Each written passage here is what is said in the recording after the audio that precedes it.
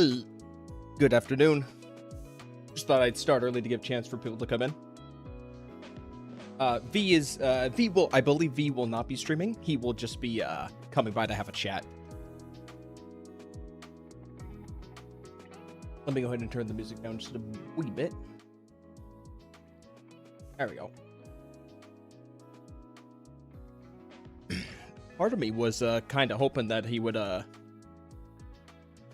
actually be excuse me, maybe starting his own stream since his audience is more NTE leaning than mine. But I guess we'll see. But this gives me a chance to just look some browse some stuff. If anyone has any questions themselves they want to ask, then they can of course ask. I've been saving way too much fan art on Twitter. It is impossible to find shitposts nowadays.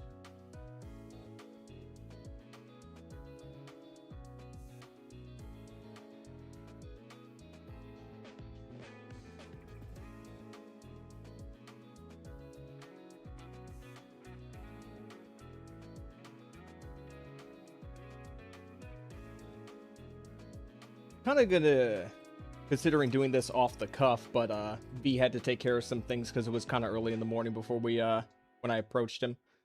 Kind of a good thing that we delayed it for a little bit because it had me a chance to structure things a lot better. Can you kill NPCs in NT? You cannot. You can only, you just attack them, and then after you hit them like 1 or 2 times, they'll try to fight back, and once you just beat them up, inevitably they just drop a wall and they just run away. Not exactly crazy stuff, but it is a Chinese game. Violence is not allowed. What about dogs? I don't think there's any animal. No, there's cats and dogs, but they don't do anything if you try to swing at them.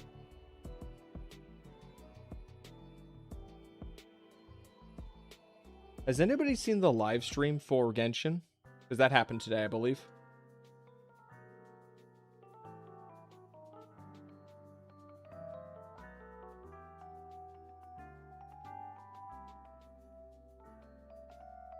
Didn't. The only thing I know, the only thing I really care about is the only thing I care about is the Sit Lolly skin, but I don't even own Sit Lolly. Nor do I care enough to get my hands on her.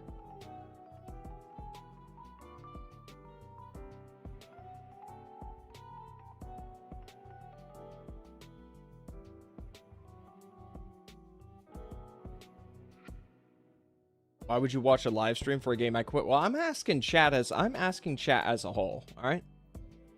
Doesn't necessarily have to be you. You have to admit that Genshin's still a big game at the end of the day. So, there's a possibility somebody in here is probably going to be playing it. NTE is Baby Park GTA. Hello, Gully God. I mean, yeah, it's the things we do for an anime art style, okay? Because the West ain't gonna provide it. Japan can provide it, but they provide it in like slowly over time with like a few studios. So, what do you got? Well, you got China. China will provide it. A lot of Chinese studios are providing it now after Genshin, but strict cultural laws and regulations within China obviously don't allow you to go the full whole hog with it.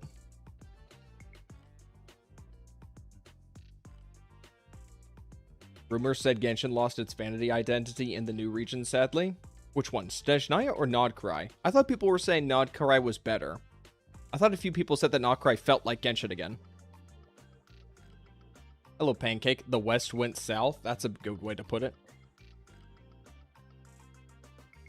I mean, technically, there is a southern western part of the world. It's called South America.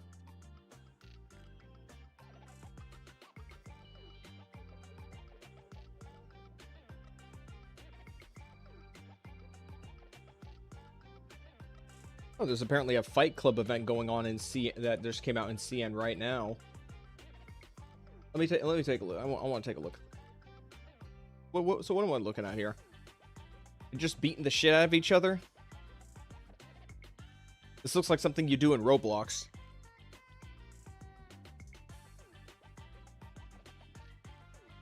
Just mogging somebody.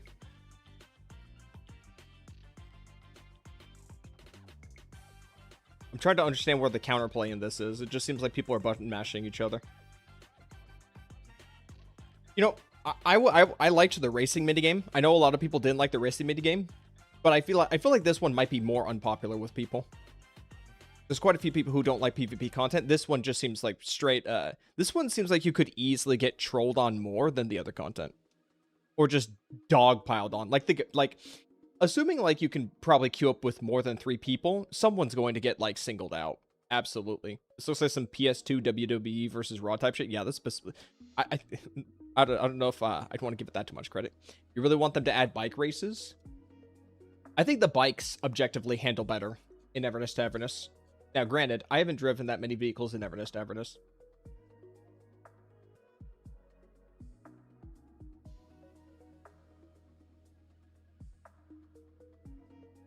Interesting. I'm getting DLC for Borderlands 4 on my timeline.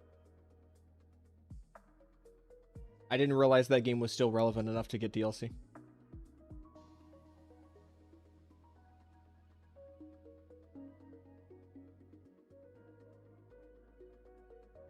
Imagine bringing Egan Foxel and starting fighting.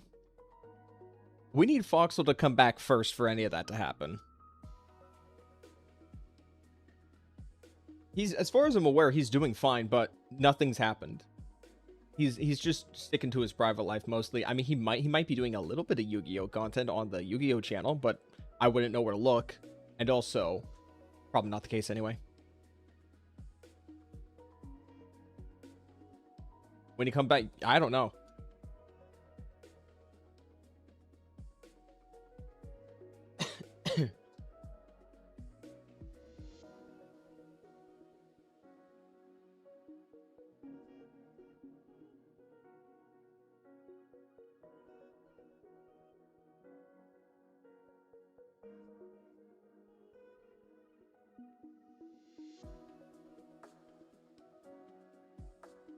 Seems like the reception for 3.0 on social media is starting to take a turn for the positive now that people have had the chance to like get in and actually like see what the content has on offer.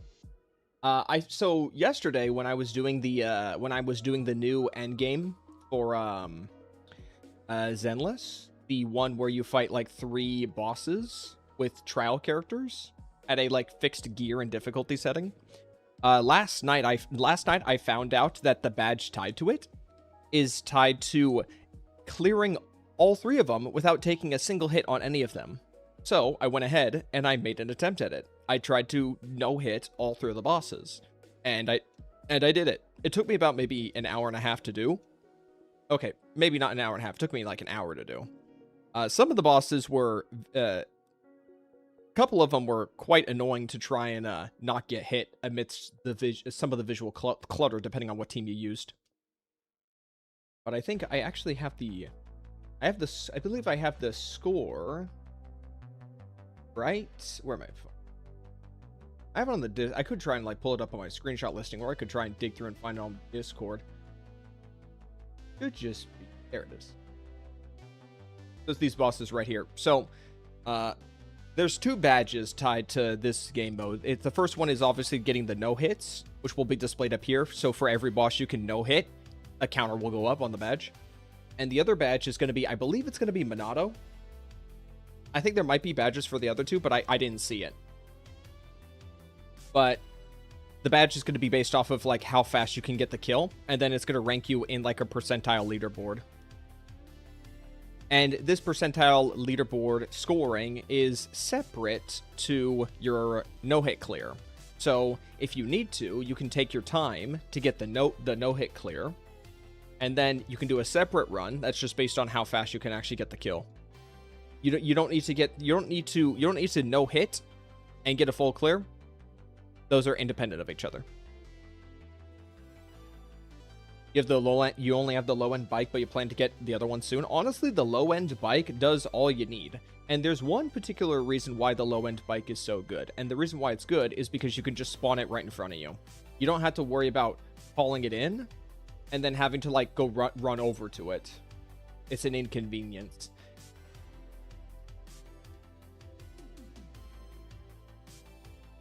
Half Doom posting that come out for the 3.x was from people don't even play. I mean, yeah, that is why Zenless is considered to have a very infamous degree of LARPing on his hands, which is unfortunate.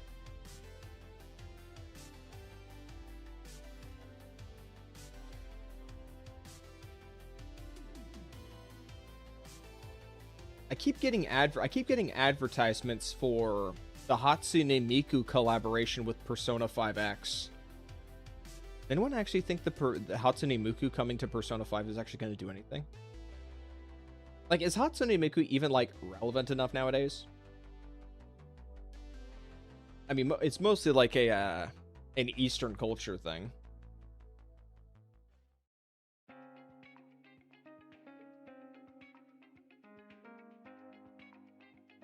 The bike's still your go-to even after getting the Porsche? Yeah, I want to get the Porsche. I definitely want to get the Porsche, but I'm probably just going to be getting the bike the whole time.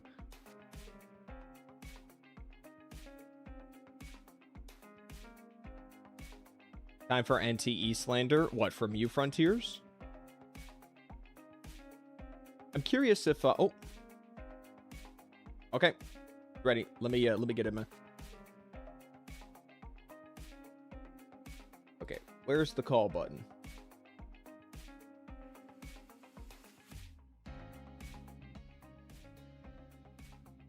One moment.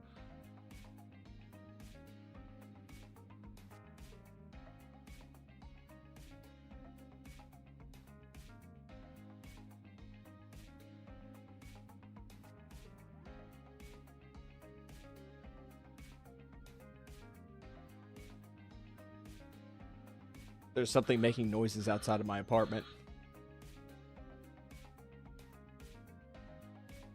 I see him on screen.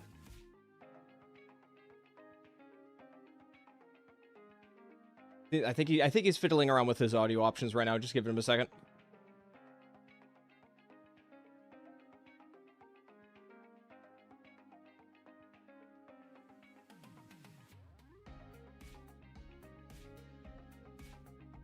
I guess I'll just keep checking with chat until he can get his audio sorted out. Miko at this point is global. I mean, I guess, yeah, she's global, but it's kind of like the same thing as like Fate nowadays, where Fate still has like a lot of dominance, but you know, as time goes on, newer generations will gravitate towards newer and newer IPs. Like I've seen a few people say that. Oh, hello V. Yo. Hey, it's nice to hear from you. Ah, now we're good, right? Yeah, sounds like it. Let me turn you down just a little. Yippee. Okay. Shit.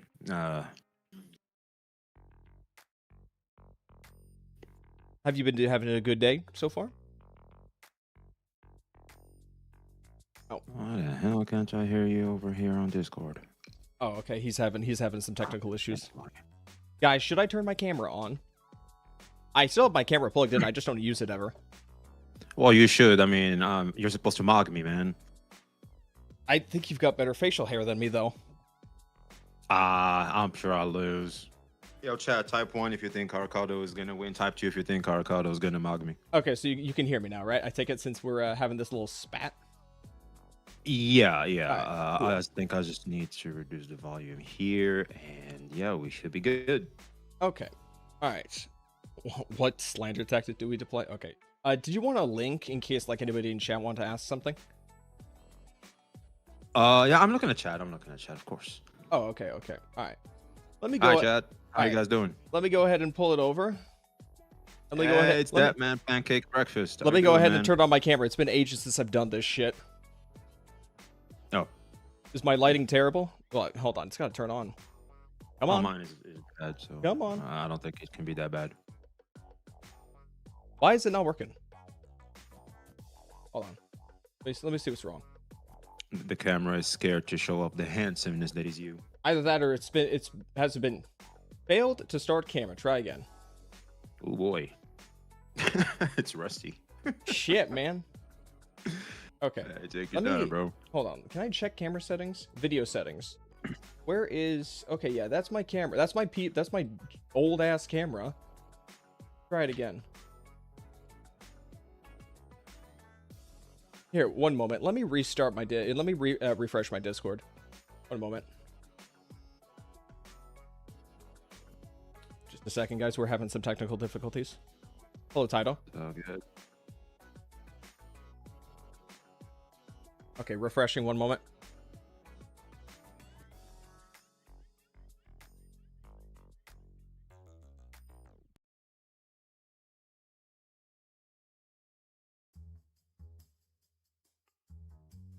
Okay, let's try this again. Shoot.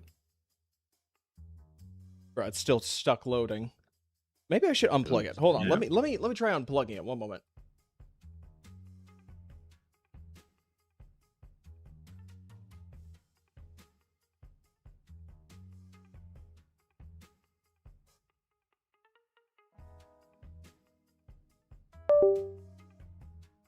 Damn, I'm not that bad of a grandpa, Chad. I think I've been mocked in terms of grandpaism. Lucky me. It would be Anytime very I hear grandpa allegations, I'm pointing to this man Arcado. At least I'm not as bad as Arcado's going to be. My reply every there time we go. I'm told I'm a Holy grandpa. shit. All right, let me get people to see my amazing mug. Here we go. This is Ari. Yeah, I've been mocked, Chad. That's it. It's over. Wow, for I me, bro. actually look much better than I last recall. Dude, I wish I got a new camera because I want to put it somewhere else because I actually like cameras that are off to the side and looking like at somebody from like a 40-degree angle or so, but I guess this will work too. All right. Yeah, I don't know why also my camera looks a little weird. Is it lighting or No, it's just I'm not centered enough. Okay. Yeah, there we go. Also, my monitor is a bit too high. I need to push it down. Hold on, let me get rid of the dishes. Them bitches nasty. Hold on. All right. I've had gray hair since I think early high school. Yeah, it's genetics, I think. Mm-hmm. Yeah. I think you were stressed maybe around that time, or is it just complete genetics? Well, I was something of a failure in high school, so maybe it was stress related to that. Oh, snap. I don't know. I don't really think about it nowadays. But well, there definitely was some wild stuff going on in my early life. Granted, I will say honestly, being an adult after like that 1 year of being unemployed because I couldn't find a job worth shit, afterwards, aside from like the day-to-day struggles of just working some jobs, I'd say I'm actually doing pretty comfortable compared to like some of the other people in this space. I honestly feel kind of bad for them with some of the things they have to deal with. Like, well, did you hear that Gotcha Smack's a family member of Gotcha Smack passed away? yeah, but that's life. It's not social, dynamics. What about like financial situation? Yeah, but Smack is doing pretty good in terms of financial situation. I'm talking about like a house and everything in America. That's very hard to say in America nowadays. I'm talking in general financial situations with other creators. Yeah, it's because like you brought up Smack. I think Smack is a poor example to make your point. That's why. Well, I was saying, okay, like, so you said, oh, family is a natural thing to happen. So then yeah, I mean, family and someone passing away. There's not much correlation between that and your, let's just say, financial situation in life. So I'm jumping. I like to jump around topics. So when I was talking about. Once I started getting a job and things were going good, and it's still good right now, I'm saying like I don't have any problems, be it financial or like family issues or anything like that. Okay. I was speaking in like in a general sense. I didn't know you jumped from one topic to another. My bad. Like I'm sure we were in finance. I'm sure there's going to be a life-changing event that I'm going to experience soon at some point, but I haven't experienced it now. Me and my brother are just kind of living. Just doing our thing, whatever. Yeah, that's kind of why we wake up every day, man, is in hopes to have those days. So if it is what it is, most people will just get bored and just stop. That's why people keep logging into gotchas every day. You just wait for that patch. You know that patch is gonna drop. I keep logging into gotchas because it's low maintenance. It's very easy for me to just do without thinking too much. And funnily enough, I think actually doing gacha and content creation as a hobby is actually kind of crazy good. Like creators complain all the time about not having any content to do. There's all kinds of content. Your content is making videos. Yeah, dude, there's all kinds of I see creators, like, there's so many topics around the gotchas. I never get bored. Like I can have infinite tabs about gacha topics. It's amazing. Yeah, if anything, I'm too busy making content and not keeping up with the games I play. And I only play like 3. Don't even get me started on the topics I also want to bring up. Like I really want to put in the time and effort into them. I don't even have time for that because there's so much we can discuss and talk about these games, man. I don't know where the drought comes from in terms of at least conversing in this space. Maybe in the games, sure, that makes sense. I think it might be conversing about them. I think it might be people who exclusively live stream, because that involves directly engaging with the game. I think it might be. If you live stream the game, I don't think that's the. Plus, streaming as a whole has changed. Like the landscape of it has changed. A lot of people look for a more personality hangout type of vibe for in streams more so than, well, let me watch some guy play a video game. Those days are basically gone. Well, at least it's not the best meta, so to speak. It has been outclassed by personality from what I've seen. So a lot of the times you will hear this people in a category about Wuthering Waves or something like that, but they're not even playing the game or anything. There's a good reason why. I think it might also be some of the conveniences that some like higher up creators have, such as like editors, and also the ability to just speak off the cuff when doing their videos. Because I script everything, I can't speak off the cuff without like doing a bunch of stuttering or stuff like that. So see, I do. That's just you being self-conscious. I stutter, I just own it.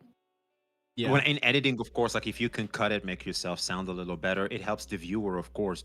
Sometimes I might have this pause, even in streams and stuff, but I'm human. I'm not afraid to show it. Like, yeah, if you go to my VOD, you will notice there's some pauses. Sometimes I can go off topic or tangents. I obviously will structure videos better than that, but I'm not afraid to show to people that, yeah, I can sweat too. I need water to live too. I'm human, just like you, man. It's like, what? I think I also have this kind of this obsession with perfectionism, or like close to perfectionism. You remind me of Arteneki. Arteneki? I've never heard of that person. Oh, he's probably the best, weirdest case in gacha history, I would dare say. Really? He jumped from gacha to commentary slop. He made millions of views, bro. He had like some Logan Paul or KSI videos hit 1 million views, and one day he just vanished like the Avatar. Interesting. Yeah, but on the topic of craziest thing. On the topic of not having time for stuff, that's why I've started doing stuff like my Twitter shit posts. Why I've done the Unfiltered series, which is just topics that I don't want to like let go of, but I can't like dedicate like a proper like my traditional kind of video to them. I like that. Yeah. The inspiration for Unfiltered was from a creator by the name of Sunburned Albino, who is popular for like Dark Souls boss rankings. He has like he must have come across him once or twice. He has like two smaller scale series of videos called Stream of Consciousness, where he just talks about random stuff with like politics or like personal life and stuff like that. And he has another one called any video game opinion that annoys me. And it's just a single still and just just talking. And yeah. Sunburned also has like a lot of it also gives him a chance to flex like his very dark humor. Because Sunburned Albino is very well known for like very dark and crass humor. Hey, just a little bit. I can think of a bunch of people that have, let's just say, different types of humor that is not really welcome. Skull CJ.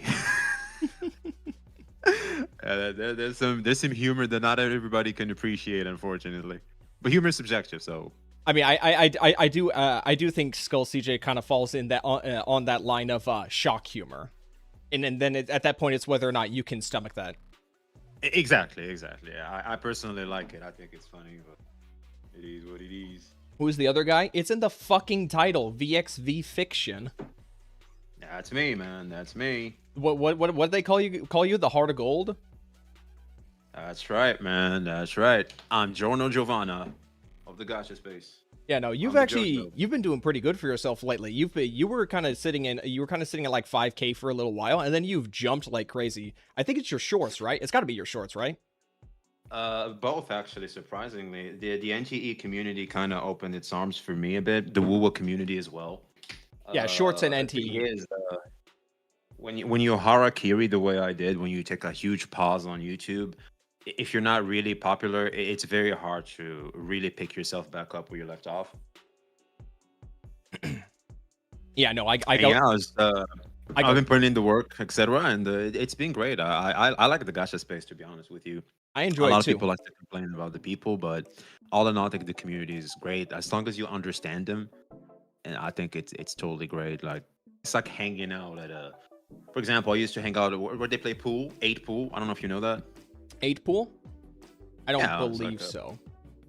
But I, you I, know, de- there's like a red, yellow balls, and like the white ball has to hit the balls to make them enter the sockets. You oh, know that there's game? just pool?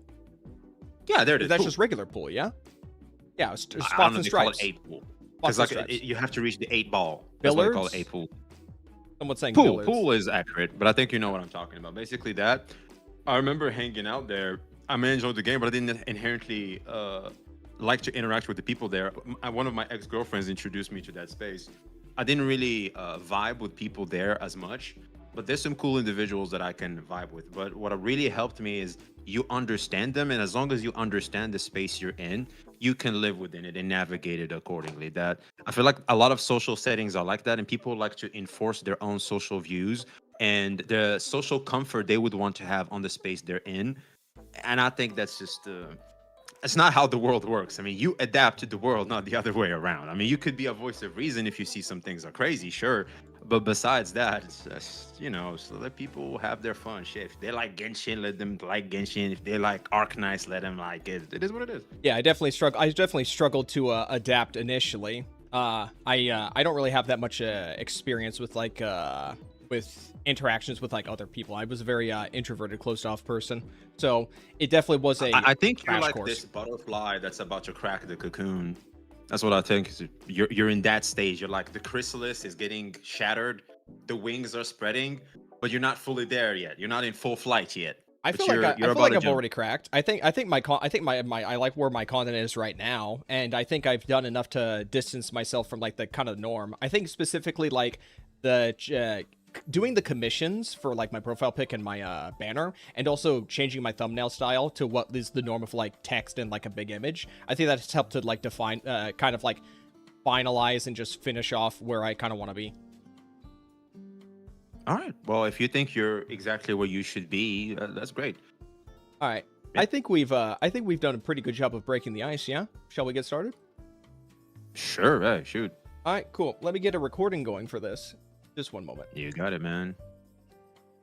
Good afternoon. It is Arikado Zodan on camera this time. What a surprise. It's been ages. I am here with VxV Fiction, who is also a content creator in this space, right around the same size as me. And he's actually passed me as of late. Cheeky little bastard. He's doing far better with content than I am. I'm going to be honest. I'm going to be honest. He's the reason why I started doing shorts again. I'm going to tell you that right now. Because yeah, no. Like I tried doing shorts for like I only did like a few of them, but they were not all that great, and then I just kind of stopped doing them. But then I kind of noticed, oh wait, maybe I should actually take advice of people saying do shorts and just kind of add that to my repertoire. So I started doing that. So No, people are really sleeping on shorts.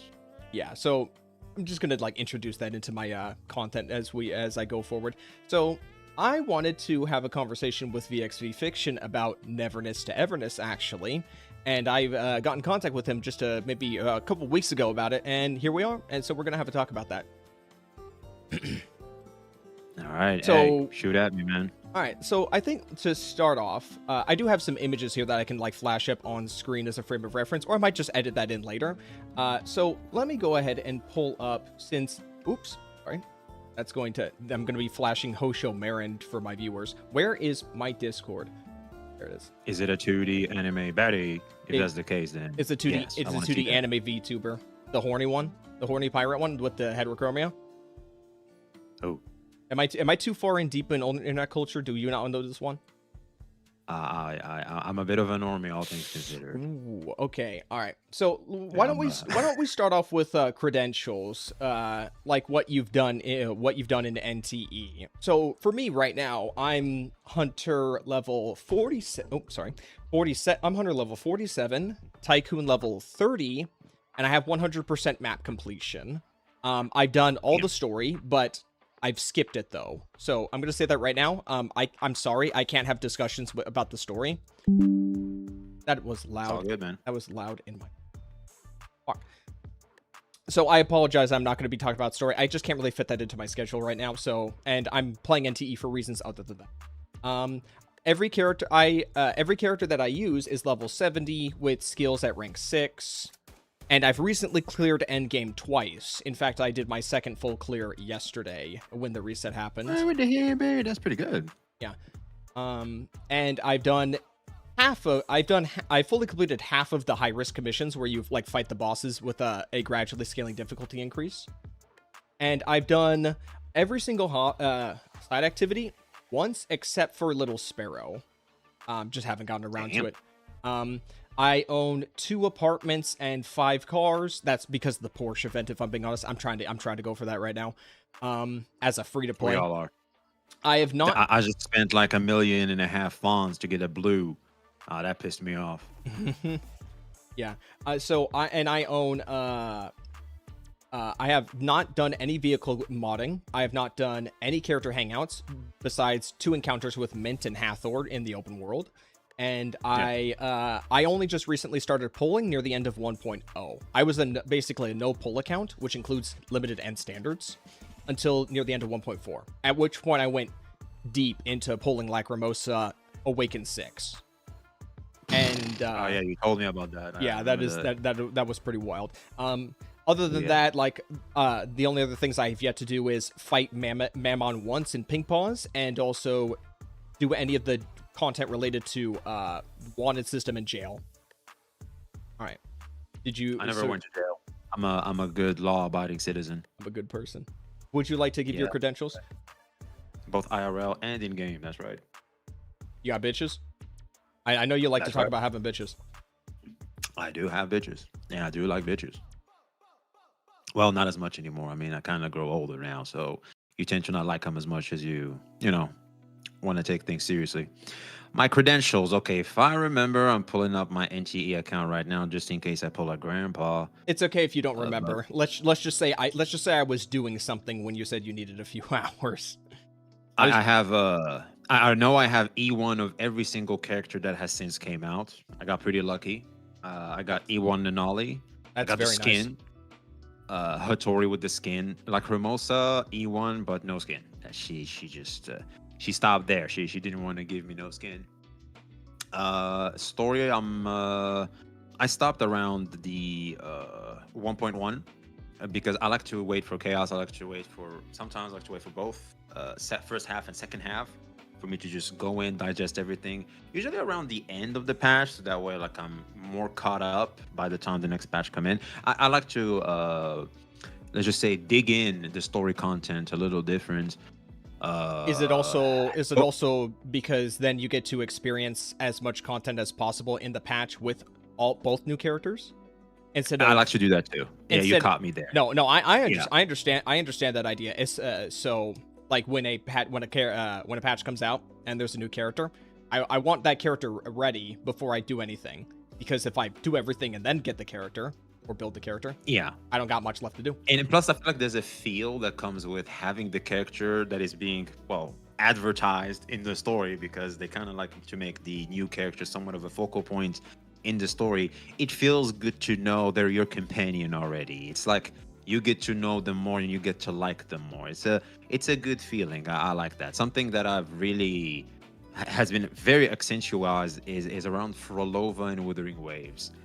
Oh man, that story, and knowing you have her and you walk around as her, that just hits different. I recently played that when coming back to pull Amieth, actually, because I pulled Prolova and then I just kind of stopped playing.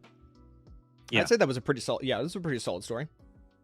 Oh yeah, I think that was around peak stories, definitely.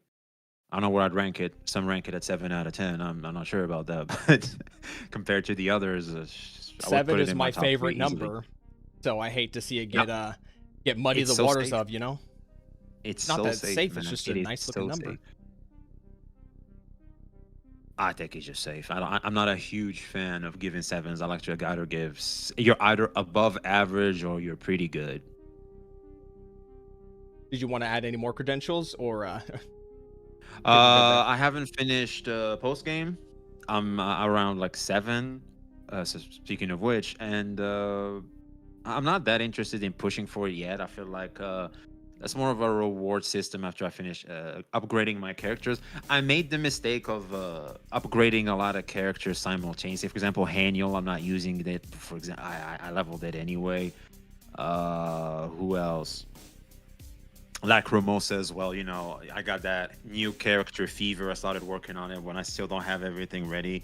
I had to get Daffodil for the Fawns Rush event. There's like this little thing you can do with it in the coffee shop thing to rush Fawns. I had to do that to take advantage of the event, I but I can't managed level her to yet. I managed to rush that with not those same characters. It was a little slower, but I still got it done. But yeah, I think Lacrimosa and Daffodil, like it's very easy. Like two shots, you're done.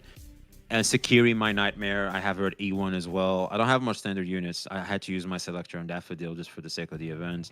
I only have But Hathor. yeah, all in all, I'm just working on my Ninali team. Hattori, the it's not the Rover. What's they're called now? I don't know. Vesper The Zero. MC, yeah, Esper the Zero, MC. sorry. Yeah. So yeah, and Sakiri, I'm just focusing on that. I'm taking it slow, one step at a time. I've only I don't feel like rushing. I don't feel like being a sweaty ass gamer in a casual game that sells anime girls. I think I'm good. I'm taking it one step at a time. It's fun. It's great. I've only I'm ha- I having only have fun. I only have 6 characters built. I have like the starting 4, so it's Esper Zero, Mint, Adler, and Haniel, and then my other team is just M6, A6 Lacrimosa, and just Fadia. I got like an early pull of like a Fadia on my standard after Bro, you getting haven't- two Hathors, which I'm not using right now. So I'm only using 6 characters. So I just throw those two. That's Just more wherever. than enough. I Yeah. still haven't gotten the artifacts, gear, whatever you want to call them, echoes. Console. I It's gotta start console working on modules. those. Yeah, I'm Yeah. at Hunter level 45. I think I'm around 46 now, probably. Yeah. Like all in all in the game, I'm taking it easy. I'm good, having fun. Yeah. All right, so I guess we can get started into like talking about the game. So you've had the opportunity to talk about the game quite a few times, like in videos and even you know, seeing its praises and stuff like that. So I kind of want to dig a little deep if you don't mind. Sure. Okay, so let's start with the world. It's New Hethru, right? That's the name of it. Yeah. All right. Hetheru, I think. It's just Hetheru. I don't think it's new Hetheru. Oh, okay. Before I start, I think I want to ask a question. So, do you have a favorite urban city open world game? It could be AAA, it could be indie, it could be gacha, or whatever. Urban. Or just Urban, city, urban, like urban. crime, crime GTA like open world. Yeah, San Andreas back in the day, but I was a kid still. I just caused chaos, really. I wasn't really playing the game. Urban crime. I Or played a just, little bit of Watch Dogs. At some I think point. visuals. I think I'm trying to like say visuals, like noteworthy landmarks, like places that you can remember because they're so distinct in the world. Oh, I don't think I typically like the either combat games or somewhat medieval type of games, like Witcher 3. Metal Gear didn't really give us much cities to do that So stuff I guess where I'm trying to go with this is I want to start with talking about like the visuals and like noteworthy landmarks of the world of NTE. Because I like the big ass tower that has like this red stuff that always reminds you that you are in a world that has anomalies and stuff in it. Because sometimes it's easy to forget, like once you start clearing the map, you forget that anomalies are part of the world. But there's always this big ass tower. I'm pretty sure there's a quest to clear it up or something. Correct me if I'm wrong. I don't think so. I think that's just the place Yeah. where they make the discs. That's like the disc shop. Aha. So if you go there, So if- I like that. I I thi- like that. I think it's I think it's a kinda very funny. It looks like Really? I think it's funny. It looks like we're on the cusp of like Warhammer 40K. Like they're pulling energy from the warp to make discs, and 20 years later, we're gonna have like chaos on our doorstep. Well, that's not Have you bad seen actually. All have you seen things the warp? considered. Have you seen what the warp is? It's like this weird hellish dimension in space that in the Warhammer universe they pull energy from for Star Trek, and they have to go through for Star Trek. Unfortunately. Okay. I haven't played Warhammer, unfortunately. But in terms of portals and stuff like that, I know there was a game. I can't remember. I think it was an anime maybe where they draw energy from like a different dimension or stuff like that. I just can't remember the name. So But yeah. Anyway, to answer the question, it's the tower. It has those red stuff. You know, makes you remember the anomalies and everything. Because once you start clearing the crows, some of those little dice thingies, you know, stuff like that, chests, etc. It's easy to forget. You're in just in this city setting, and I feel like what really sets NTE apart is definitely the anomalies, the anomaly hunts. Very, very cool. Sometimes you just stumble into them, like you see the map telling you, "Oh snap, there's one around," so you start looking for it, etc. That little bit of mystery, and there's some reward to that mystery is pretty cool. I mean, you can always just look at the menu and do that, but when you encounter it yourself, it's pretty cool to do nonetheless. I feel like something also I find kind of want to criticize most, if not all, gacha games is they don't leave much for the player to really discover. There's always a menu that can tell you everything. I feel like maybe Google should allow you to do that for the most part in terms of quests and stuff like that. well, More so than the new island has the strange tales. Like they mark where the tale is, but you have to like, talk to people and experience it yourself. They're pushing for some that. I back noticed there. NTE pushing for that thing. I mean, you can find it if you ask the game; it'll tell you. But unless you think of asking it, it won't tell you, which is cool. I like that. But I hate it when I log in, I'm immediately hit with, "Oh, there's a new big ass quest. Go talk to this NPC." I don't know. It's like, hold on, can I'd appreciate if I could. Well, it's more so being Especially when it's the being game's like about exploration. it's being bombarded with a bunch of like blue icon side quests as soon as you get to a new region. I think is the idea with that. Whereas like the strange tales, they are like marked, but it's like an understated just gray icon on the minimap Mhm. that you actually I think Well, you have I to haven't gotten be to the new close to. zone yet. Like I told you, Oh, I really? haven't Okay. gotten to 1.1 story. I'm taking my time. I'm waiting for chaos, and as soon as I get chaos, maybe gear my Right, right. characters better. I feel like I'm doing ass damage. As soon as I gear up better, I think I'll jump into So the new one. So the final boss in 1.0 was kind of challenging. I'm not gonna lie. I think I lost once or twice. final boss before Zensho or like the The Time Reaper the anime baddie. anime event. So Zensho. Okay. I had a funny glitch happen where I was like fighting Zensho Oh, and she was down to like a third HP. She just stopped moving. oh, So lucky you. I just stood there. I ran around her in circles for like a full like 2 minutes, and she just wouldn't move. I think after I started hitting her, then she like actually got back to fighting me again. But Yeah, that was kind of funny. unfroze. It was a lot more funny than the wolf boss, where I got stuck behind one of the lanterns on the corners of like the arena, and I couldn't get out. I lost 2 characters. Well, hold almost on. lost. Hmm? Did you take screenshots though? Okay, so I took a recording. I recorded it, but recently I recorded both the Zen show and that Mornix fight. But That's not what I meant. Hmm? That's not what I meant. I took Did you screenshots. take screenshots of the baddie? Is what I'm asking. Oh, like ass shots? No, no. I Maybe got some zooms and own some, I got my own avenues for that. You know. All right, well, my bad. RG. I didn't know you were connected. Not good. I just know where to go. So when I was talking about the open world, I was more so just talking about like just memorable locations and like if the world itself is interesting to explore without the anomalies. So when I was saying like if you have a favorite open world, I was going to say something like Saints Row 2. It was No, actually because you going to be asked my it's favorite. urban. It has to be urban, is what you asked. If Saints it's an open world, oh, I do City, have one modern for city sure. setting. My word choice Yeah, is I probably haven't 4. played a lot of those. I have always been drawn to medieval open worlds. Metal Gear Solid 5 is the desert, so that's not really urban. There's some bases that I guess are somewhat urban, but not really. They're freaking military bases, so I don't think I that mean that's fair counts. enough. So I guess someone who like you who has not as much experience with city settings of an open world, Yeah. you have a different opinion of it. That's a bit more raw, I guess is the best way to put it.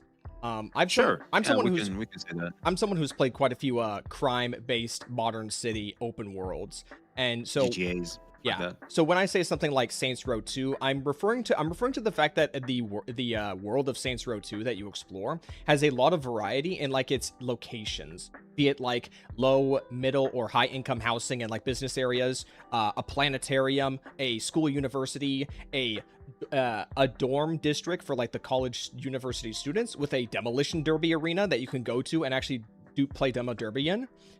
They've got cemeteries, they've got industrial areas, even your a big shopping mall that you can go in and there's a bunch of shops in there, and even like your home base in Saints Row 2 is actually a decommissioned hotel that is actually sunken below the city because of an earthquake that happened like years ago, and the city just That sounds pretty cool, actually. It's just kind of built gangster. over it. So like there is a lot of like there's a lot of visual variety in Saints Row when you drive from one area to area. And you know, That's cool. Grand Theft Auto, not 4, not GTA 4, GTA 5 does a great job of this too, where you can just drive to where you can get that sense that you drove into a completely different area in terms of like culture and economic class. Yeah. So I'd say That's how I've been. NTE kind of has that, but it's like Yeah. it's Asia, it's like Asian cities like economics and culture, so it's a bit more it's not a shit. I think it's not shit. I think it's the best way to put it. It's a little PG-13. It's safe. It's like, oh, everybody's fine, guys. Relax. I feel like we needed more punky streets. I feel yeah, like that's what I was trying to go. lacks. It feels a lot like ZZZ had that a bit. Because Yeah. if I remember in ZZZ, like when you start the game around your shop, there's like this little street. You know, there's like cages, stuff like that. It feels a little, yeah, there's a ghetto. Yeah, so ZZZ, some small corners there, it's not really present, but some small corners can feel ghetto, can feel a little, But there you know, street. there are So, I do have a few images here. So there actually are like a few places in NTE that actually there are like some noticeable landmarks. Let me make this smaller so I'm not like fucking cutting us both off right here. But kind of something like this right here is the Hankoku Street, where like the photo area is right here, and then you've got the takoyaki shop where like you start the game. I'd say that was a pretty like distinct Yeah. area and it looked nice. And then you've got another area like here, Noetic Bridge. I think Noetic Bridge is it's a nice visual because you've got you've got the water that just splits. oh, along I the entire remember way, this and all, one. and all the shops. It's pretty cool. Yeah. Yeah, this one's pretty cool. I know it. There was a quest, I think, where you'd finish it here. It was pretty good. I think that was like was it the weather? It wasn't like the weather anomaly quest, or was it like that little fast food dog that you help out? I think that might have been that one. You're talking about main character. I think so. right? I can't remember which quest it was. I know I'm a bit of a grandpa. Unfortunately, when it comes to that, I forget a bunch. But yeah, there was a quest where you finish it there. It could be the dog. I forgot. But honestly, I think my favorite area that actually has quite some visual distinction in NTE is actually going to be the Miguel district up in the north, where it kind of has like that smaller Asian countryside feel to it. It's kind of like something like Persona 4. And I really like Persona 4. So there's a lot more nature around the area. There's like smaller housing and like local businesses, and you've even got, Sakura like blossoms. you've got like these large fields as well with like these Yeah. tents set up. Now I think there's like maybe a couple more of these around the world, but I think this area in the north it feels a lot better. Yeah, you can find Baisang sleeping there, if I remember. That was a nice surprise to see him just hanging out there. It's just like this one or the one, but yeah, it has that like smaller sense of like community. And I think honestly, Yeah. I think in most cases you could probably tell more interesting stories using like a smaller setting with a like smaller with more personal experiences rather than just kind of like the day-to-day mingling of like big cities, stuff like that. True. But that might just be a perspective. Also, of big mine. cities can feel overwhelming if someone isn't, because I feel like there's a certain level of how much I can explore. Sometimes if it's too much, I'm not gonna explore everything. It's just too overwhelming. I'm just not gonna do that. But at a certain good dosage, which I feel like NTE and Wuthering Waves have, for example, I like that. Especially they give you the tools to best navigate that stuff too, and then that helps tremendously. So Okay, yeah, so put you there. you jumped a little ahead talking about the anomalies, but Oh. that's the next topic, so that's good. Let me just I double feel like that's kind of like the signature of NTE. Let me just double check my notes into my notes here for a second. To Oh, see oh, if. oh, I saw that. Oh. Yeah, I know. If I could just keep, you know what I need to do? I need to maybe move this down a little bit so I can just easily click on it, so I'm not flashing Hosho Baron on screen all the time. So many tabs. Well, who said we don't want you to flash it? It's like, didn't I just told you earlier? I was obsessed with professionalism and perfectionism. Yo, chat. Type 1 if you want him to flash it. Let me just double check. Oh yeah, I see. Oh, something I wanted to talk about with the open world is I love the transitions from when you go from the open world to like an instanced battle, whether you go farming or go fight a boss. That like that screen, that like unique visual screen wipe, depending on what you do. Like if you go challenge Black Tome, you get like this dark eye that just kind of flashes on your screen. If you go fight like the bird with the mask, then you get like these brushes of like dark red windswept that goes over your screen, stuff like that. And It's like with this particular bosses, right? Is that what you're saying? When you're about to tackle them, there's like this little animation. there's no or loading. something? There's no loading screen. Yeah, basically It's a loading pseudo screen is loading like screen. this weird, creepy animation before you head into their dimension to battle. Or them. when you go to a farming domain, like you go like farm fawns or materials, or you go to the can factory. Oh yeah, you just walk. Yeah, you just walk the in. portal's Actually, come just to right think there. of it, that's a good point. Yeah, there's no loading screen. I Or never it's like really- it's like they're fast loading screens. So I think on like on a technical level, I got to give them credit there. That's pretty cool. It is pretty cool. That's very true. That's very true. I like that. Yeah, I've never noticed that actually. Come to think of it, when I go to do a dome, Wuwa has that a bit because now you don't have to enter domains. You can just walk into them. That must be new because I didn't experience that when I was playing. I knew. Yeah, because if I remember, for example, what was it? If you want to farm shell credits and stuff, I think there's a loading screen. But if you want to farm echoes, I think you just walk in. Hold on, someone's asking me to show my notepad. One moment. Let me grab that just for them. Let's see what it is. 3 strikes of gotcha surveys. There's your notepad. Enjoy, folks. Just me talking about surveys. I don't know how notepad works. All right, let me get back to where I was. Okay.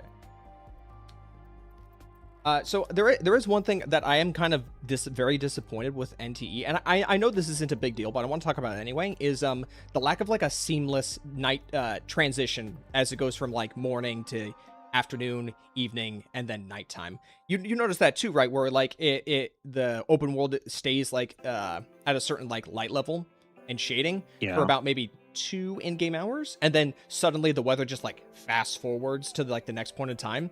It's definitely immersion breaking. Yeah, it definitely feels a little. It's like, whoa, why is the sun rushing down? It's like, whoa, like hold on, like a seamless transition would have been nicer, sure. Like I can understand weather. I'm not gonna complain about like There's weather. not much weather in NTE, I've noticed. I mean, unless you summon the snow or something like that. Yeah. I haven't encountered rain.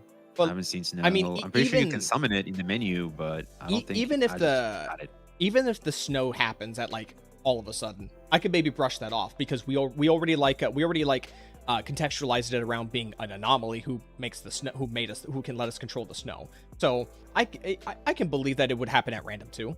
So I'm not too We bothered by need that. an anomaly that let us fly, and we need an anomaly that can let us Spider-Man around the city. I can fly as that would be cool. Lacrimosa. Well, that's like a small stamina bar. So. Pull more, you get more stamina, buddy. It's not that much. when you're It's E6? not that much. It's not that much. Yeah, well, then it doesn't matter. We need like a cool system like Withering Waves where you just fly around. That would be. But I think if they really want to set themselves, just swing. There's a Spider-Man movie coming out very soon. Just capitalize on that bitch and give us swinging, for crying out loud. I think Ananta has it. Like, just do I it. was gonna bring up Anata. Who knows what Anata will have when it finally comes out, though. They'll have everything. So you mentioned about like finding anomalies in the overworld. So I think like the exploration gameplay. I'd say the exploration gameplay for NTE is on par, except you do have a car, so that does help to elevate it. Yeah. Nothing else has a car, and I actually do appreciate that they put stuff on the minimap if you get close to it. That definitely helps as well. W Chatter, Wing of Shoe, the Attack on Titan gear to move around. Oh my god, that you sir are based. Oh, That would be yeah. pretty Can cool. you imagine like we get to swing around like the the 3D movement gear thing they do in Attack on Titan. Oh man. I'm pretty sure. I think my brother. I think my brother actually said something that before he quit Tower of Fantasy, or he might have like tried Tower of Fantasy recently. I think They I know have what that you're gonna exact say, same thing. Nolan. They have that exact thing on a character, so it's possible. Dude, Tower of Fantasy in terms of traversal and the gear that can allow you to best explore, they're top tier. I don't think we ever had a gacha game that has given you as much tools to explore in different fashion than Tower of Fantasy. How Like, much Tower hands of down. Fantasy did you play? I played quite a bit. I've played around, I think, until the guy showed up. Zeke, I think it was his name, or I forgot. In like It was the version only dude character. I forgot his as name. like a playable character, or as just like Yeah, he had okay. gray hair. I So think that he was like version 3, I think. Yeah, maybe it was version. No, because I stopped at some point. I stopped and I heard he was finally being released. I was like, okay, I'll just give the game another shot. I didn't see much change. I just dipped out. That's when I quit. Yeah, I quit at around 1.2, I think. It just wasn't really gripping me at some points. I had my favorites in there, like Tsubasa. I loved Tsubasa as a character. and Subasa's as a pretty gameplay. cool. But I didn't really have much Neverness reason to is, stick pretty around, cool too. so I just stopped. And then I came back when I think I came back late into version 2 just to kind of experience and see like Vera, and it kind of had like the same issues that I had with Tower Fantasy at launch, which is polish. I think Tower Fantasy's biggest issue was polish. 100% with you there, man. I think that is the biggest issue because like it Feels like I'm playing a beta. when I got into like version 2, I was still seeing like the same issues such as like stiff animations, weird audio inconsistencies or just lack of audio altogether. Very clunky, some clunky gameplay elements. There was even like a section when like the Vera story, like near the end of like the first chapter of the Vera story, when you like fight this robotic puppet creature, and after you beat it, there's like a cutscene where like a bunch of people come storming through the security start storming through the doors, and then one of the characters by the name of Lynn like slashes the neck off of the robot, and all of that has no sound to it. There was no sound to any of that. It just sounded. It was so weird. No, it definitely was sloppy, and if you ask the studio now, I'm pretty sure they'll tell you we deserve the L on that one. Like we were just. I think they were just. It is I what think it they were is. just. I think they were just more than happy with the success they did get, all things considered. Considering the slop they've been pushing, They whipped all that game out things pretty considered, quickly post Genshin. that is a W. Well, they capitalize on a sentiment, of course. So yeah, I mean, even in WoW, I mean, people may not want to hear this, but for WoW as well, a lot of people were displeased at the start of Wuthering Waves due to optimization issues and stuff like that. Lack of audio in terms audio direction, voice acting, music, etc. It was a bit all over the place in Wuthering Waves. But what really made people really hold on tight is definitely the thirst that people had due to not getting satisfied by Genshin Impact, and they knew that too. I do They think did a good job of capitalizing on that. Mhm. every gacha community, to more or less degrees, has a sense of speculative investment in something. Like they want to see where something goes, so they're willing to stick around. And then at some point, you know, there will be some who who think this is taking too long, or I'm not seeing like the payoff, so I'm just gonna dip. True, true. I like what you're trying to paint. It's like an investment, and investors at some point are going to be like, okay, I want the return on my investment. I waited long enough. I There's like a literally tolerance of waiting. that's how I literally treated like quite a few of my gachas, like Zenless, Arc Knights, and even NTE right now. Is I'm treating it as like a speculative investment. Like I'm more than willing to like you know, play the game, and even if I'm not having like the most fun right now, I'm willing to see where it goes and be ready and on point when that happens. Well, that's kind of what their structure is. I mean, they're incomplete games released with a live service model to breadcrumb you just enough for you to keep coming back and be there for the next patch. You wait for the next big thing. It's you are still participating in their thing as you wait for the next episode. It's like you're doing your own filler while they give you the next episode type of dynamic we have going on with these guys, just for the sake of getting the premium currency to save up as much as possible to get your baddies. But that's basically, I feel like, their business model. If you can handle it, or let's just say afford it, that's great. I But can if afford not, it. well, you just dip out. I can Nice. afford at this point right now for me, it's not a matter of affordability, it's value proposition. But granted, like that's a stupid thing for me to say, because spending hundreds of No, dollars it's on this not. shit. No, I think it's stupid to say. Like Why? like as someone who like, you have to understand that for most people, $60 is a new video game. But for a Yes. gacha player, $60 barely gets you not even close to a character in a game. $60 to me is a monthly pass and battle pass for like 4 months or something, right? How much is that? What's the math? I think No, it's 4 months. well, yeah, if you're willing to be patient, but obviously, like there's like Well, these games are resource management games that reward patience. This is delayed gratification is what they really push for in these games. All right, I think let's go ahead and move on to the next conversation. So you briefly talked about anomalies, so I want to start bringing up some examples of anomalies. I went ahead and like double checked the anomalies myself that I want to talk about, and if you have any that you can remember off the top of your head, then that's good. So I want to say like the first anomaly that I enjoyed the most actually is what you see. This is like in the north region of the map. This is a perspective based one where there's just a painting out in the middle of the field. You interact with it by shifting. I know it. Yeah, I shifting your remember. camera so it fits a frame. Yeah, I know it. I love that one. I actually found enjoyment in Tower of Fantasy doing those kind of like perspective shifting puzzles as well, and even like I remember doing them in Genshin Impact. No, I enjoyed this one. This one's definitely my favorite. And another one that I actually really liked was level proliferation. It's like the Gmod elevator thing where you leave the elevator, you go walk down a hallway with like several rooms to the left or right, and you're just supposed to like interact with something at the end. You go up the elevator, you do that, keep doing that, and the floors keep filling up with this black liquid ooze. Oh, fuck! I hate that. You hated Well, that one? it's good. It's good. It's good quality, but I'm scared, man. Hey, look, I don't want to deal with that creepy stuff. Just I'm look just down. here to Just look at- just look down. Then you'll see tits if you have a certain character equipped. Well, I don't know. I was too busy being scared, man. I'm not gonna look at boobas. I'm scared. I found that more atmospheric rather than scared. It's interesting. My favorite has to be that's the only one left for me in my menu, is the hospital one. Really, you think the hospital one's your favorite? Okay, then I want to put a lid on that. We can have a conversation about that in just a little bit, okay?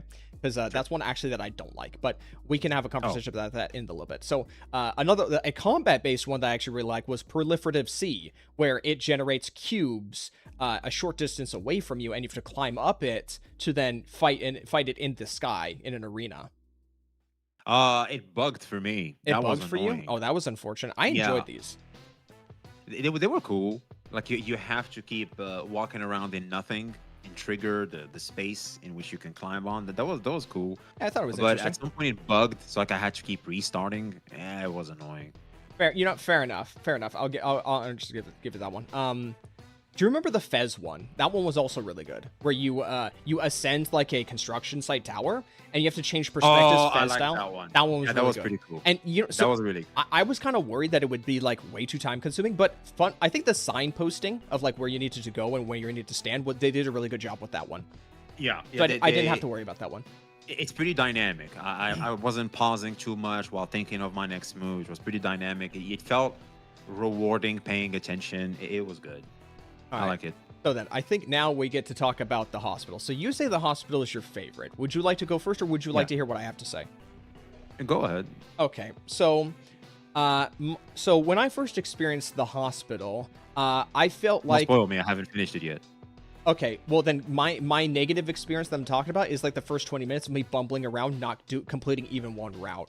So, I think you don't have to worry about that. So I did not enjoy the hospital because I feel like, and this is something that we might be able to have a conversation later on, is I feel like NTE might be trying to do too many things at once and be like this melting pot when it should maybe like zero in and focus on a few things. And I think this hospital is like kind of an example of that. Because let's be honest, I think people, the amnesia style of like running away from something that you can't fight has kind of ran its course. It's immediately after like amnesia and like quite a few of those, and then following Resident Evil 7, because I think Resident Evil 7 peaked on that kind of idea because you couldn't beat like the family as you were running away from them, but you could incapacitate them. But then that creates a nuance where do you want to waste your resources You can, but do you maybe want to like try and hoard it? Because this is Resident Evil. And I feel like after that point, that kind of like genre of horror just kind of fell off a cliff. And like the appeal was gone. So this hospital was trying to emulate that. And I wasn't really fond of it. I felt like it was too shallow to do anything. You could hide, and you could have like a limited resource of smoke bombs, and that was it. And if you got caught, you could try to run away, but depending on like the positioning or where you're on the map, it was actually kind of hard to run away without just getting grabbed and just sent back to the next section. I wasn't really fond of that. I found it honestly kind of like a waste of my time. I kind of wish they maybe tweaked this around a bit more. Or let us fight him. I did for a lot of anomalies. So I just go, for example, the puppet ones. I have no idea how people can beat that without googling that shit. Don't worry. It's right here. We can talk about that in a bit. Yeah. Okay. So I think an easy, like if I were making the hospital, I would make it so you could fight him, but it would be like a challenge to do so, and it would just incapacitate. That's actually why I like it. The reason why I like hospitals, because you don't get to fight it. I like you. I'm not right off the bat. I go into the hospital. I'm Hattori. I'm walking around, and then I'm trying to understand because Doesn't I Hattori just got have dropped. time stop though? I know I have time stop. Okay. I'm coming to that. So I'm dropped into the hospital. I'm trying to understand what's expected of me. All of a sudden, I'm seeing like some monsters trying to be scary. I'm hearing some shit. I'm like, oh, you're trying to be scary, bitch. You don't know I can stop time. Pull up. And so I'm actively looking for the monster. I'm looking for him. I'm like, why do I have to deal with your ass trying to be creepy and shit when I can just murder you? I can freeze time. I ain't scared of you. You should be scared of me rushing me. And so I'm looking for him. I see him. I'm like, yippee. I freeze time. I dash at him. All I see is his face, like the animation. I died. So he put me back right where I started. I'm like, okay, shit. Clearly, I can't just punch through this. I'm going to have to be smart. And I get your point. At some point, I was looking around. I'm trying to understand what I'm supposed to do to beat this level. And it's very hard to find like clues or understandings. That was my other issue with signposting. I think the hospital doesn't have like enough signposting. Like, yeah, I'm sure if you just stop to read the stuff, you'll probably get an idea. But you know how gacha players are, and I have no shame in saying I'm one of them. All right, I will absolutely. I'm not only a gacha player, but I'm a Yu-Gi-Oh player too, which is a gacha game as well. But I'm a Yu-Gi-Oh player. We don't read, and so. Because of that, I will say, and I will admit, it's like the puppet one. If you don't just sit there, lock in, and solve puzzles in your mind, considering the hints, it can be very difficult for your average gacha player. And I mean, you have Google. I'll be honest. I felt pretty nice looking back, looking at something in Google, just to see how I can beat a level. It reminds me of the good old days when I was a kid. I don't know how to beat something. I have to Google that shit. That's good. I'm into that shit. It felt pretty nice.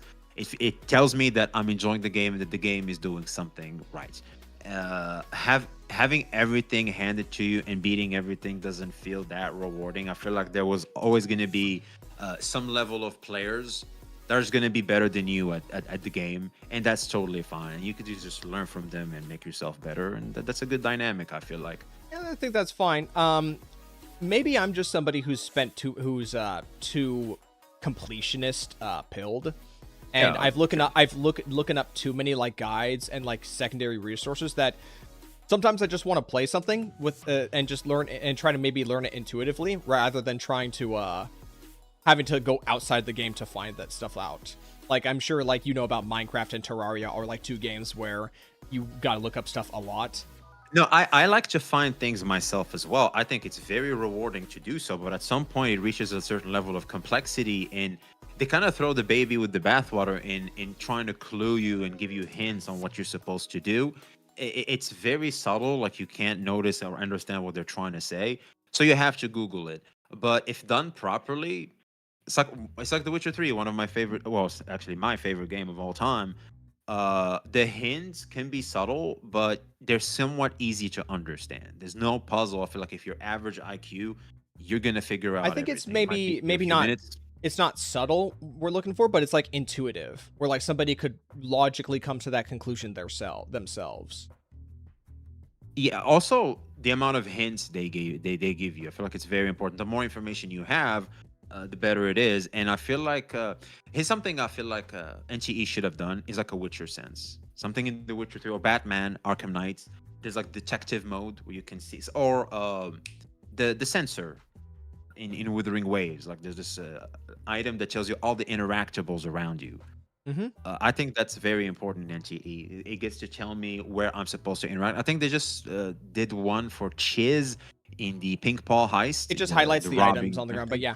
Yeah, it highlights the items there as a means to help with that particular game mode. But I feel like it should be in anomalies as well.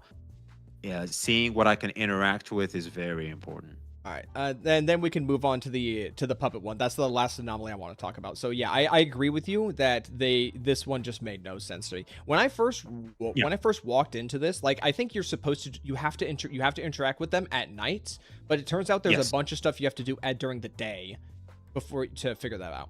Yeah, you have to talk to this girl. You have Get a bunch of to items, talk to this eyeball in the all the eye on the wall. wall. Yeah. Yeah, One you of have to the do all that stuff for it. It was a pain, but but then it was okay. but then I Googled, I followed the guide, yeah, I followed the guy like the too. good old days. But there's like some weird ones. Like I won't say this one's a bad one, Like, but this was a weird one. There's like this guy. There's like this puppet that's standing like next to a tree, and there's like these a bunch of like these arch bush covers. I can't roofings. I don't know how to describe them. And if you get close to him, he disappears. You're supposed to dash into him and shove them basically before like they disappear completely. And that gets rid of one of the yeah, puppets. yeah, That one yeah. was weird. I thought when I first got to there, I thought, oh, he's turning invisible. I can hear footsteps. I'm supposed to listen for where he's going and try to catch him that way. But that's not it. You literally just run into it. That was bizarre. But honestly, I think like the worst offender for like the puppet mechanic was the piano section, where it plays a tune on a piano and then it gives you a piano. How am I supposed to figure that out? I don't play piano. I don't play piano. I don't. Yeah. There's no like easy way to like play it back. No, dude, that's bullshit. That one is complete bullshit. I felt that was frustrating. You know, it's How funny, are you supposed to beat that without a guide is beyond me, man. and I think the worst thing is that I did when I did this on stream and then I gave up. I went straight to hospital to try it for the first time. So let's just say bad experience after bad experience. That was definitely like the lowest point for me with NTE. Oh yeah, that wasn't smart. Okay. But all in all, I feel like anomalies are good, because and plus they tell you the level of difficulty. So if you see 5 stars, oh shit, that's gonna be tricky to deal with. So I feel like it's fair. We can talk about like enemy anomalies in a moment, but I want to like start with combat if you don't mind. So how do you Sure. Let me just double check. Okay, we got the anomalies sorted. So let's go ahead and start with the combat. So I want to talk about the formations and like the element system for a second. So for anybody who's watching that needs context for how the system works, I've got a few images here. So when every character has an element, and it will show up right here on this ring, and it will connect to the adjacent element. So you see you've got a Lacrimosa's dark, and then you've got this blue thing right here, and then you've got light here from Skia. But if you look over here, now I swapped them out for Mint, and now they're at all the ends and none of them are connected. And then you've got like the starting team here where you have all 3 are connected, from Esper to Mint to Adler, and then you got Haniel who's just by herself.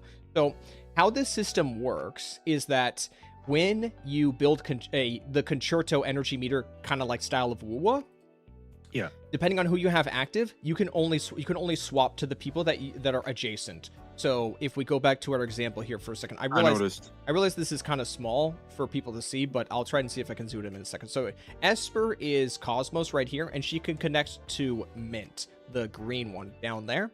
So if you see right here, this is the pink ring to let you know that Esper is active, and then she can swap over to Mint, but you cannot get the swap attack on Adler or Haniel. Yeah, I did notice that. And so Mint here can interact with Esper or Adler, and Adler can interact with Mint, but Haniel cannot interact with any one of these people.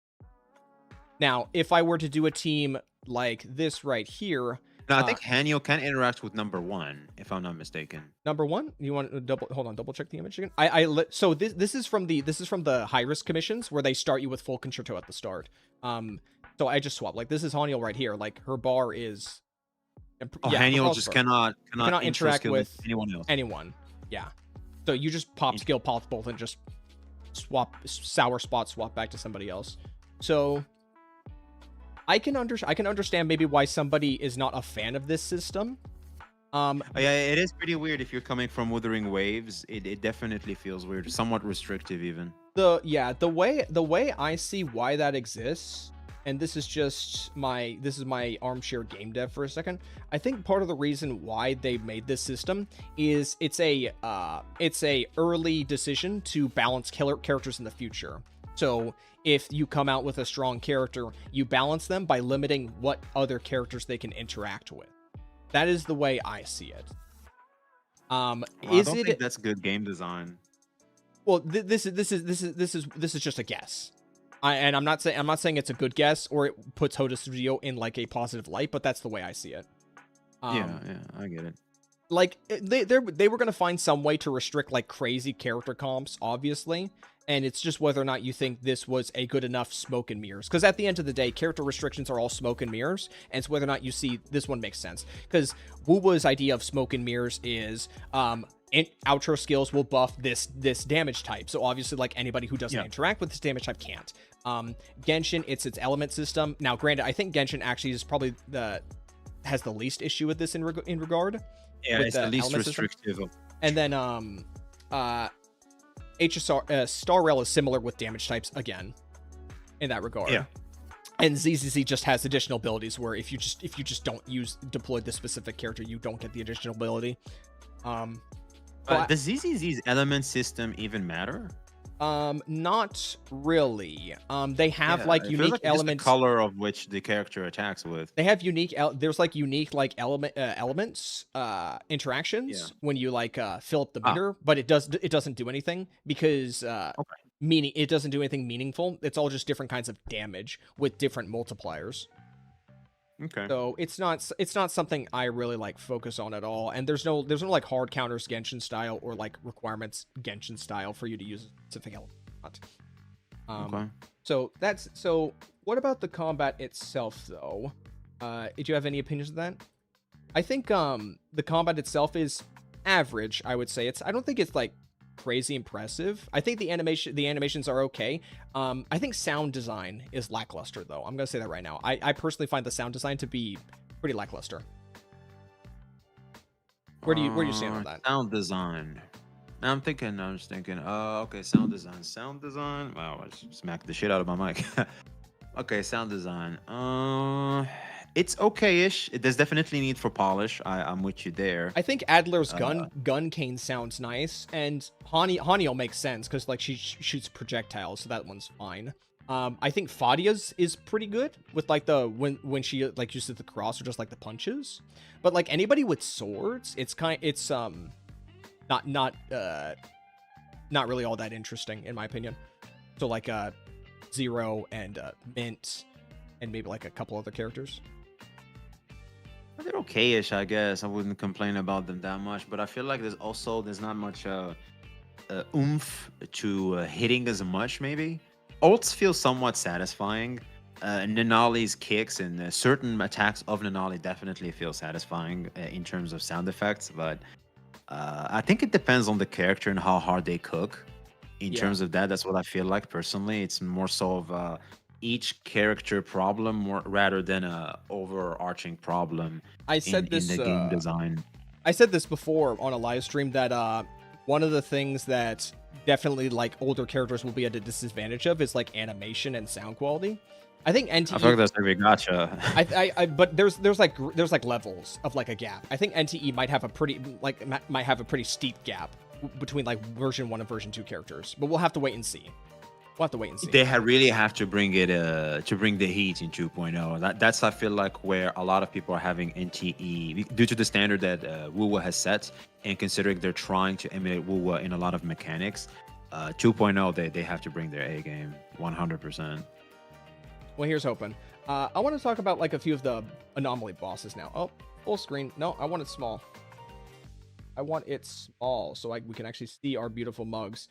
So I want to say Black Tome. I really like Black Tome as a fight. I like its unique mechanic where it sits in the center and then it spawns like these coils out from the ground below you or like nearby. And if you get hit by that, you get hard CC'd. But if you're, if you're smart about it or you're very greedy, you can dodge them and then try to do like a dodge counter on Black Tome because he's low enough for you to hit with that hit. I hate Black Tome so much. Really? He's the one that chains you, right? Yeah. Oh, I've only been chained like 1 or 2 times. Do you have a personal favorite?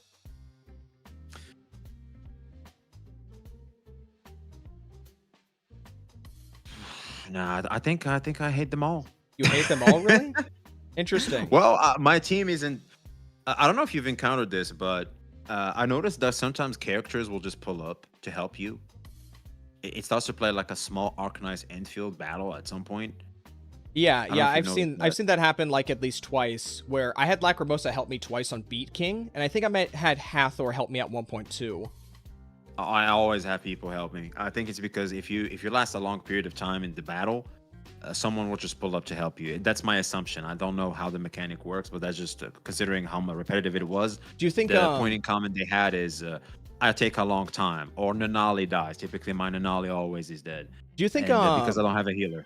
do you think maybe NTE has too steep of an HP pool for like early and mid game and even late game to a degree? Because I felt this way when progressing my account on NTE is that the HP Yeah, I feel like pools are too high. like progress very fast is what I feel like. Now, granted, I started out as a no poll account, so I am a bad frame of reference because it could just been my decision to be a no poll account that resulted in pretty poor like damage output for whether or not these enemies had high HP pools. No, I think considering I invested my resources in multitudes of characters and I didn't lock in one team, which is a rookie mistake to be honest with you. I don't know what the hell I was thinking. Maybe it's the conditioning of years of post game. I've been applying post game stuff to early game. I'm so stupid, but I did notice the fact that I've wasted a lot of resources on different characters when really I should have locked in and made sure my characters are strong enough to keep up with a very fast hunter level upgrading because I'm thinking of looking up if I can reduce the difficulty a little bit because boss battles are a bitch for me now. They take You can quite queue some time. multiplayer, but if you don't want to rely The on other PvE people, if you don't want to rely on other people, I can understand. I don't want to either.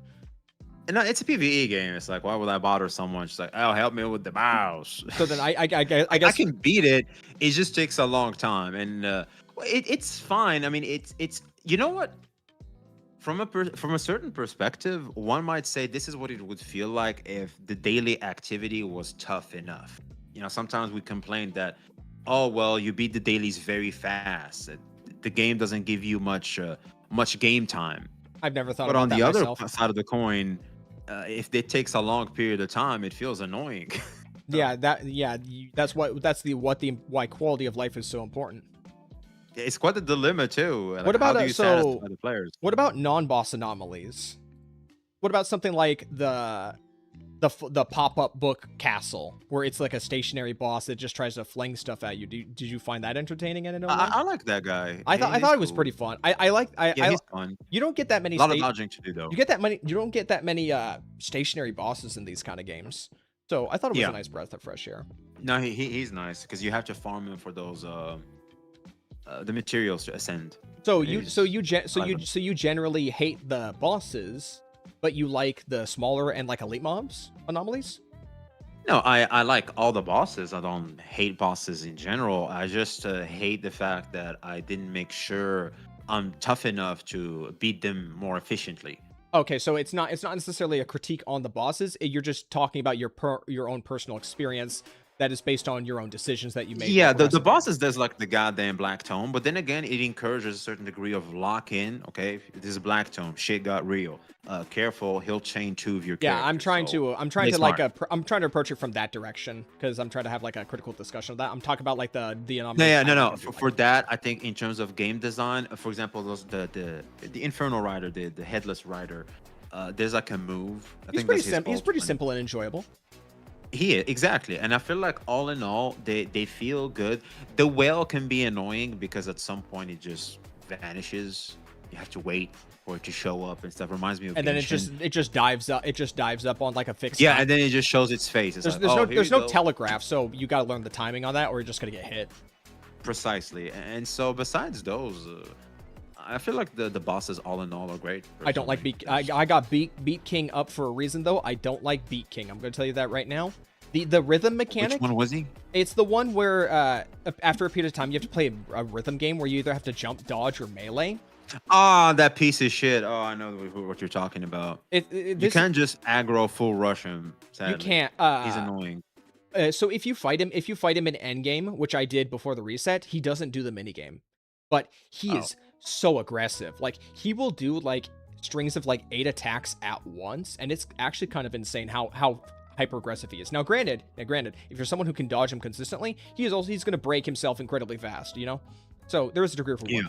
I actually found that using my Lacrimosa team on the other side and putting like my weaker team against Beat King was actually better, because it's kind of like Miasma from Zenless Zone Zero, where Miasma is like a special boss enhanced state that puts up like a second health bar, but once you cleanse it, it does fixed damage to the boss and it gives you a bunch of resources back. That's how I felt with like Nice. that's how I felt with the toughness meter in NTE specifically, because it does a chunk of damage. And also, I think like dodge counters specifically do more DPS than like regular hits. So I found myself actually clearing faster when I put like my weaker team against Beat King in endgame than if I put like my traditional team in there. Hey, you're at a level I still haven't gotten to. I'll just take your word for it, I guess. The basic rhythm mid game though, that's pointless. They could just get rid of that and just find something else to do with him. I know what another one that I don't like is Morphix. I'm gonna say that right now, and it's because like he's focused around. What does he do? You have to parry the chakrams he throws at you. It's the big dog. I think he's okay. I'm not. He's a weekly boss. I don't like pairing the Wuwa style parrying. I like parrying. I've come to terms with that. I've come to terms with that. It. I don't. It doesn't jive with me. I like parrying. I like how certain windows are parrying, and then you remember that you've been conditioned to just dodge like an idiot. When if you were more less of a bitch, you would have seen the parry and you would just smack him. So I really like the parry mechanic. I feel like it speaks volumes as me as a person, like in how you can feel like sometimes you can get conditioned by the simplest things. I like that type of stuff. It makes me look at myself really and how I behave as I'm interacting with the game. It's pretty good. Fair enough. Do you have like any like smaller monsters that you like in NT? Because if I'm gonna be honest, the two monsters I like, the kind of anomalies I like is the inanimate objects. So something like the paper airplanes making a formation into like a tornado creature, or the fish. I love those like inanimate objects. The fishes are pretty cute. Yeah. I like Slenderman. The Rainman. I like Slenderman visually. Yeah, isn't that the Rain? I don't know what they're called. The ones that hold the umbrella like with like the red. Those. Yeah, they're called Rain. See them in they're called Rain. Heights right off the bat. Yeah. I think those are, because I used to really be scared of Slenderman, and seeing them there is a good reference. I mean, NTE is full of references, and I love that for the. I like Rainmen too, but granted, like in Endgame, Rainmen easily tend to spread out or get like pushed around as you fight. Oh, that's why you have to get Sakiri. Unfortunately, I hate Sakiri, but we can get to that soon. We can get to that soon because I have characters up here on this one. All right, so yeah, that's the enemies, and I just have Eternal Lamp here because he's tanky. He's kind of very tanky, like the like robotic things that like shoot electricity out of their torso, and they have like I think they have a witch hat on. Yeah, those ones they're kind of tanky. Yeah, I think there's like a couple other ones that have like mechanics to them. I think it's like there's like this looking like little garden witch thing that if you need to like dodge counter it before you can do real damage to it. But that one doesn't show up that often, so I don't really get a chance to talk about that. All right, let us move on to let me double check my notes here. I can't find it. There it is. Oh, okay. Side activities. Now, shall we take a moment to talk about the side activities now? Yeah. Since it seems like it's kind of like the key thing about NT. So I'm going to say this right now. Really. So I'm going to say this right now. So while I think the driving is like above average. I do like any content with driving in it. So like city deliveries and weight races and swift travel. Anything that gives me a chance to like play something that I'm not used to in a gacha game, I like the racing, the driving. Now, granted, like I said, I'm saving for a Porsche, so I haven't gotten like the full experience of like some of the like the higher performance cars. But I still like the driving related I think stuff. you can buy a Griffin. Those are cheap and good. They're fast enough. You can beat races easily. Yeah, I'll have to check that normally. If you have 5 cars, I'm pretty sure you have a Griffin. I'm counting motorcycles and the moped that you start with. So technically it's 3. It's 3. Okay. I have like the so 3. Yeah, the trashy I have red the Griffin, the motorbike, and the moped. But you just use the motorbike in the car. Typically, I just use the motorbike because I feel like it's easier to navigate the world. Use with the motorbike. Plus, it's cool, flaming wheels and stuff. It also spawns right in front of you when you press the button instead of you having to wait for it to come by. That's kind of an annoying part about the game, personally. I feel like why wouldn't it just be an anomaly that teleports it to you like in Wuthering Waves? Also, why the fuck is it only the MC that can drive your vehicles? If I wanted to see Hattori's big ass on that is yeah, I am I do actually have like a big issue with NTEs, like how little it feels like you get to actually like see and experience the game with the characters you pull for. Well, they want you for them to be in the passenger seat. They want to give you the dating sim experiences, I feel like. That's what I feel like is the only logical explanation as to why that's on purpose there, because when you're driving, you can look at the passenger seat and look at the characters also look at you when you look at them. There's also like when you increase your bond level, when they climb with you, like in the motorbike, and when you get there, they say a line and everything. And so I think that's why they're doing that, for the full girlfriend, dating sim experience. I think the parasocial experience of a gacha game is like a ain't broke, don't fix it. Like for the longest time, it's you interact with the characters in like menus, but then you play them directly, and that's worked for a reason for the longest time.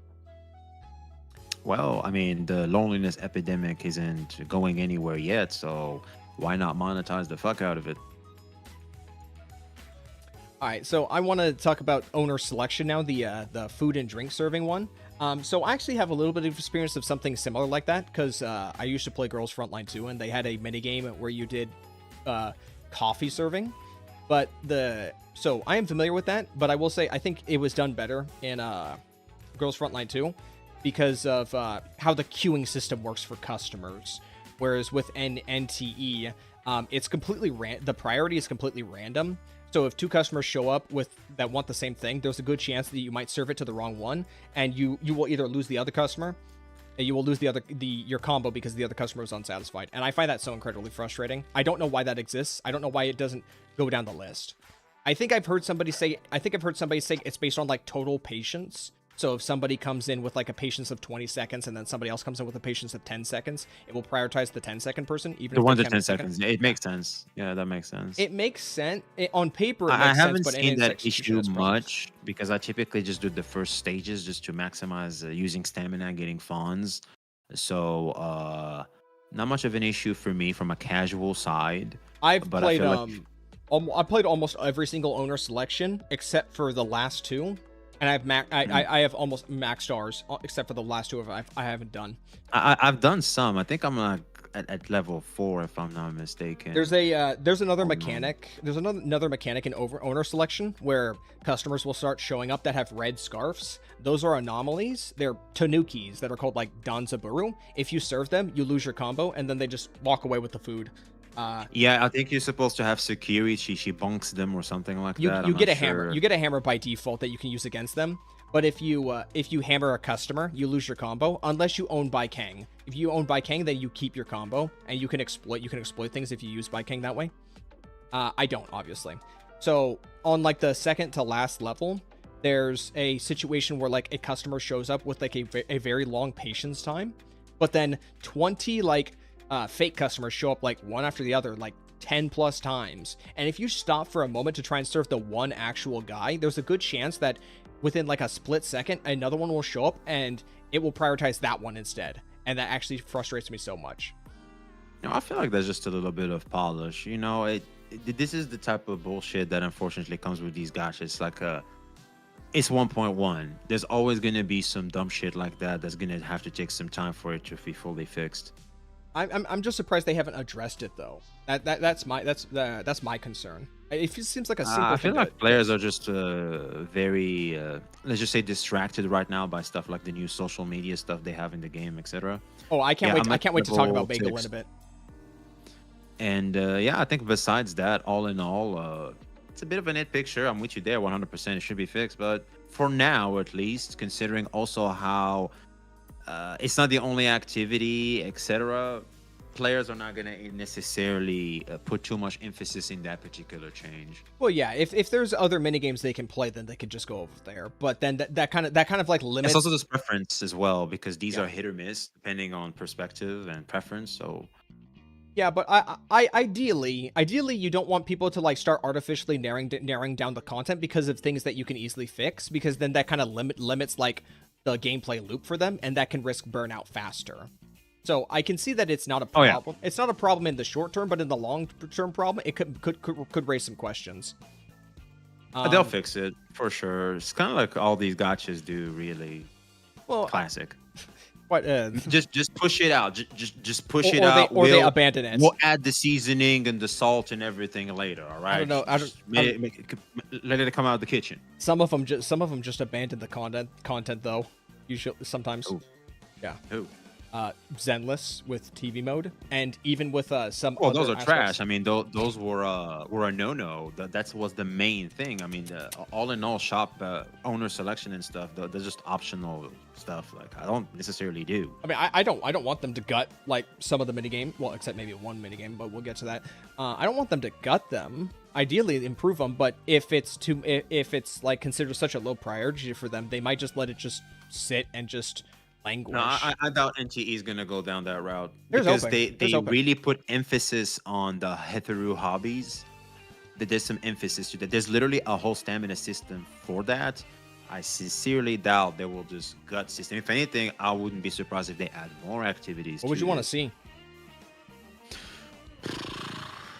I'm pretty sure we're gonna get a card game that's special to them. That's gonna happen. I'm pretty sure they will. I think that's they pretty will good. put their hand on it because Genshin has really tried. What about Pool? Wuwa has also We were talking about tried. Pool. They Or don't- honestly, Pool. I want to see Pool. Pool would be like, oh man, if I get to see a 2D anime baddie bent over about to hit a ball, that speaks. But yeah, if we can play multiplayer poker, that would also be very fun. Oh man, preach. Red Dead has poker. Preach. That's a good idea. Yeah. That's a good idea. We need to put a pin on that. Oh yeah. Would you think they'd Oh, add yeah, that's wagering? I think it'd be funny if there was Yeah. a degree of wagering. We could also have like a prediction type of thing. Example, maybe someone could play and like you can vote. Is he going to beat it in 30 seconds and 50 seconds? Like we could plus gambling and stuff like that. We can add the prediction Predictions. market to NTE. Yeah, exactly. There's the social aspect of the game. Since they're going down that route, there's so much they can do. Horse races. Yeah, for example, horse races. They could add horse anomalies. Actually, that's a very good idea. You know, you could just have horses there. Don't make chickens fight though. I don't think we want that. So just like quickly rapid fire the other ones. I think Sea Angler's pretty good. It's just a fishing minigame. You know, it gets the job done. Nothing really to say there. I can't speak on Little Sparrow, but I think it's gonna be just inherently unpopular because like most people don't know how to play that, and maybe they don't really appreciate like the more complexities of. It's just mahjong, right? I've heard of mahjong. Yeah, Yeah. It's I think, mahjong. They have that here. In I think DE it's too. just gonna naturally filter like everyone just because it's mahjong. Yeah, of course. And that's totally fine. I Yeah, don't that's mind. fine. I know that the mini games and events really are always things that are not inherently going to be for me. Some of them will be, and I just focus on those that are mine just because I have to burn the stamina stuff. So Okay, and then we've got like the Tetris mode. I think it's okay, but kind of throwaway. I don't but like Tetris. whatever, Never liked this since I whatever. was a kid. That didn't Yeah. change. The inputs on the I think the inputs on the Tetris mode are a bit delayed. I can't remember, but it didn't feel A little bit, yeah. it felt It does off. feel like It that felt to me off. too. Okay. Yeah, for me too. And I think Super Sound might be the worst because I think I hate it. part of the I- appeal I of fucking rhythm hate games, it. part of the appeal of the rhythm games is the visual audio experience, and that UI is just terrible. 100%. It's boring, and there's They like need to fix it. there's no like there's not even like a hold input. I skipped that It's just part of the tapped. story. They had a baddie. I think it's Akane. I can't remember her name, but that didn't save that quest as much because I had to keep performing with them. I hate that shit. They Okay. fixed the input. Let's hope so. You need card games, bro. I'm pretty sure they're gonna have one there too. They're gonna have the Hattori card and the Nali card, anomalies as support character, as like the main mobs. I'm pretty sure they're gonna do something similar to Withering Waves, 100%. Something like a mix of Withering Waves and Genshin Impact's card game. I can see that happening. Okay, so then that just leaves the last activity, which is Pink Paw's Heist, which I have like an own subsection for it. So I'd say Pink Paw's Heist, I like it more than I dislike it, but I do have some very like distinct things that I don't like about Pink Paw's Heist. So first off, I think like obviously we can agree like a lack of gameplay variety. You're always going to go like down like a very similar route every time because of like the quality and stuff like that. Yeah, I didn't notice that. Another, I tried going up, maybe look at the roof. Nothing. Just go down, go down, go down. Yeah, another thing I really don't like though, and this is something like you'll find in the details, is fixed character damage, which I have right here in the tip section. But basically, whoever you bring in there, their stats will be readjusted. So if you go, and the only thing that doesn't get readjusted is character duplicates. So I think this is an L in my opinion. I think if somebody wants to build characters with the intent of making Pink Paw's Heist easier, they should be allowed to. Yeah. And it does kind of feel like I think part of the there is a degree of like meta progression in like the roguelite modes in like Wuwa. And I don't know if Wuwa does Wuwa have a meta progression tree in it, or is it? What do you mean by meta progression tree? Do you play Honkai Star Rail? Yeah. You know how Simulated Universe has a skill tree that permanently upgrades your characters. So on subsequent runs, you have like more things you can do, more currency, better stats. Yeah, I think Withering Waves has that. I had a douchebag pulling up. That was very loud. I don't think. Simulated Universe, you get those cards, and depending on the path, I think Withering Waves has that as well. I don't know why. No. I'm talking about the skill tree that you can level up before you start a run, and then you max it out after like maybe a few hours of play. That meta progression. I'm not sure. Yo, Chad, does Wuwa have that? It used to have it in its initial one, but like then Fantasy of 1,000 Gateways just kind of gutted it for like a very simplistic. Yeah, there system. It is. And I think so. Yeah. I think back in the day, I think it was Illusion something. I think they had it. But now I don't think they do. Yeah. Correct me if I'm wrong, Chad. But I do think Elusive Realm has it. Yeah, there it is. Elusive Realm back in the day has it, but 1,000 Gateways does not have it. Yeah. So the problem with 1,000 Gateways is why the fuck don't they just have like Honkai Star Rail where like it just push you to the end? Like why do I have to go through everything? It's so annoying. Can't I just skip it? I don't give a shit. Do you have Acheron and Wuwa? Yeah, in Wuwa, I don't know why. Do you have Acheron? Yeah, remember? No, well, they had Acheron, but in Honkai Star Rail at some point they just said, "Oh, if we've seen that you can just beat this shit fast and good, the next runs you can just skip directly to the end. You get random cards." And you just fight the boss. So it's like so it's kind of like Endgame in some of the modes where they just auto cleared like the first more than half of it. So it's like pretty much. Yeah, pretty much. I don't know why Wuwa doesn't have that still. That's so stupid to me. Zenless doesn't have that either. Just letting you know. What the fuck? I'll be honest, man. I feel like low key, HSR have been pretty cooking recently. I'm not gonna lie. They're setting some good standards. No, I think HSR right now is in the best spot when compared to like all the other games right now. In terms, specifically like a combination of like community health, overall community health, and like content and qualities of life. Yeah. And the way the game progressed and fixing power creep and everything, I feel like they're doing pretty good over there. So the other thing I want to mention about like the Pink Paw's Heist rules is multiplayer. So if you didn't already know, rewards are actually dynamically scaled, and you get more better loot and higher rarity collectibles more frequently and more coins in multiplayer, especially if you fight Mammon. But I don't get to experience this because there's no like matchmaking. So I would have to like go out of my way to set up, get people to join a multiplayer lobby, which is not a problem if I went out of my way to do it. But I do think we should probably consider the idea of like matchmaking as an option. It would make Pink Paws more interesting, though. I also see the possibility of people getting pissed off when like some casual comes in and just starts wasting everybody's time, because it's gonna get min-maxy when that happens, Like every person. Guys are competitive by nature, and they try to be competitive in the stupidest of things for sure. But I think that's a good idea. I like that. I do have like a solution that can curve that I'll bring up in a moment, though. That might be able to curve that. once I like talk about the other thing. So what's the other thing? Oh yeah, this. So did you know that in the challenge section that there's a bunch of tasks you can do that reset, where you gather a specific item a certain amount of times, you get coins you can use in the shop? Did you know about that? Wait, In can the you repeat that, please? So before you start a ping pause run, there's a tab over on the bottom left where it's challenges, where you open it up and you collect rewards, whether you've done like a specific thing in ping pause or you've collected a item for the first time. So it's like you have to. It's like a simulated universe in SSR. Like if you pick this card you never had, you get like a premium currency. Collection It's log, like basically. you complete the collection. I like that. That's like a sub mini game. In the challenge section over at the bottom at current, these are refreshing tasks that give you these coins that you spend in the shop, whether it be for like the vehicles, the vehicle skins, more currency, or the wheelchair mount, stuff like that, or like the Bankai skin for Zero. So these exist, but you can't track them in game. So if you're going specifically for, okay, I want to collect 22 bank documents for, you can't track this. They're on a UI element, or you can't pause the game to check this. Yeah, they don't have. What I liked about SSR is like they show you this book icon for the ones you don't have To activate they should do that.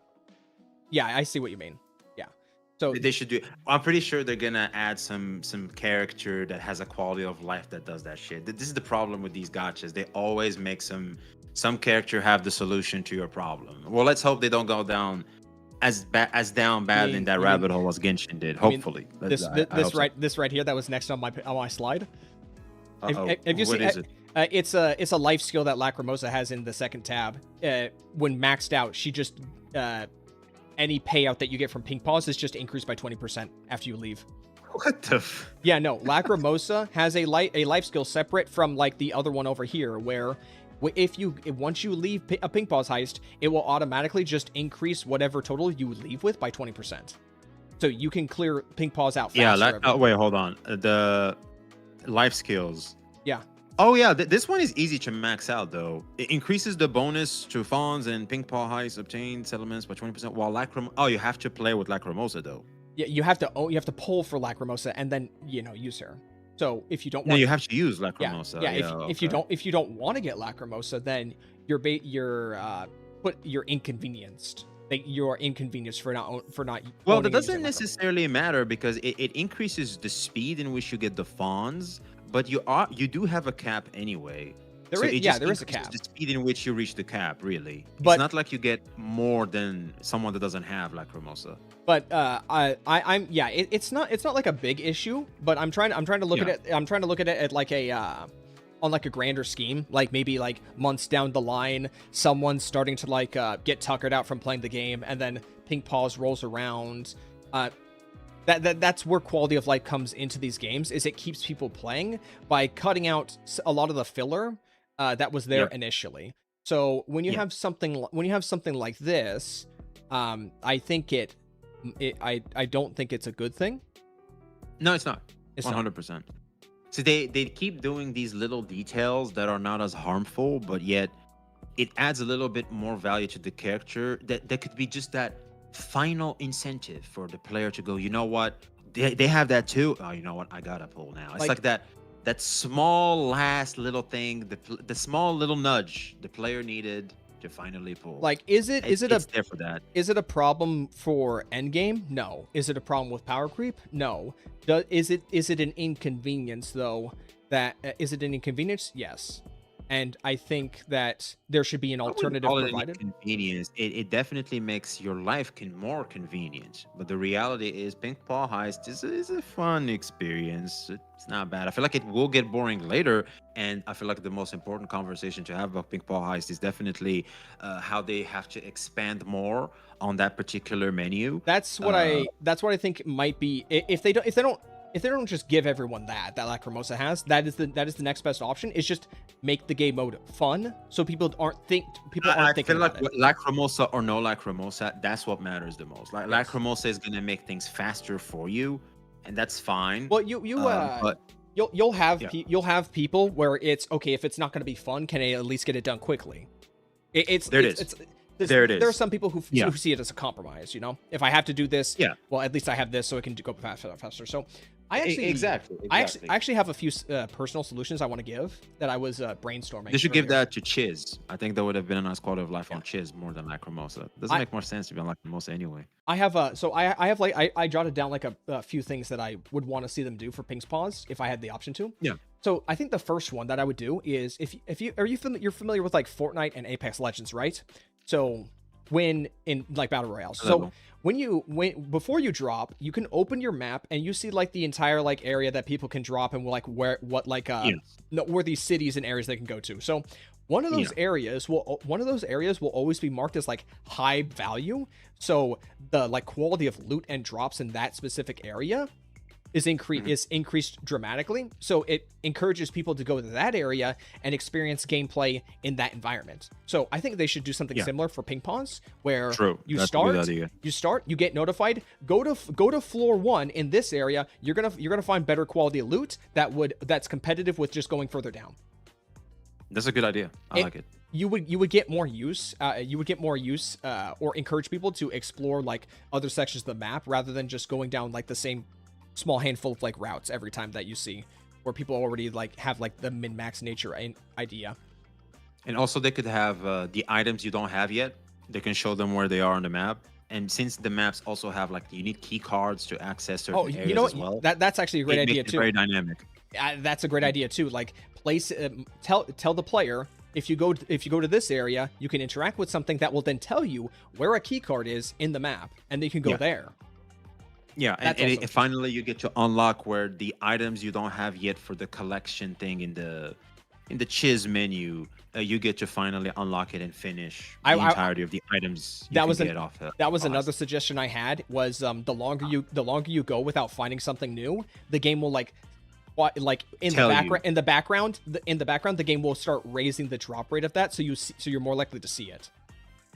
It could already be the case, but I feel like it would be more rewarding if, like you said, we just expand more on the menu of where you know where the valuable stuff is. And I feel like at some point what's going to be really valuable is the items you don't have yet in your collection. And So then it could to tell you where. And then the other thing I want to talk about is like combat in ping pongs. I think they as another solution is they add enemies, special enemies in the map, or just add an attribute to existing enemies where if you kill them, they drop a buff that you can then use for the remainder of the run. Stuff like more damage or a score multiplier, or you can break into like safes faster, or more time to you stay can in the just area. teleport whenever you want. Like you can just escape. You don't need to find the exit sign. That's annoying. I was gonna say a buff where like you can a one-time buff where you can just reactivate an escape. Like you still have to go to an escape, but Yeah, you there have it an is. item. Yeah. Yeah. Yeah. I like that. Those are cool ideas. And We need to then do that. one more thing I was maybe thinking about is when the timer hits 0, don't game over you, but drain your health slowly.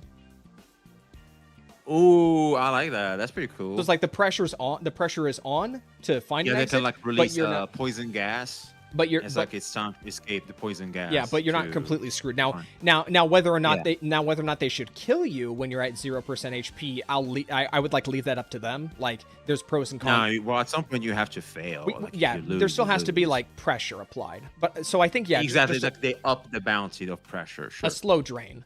And Yeah, I like that because I lost multiple times. Like I could not find an exit, and I would just like all my efforts were for nothing. So now what I like to do is the moment I see 2 minutes, I'm already looking for an exit. yeah, I can understand like that kind of play, but I think it's kind of deflating to take a mode that's already like only 12 minutes long and then shave that off even more. Shave the playtime off even more because you have to like prepare for something so you don't have a bad experience.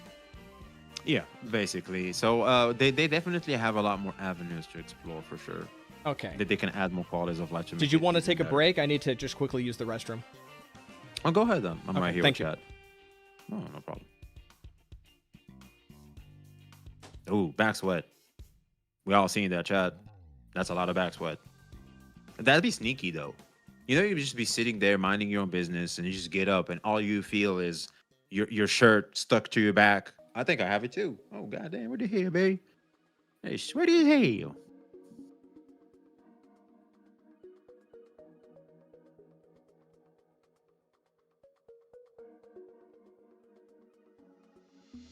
Annoying ass bosses. Nah, I think NGE has decent bosses, all things considered. What I would find annoying is I feel like stuff like Genshin Impact, like that green worm thingy. I don't know if you guys know about it. Now that's an annoying boss. Ugh, that pisses me because considering also how slow Genshin Impact's movement can be. Oh my god.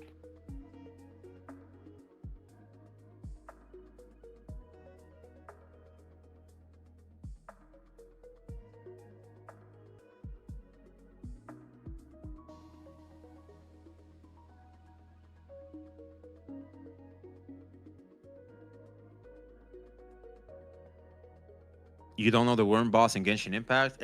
I think it was in Sumeru or something like that. It basically hides in the ground and it just keeps coming back and forth. It tries to be like the whale boss in NGE, but I feel like it's a worse experience.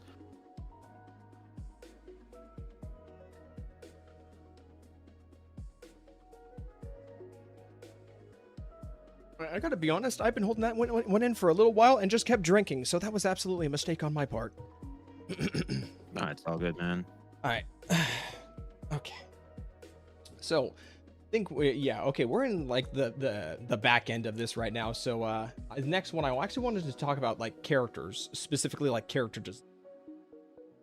So I've got all of them right here. So if we just want to like maybe rapid fire them, maybe give a few comments about them. So just start with the MC, Esper. If you want to talk about the male one, that's fine. But obviously, like I use the female one. Can you maybe share them on here on Discord because the stream is a little slow for me. So sure thing. Yeah. Okay. So I'll put them on screen right here, and then let me go ahead and up here for you. Yeah, and I'll just. So I'd say like a 0, whether it be male or female, is they get the job done. Nothing like crazy remarkable, though. I must say I like the color, the choice of like purple, like this pearlescent purple. I think they're using right now. I very much like that. I am disappointed on the hair though. I'm kind of getting. I feel like it's more the facial expression. It feels bland and. Oh yeah, it's also there is also. It feels very modelly. Like the model isn't fully finished yet. It's annoying to me. Yeah, it is kind of frustrating in that regard.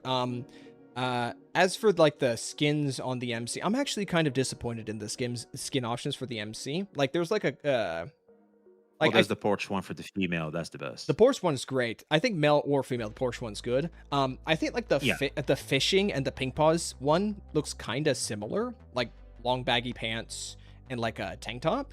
It's just that the fishing one is like this painting overalls that are like half clipped.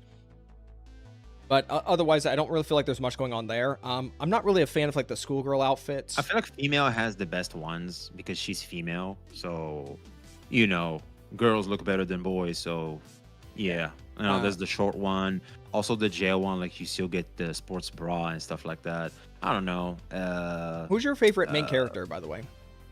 In the let's stay to the 3D ones, because I have my own preference, but that's a 2D one. You mean like in Gacha as a whole? In Gacha, like of the protagonist, because I'd actually say I'll give it to Rover. I'm gonna give it to Honkai Star Rail, Stella and Kalis. I like them personally. I like Rover. Yeah, I think Rover is pretty cool. He farms hella aura. I'm with him there. All right, so let's like looking at like the skins, like you said. Yeah, female MC just she looks fantastic. Yeah, but definitely her facial expressions. I feel like maybe they should allow us to choose how their classic facial expression looks like, kind of like they do in like the picture menu. Also, if we could have that there, that'd be cool. I have a feeling that her eyes might be a bit too far apart from the center of her face. I don't know why. I think you're onto something there. True. Yeah, like maybe let me stretch it out for people. Yeah, I think true. I think it might be a bit too stretched. Yeah, especially when she's got like those big those like big bullet hole size eyes as well. Yeah, and they're more round too, because like they're round, so it's not the same as like Hattori because they're a little. I think like wider. Inoffensive is the best way to put MC, but they could have done a lot more with it. Maybe for sure. Maybe down the line, it would take a while though, because like Wuthering Waves is only now like doing character model updates for like Rover, yeah, in the latest patch. I feel like for most characters now, looking at NGE, typically their eyes are a little far apart. No, I'm talking about they did a visual upgrade. They visually upgraded Rover recently, right? In the latest version. I'm not sure. I thought they haven't improved heard. their model for Wuthering Waves recently. I'm Okay. not sure, to be Oh, honest. But I think okay. in terms of design and how they go about characters' facial expressions, the eyes are slightly far apart All right. for all characters. I feel like Let me go ahead and move to the they next look one. good. So now It's we got just like I said, like the MC. I feel like it feels more present because of how bland her facial expression is. yeah, it That's the is very ultimate problem. deadpan. Okay, now we got Yeah. Mint. Now, I'd say Mint was a character design wise is someone I really liked and definitely held my interest in the game when I started for a little while before I got Oh yeah, for Lacrimosa. sure. Especially if you're playing in English. Though I will say, looking at this design again, I actually kind of wish there was like a cat suit, like a full body cat suit. Like you could keep the cloak, but maybe a cat suit. I'm not really. I don't really see like the They appeal have in that this kind of like poop Halloween. window. They have the Halloween thingy. Yeah, they That's do. like a cat suit. Eh, it's. I think the Halloween stuff's kind of silly. Me personally, Well, it's kind of the point. I know. Me personally, when it comes to like holiday skins, I'm not really a big fan of holiday skins in like these kind of games because I don't like using them outside of the holiday. Oh yeah, for sure. Me too. Yeah, but I'd say overall Mint's outfit was very well designed, so I'll give them that. I have like my own personal wishes Mint for like steals the tweaks and show. I stuff feel like like that's how energetic she is as a character more so than the design. I feel like that's a very important thing to add to the design of characters, like how the character feels in the story and everything. Mint steals the show. Like Mint is so that. cool. I think that I love Mint. that is a good way to put it. I think, yeah. Yeah. So we got the Adler now. So I actually don't mind Adler's. Our Ninja Adler. I don't mind No Adler's skin. design, but I think his design lacks depth. So I took another image. This is how he looks Yeah. like from the side, just a straight line. I understand that like there's gonna be Yeah, like he's a little weird in terms of his model. He's a little weird. yeah I understand that like most of the men in gacha games, be it like Star Rail or something else, like there's quite a few of them that have like flat designs, despite like what looks like might have depth to it.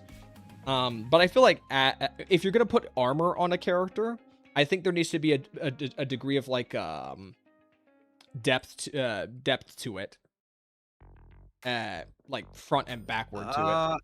True, because like he only has it in his right hip 'Cause- and his left shoulder. Yeah, because like again, this is what he looks like from the side. It just looks weird, like someone. Yeah, I feel like he looks a lot in his pick over here in the skins. Like when you look at his pick, he looks a lot better than the model. The model looks a little eh.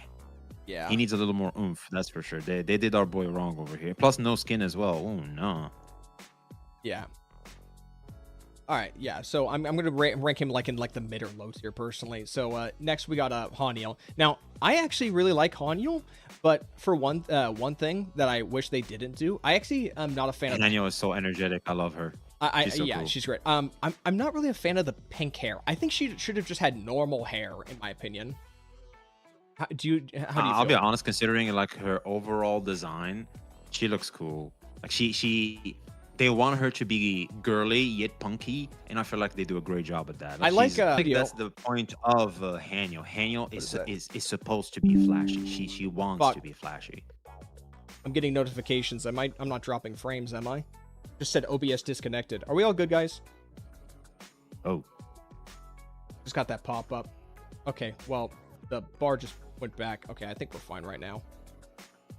a small lag, I guess. Technical difficulties, I guess. Well, I do have a 1 hour and 30-minute recording going on right now, so I don't know. But you know, if you think her design's good, then fair enough. No, I think considering, because I feel like when you look at a character's design, you want to look at the direction the devs want the character going towards. And I feel like when you consider like she's supposed to be this street yet girly, somewhat innocent, energetic, but still wants to be somewhat punky and belong to the setting of the world she's in. I feel like they did an amazing job. She's not supposed to be not seen. They want her to be flashy. They want her to be seen. She's loud. She wants to do music and everything. I think they feel like could the have. design I think they fits. still. She's girly too. That's cute. I think like her. that could have still been conveyed with like a dark brown hair. Me personally, because this is supposed to be. She's supposed to be an owl. Well, obviously. when you're walking around the world, I remember like there's these common rider type of fight. They have that. I don't know if you've seen that. Yeah, I've It's seen like that. close to a teleporter. You typically see her there. I've seen her Hathor or there. Hathor there. Yeah. I've seen her twice. and like you immediately notice her, and that's on purpose. That's kind of how they want. You know the meme of anime. Oh, where's the MC in the crowd? They're typically I feel they like have to tell I feel them like apart. the neck down does a good enough job at that. So I don't know. I feel like it's fine. maybe I just personally just would prefer less pink. Maybe that's it. They could do more skins with like different types of hair colors. That would be cool too. Okay. All right. So let's go ahead and just move on. So Edgar, I don't really know how to feel about Edgar. Like, do I just not like him because he's just a boy, or do I just not like him for something else? He's just a kid. That's why Yeah. he doesn't farm aura or anything. Plus, he's not useful as a unit. Typically, when I feel like when a character is not useful as a unit in the gameplay, it loses a lot of value to us, the players. So You know what I think it is I think like Edgar's design actually looks good. It's just that his design doesn't seem like it makes sense within the faction that he's in. Because you look at the other characters like Sakiri and like Naniel, they make a bit more sense for like street kids. Whereas he kind of looks like a Velvet Room attendee from Persona. Like he seems out of I'll place. be honest, he looks like something I would be like if I was his age and chilling in his same setting. Like we're boys, we typically don't give much fucks. With So, with like this ornate design and like some brass. yeah, over, like, gold shading. I'll just wear whatever the fuck I have to wear, and that's Okay. it. And I'll just sit there Okay. and do what I have to do. All right, fair enough. All right. So what about Skia? I think Skia. Do you think maybe Lycon from ZZZ kind of like puts Skia at a disadvantage? Who the hell is Ski? Hold on. I'm Right. looking Hold on. for him. Let me send it to you. I forgot. I'm sorry. I'm supposed to be sending this shit. No, to you. I have them in the game. I have the game open. I can see them. I just It's can't the wolf seem guy. to find- There it is. So I found him. Yes, Ski is the wolf guy. That's a ZZZ character. I think he could use some more color because it's just the red tie, and then other than that, it's just shades of black and then some brown over on the ears and face. We need more skins. Like, don't forget, these characters all need more skins. Like, especially the 4 stars. Oh yeah. Haniel needs a skin. A Adler skin- definitely needs a skin. He needs a skin. A skin Edgar. could absolutely fix any one of these characters, just straight up. Exactly. Yeah. Exactly. But I'm like they're not doing the beast. judging them right now, because also we have to Yeah. consider like if the skin will be paid only or like a high amount of fawns, so people just might not have that option in general, you know. Mhm. I'd say like like his actual fit. I actually don't mind like the vampiresses and gloves and like the work suit. It's the color choice. It's the color choices for me with Skia. I'm gonna say that right now. Okay. Sure. And then With you there. Aurelia, the jellyfish girl. Yeah, here she is. I don't know. She feels like a copy paste of Chiz. I always felt like she's so weird to me. Yeah, I don't. This one just feels like it doesn't belong in the game, despite the fact that it probably makes the most sense considering she's riding an anomaly. But I've never really understood. I feel like she's just overshadowed by Chiz and Haniel. Yeah, They all look somewhat similar. She feels like, plus considering also once again her role and how valuable she is as a character in the game, she feels like, what are you doing here? Like, what do you even do? yeah. So I don't really have much to say about her. You know, The design is cute though. I mean, she's cute. Consider I know what they're trying to do. She's very cute. I kind of wish I But could all in all, use her without the I feel like jellyfish. we're already saturated with pink hair, the girls. Yeah. All right. Fadia. So I like Fadia's design. What I'm not Fadia is yeah. the Kafka type of sexy girl. Right? dominatrix S girl. I like I like the tentacle, like the Lovecraftian iconography. I'm not a fan of her face though. I think her lips are too stretched. I think her lips are Well, way I think too it's done on stretched. purpose. I know it's done on purpose, but me personally, I'm not a fan of it. I'm a fan of it. Okay. I know exactly why I'm Okay. a fan of it. You'll notice that's a very pleasurable trait in a female. Is that what they refer to as a DSL? I don't know what that means, but I know Dick one sucking thing, it lips? feels pretty good. Yeah. Okay, that is indeed a deal. So okay, all right. But otherwise, I'd say I'd It's mostly like like her. Cantharella in Yeah. Wuthering Waves. I kind of wish her Bond outfit had a bit more variance to it. It seems very similar to her original outfit. You mean the skin? yeah. It feels like like, a a, dress. night dress. Yeah, it feels like a goth girl type of aesthetic. It's whatever. I mean, goth girls are very popular now, so maybe they're trying to have that there too. Considering the entire thematics they're going with, Goth girls. I mean, scrolling around, I see that shit a lot, so makes sense as to why they chose this You, particular thematic for her. you know what who I'm surprised didn't get it? Style, sorry. You know who I'm surprised didn't get a skin though? Hathor. I'm surprised this woman didn't get a skin. I think she looks great. I'll be honest. I'll be real. She doesn't even need it. She doesn't need it? Yeah. I mean, She doesn't. why not, you know? She is so fine, man. I think by far one of the hot, if not the hottest character in the game. No, yeah, this is as a launch day Facial character, she's expression could be less fantastic. grumpy. That would have been nice, but then again, I feel like that's kind of what her character is. I mean, But no, man, the those angel thorns, wing, the those thorns on her hair, wings the don't look very underbooba, comfortable. she's just amazing. Oh yeah, that is fantastic. All right, so not much to say there, just a good character. Then we have Yep. Juyeon. I actually like her design. I like Juyeon's design. I think as like a formal dress wear, it looks really good. You know, not much to say there. Skin, there's like this animation where she winks at you. Man, she reminds me of My Valentine from Yu-Gi-Oh.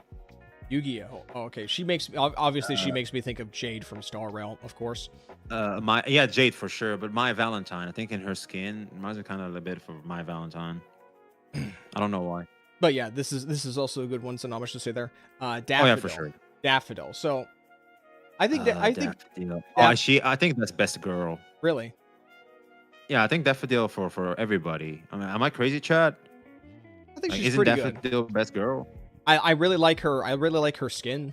I think this is a really good Yeah, casual wear. her skin is such a ZZZ skin. Oh my god! Like when I saw that, I was like, she's straight from ZZZ. Oh yeah, this looks pretty good. If I ever get my hands on a Daffodil and there's no like crazy fawn spending event going on right now, I would try to gun for that. Wait, you haven't used your selector yet?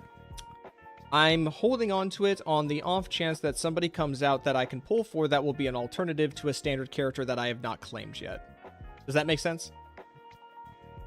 It makes sense, but I don't know because I feel like Daffodil. The reason why I also picked her, one for the Fonz Rush, but two, she's very strong in terms of copies. I feel like she unlocks a whole new playstyle, like her E2 or something. Like Well, like I said, unlocks. I have an A6 Lacrimosa, so I don't necessarily have to worry about that right now. So I can literally Oh, just excuse me. Oh, excuse me, sir. I Oh, can excuse the peasant that is me, my lord. I can Anyway. hoard. I have two. I have the banner selector and the free claim token they gave us, so I can claim those characters at any time. But I'm just waiting. I'm waiting for like the next few characters to come out to see if I want to see which character I don't need. Okay. Okay.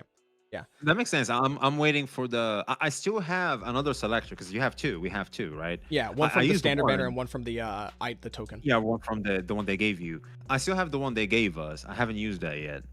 Okay. So I'm waiting for the 50-50, and as soon as I have like at least a decent structure in my account, I'll make my pick. Okay. But So for now, I'm holding on to it too. I have Sakiri here, and she's my least Yeah. favorite character. I'm gonna straight up say this. I don't like the look of the design of Sakiri at all. I think she's adorable. The problem with her is I got an A1 that pissed me off so much. That I have a love and hate relationship with her. But all in all, I like the Kirumaru. She's like this grumpy girl.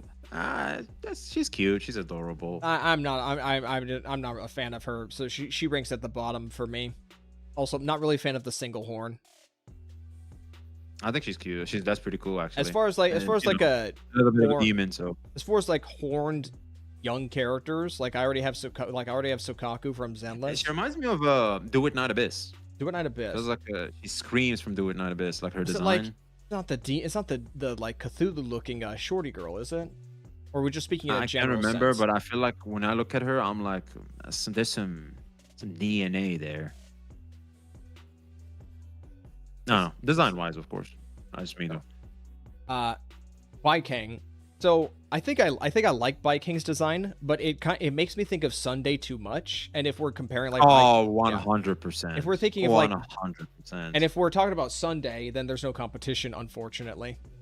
Yeah, Sunday is him. I think that's very unfortunate for Viking. I think it's an overall good design, but he just he needs a skin. I feel like he's the design is there, the bones are there. They just need to expand on it with a good skin. Yeah, especially when like personality wise, Viking and Sunday are two completely different characters. So in terms of like they're personality. opposites. They're polar opposite.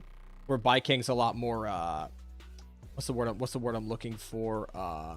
Happy is Very happy go chill. lucky? Chill. I think yeah, chill would be Yeah, the he's very easiest thing to chill. say. Yeah. Yeah. All right. So Chiz. So I'm gonna say this right now. Ah, that's our girl, Chiz. Okay, I'm gonna say this right now. I think Chiz is way too over designed. Okay. Would you like to hear my reasoning, or can I you like see that it? take. Go Can you ahead. kind of Yeah, see go it? ahead. So you obviously like you've got the mouse ear iconography with like the hair tufts, but then you have like this accessory that runs through the hair. Then you got the halo up here with an F in it, a fawn F, and then a pink ring that runs through it. And then this is also two-tone with like white and black. And then you've Yeah, got there's also like all a mouse these badge.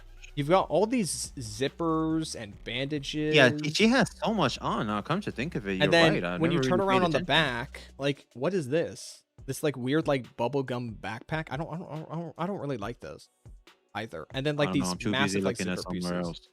And then even on these zipper pieces, oops, sorry for a second, you've got these belts that just kind of wrap around it. Like I think she's one of the most over-designed characters I've seen, and that's kind of Yeah, sad. I think you have a point. Now, Now, I feel like Chiz is supposed to be very waifu since we're all getting her for free. okay, They really want her to be best girl. now Also, when you look at her character.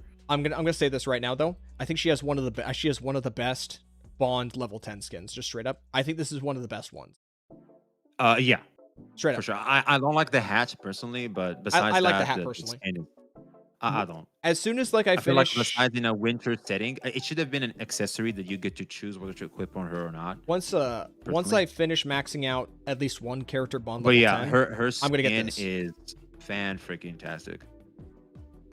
Yeah, no, I'm absolutely going to go for this. Next, my repertoire. And then we got the first limited character, Nanalie. I think Oh, Nanalie. Natalie, the Kung Fu skin. I don't want to hear anything. Kung Fu skin is the best one. Phoenix kick. Oh no, it's great. I think that the base design's good, but I think it's also too baggy. I think the frame. All right, now we're she's gonna have built to like a be fridge. careful because anything we say about Nanali is something we're gonna have to say about Captain Cabinet. So, let's tread carefully here because this is plagiarism from Captain Cabinet.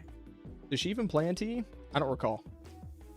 Well, the design of Nanali screams Captain. I don't know. I always called her Captain Cabinet when I'm playing. I'm like, fuck, they killed my Captain Cabinet.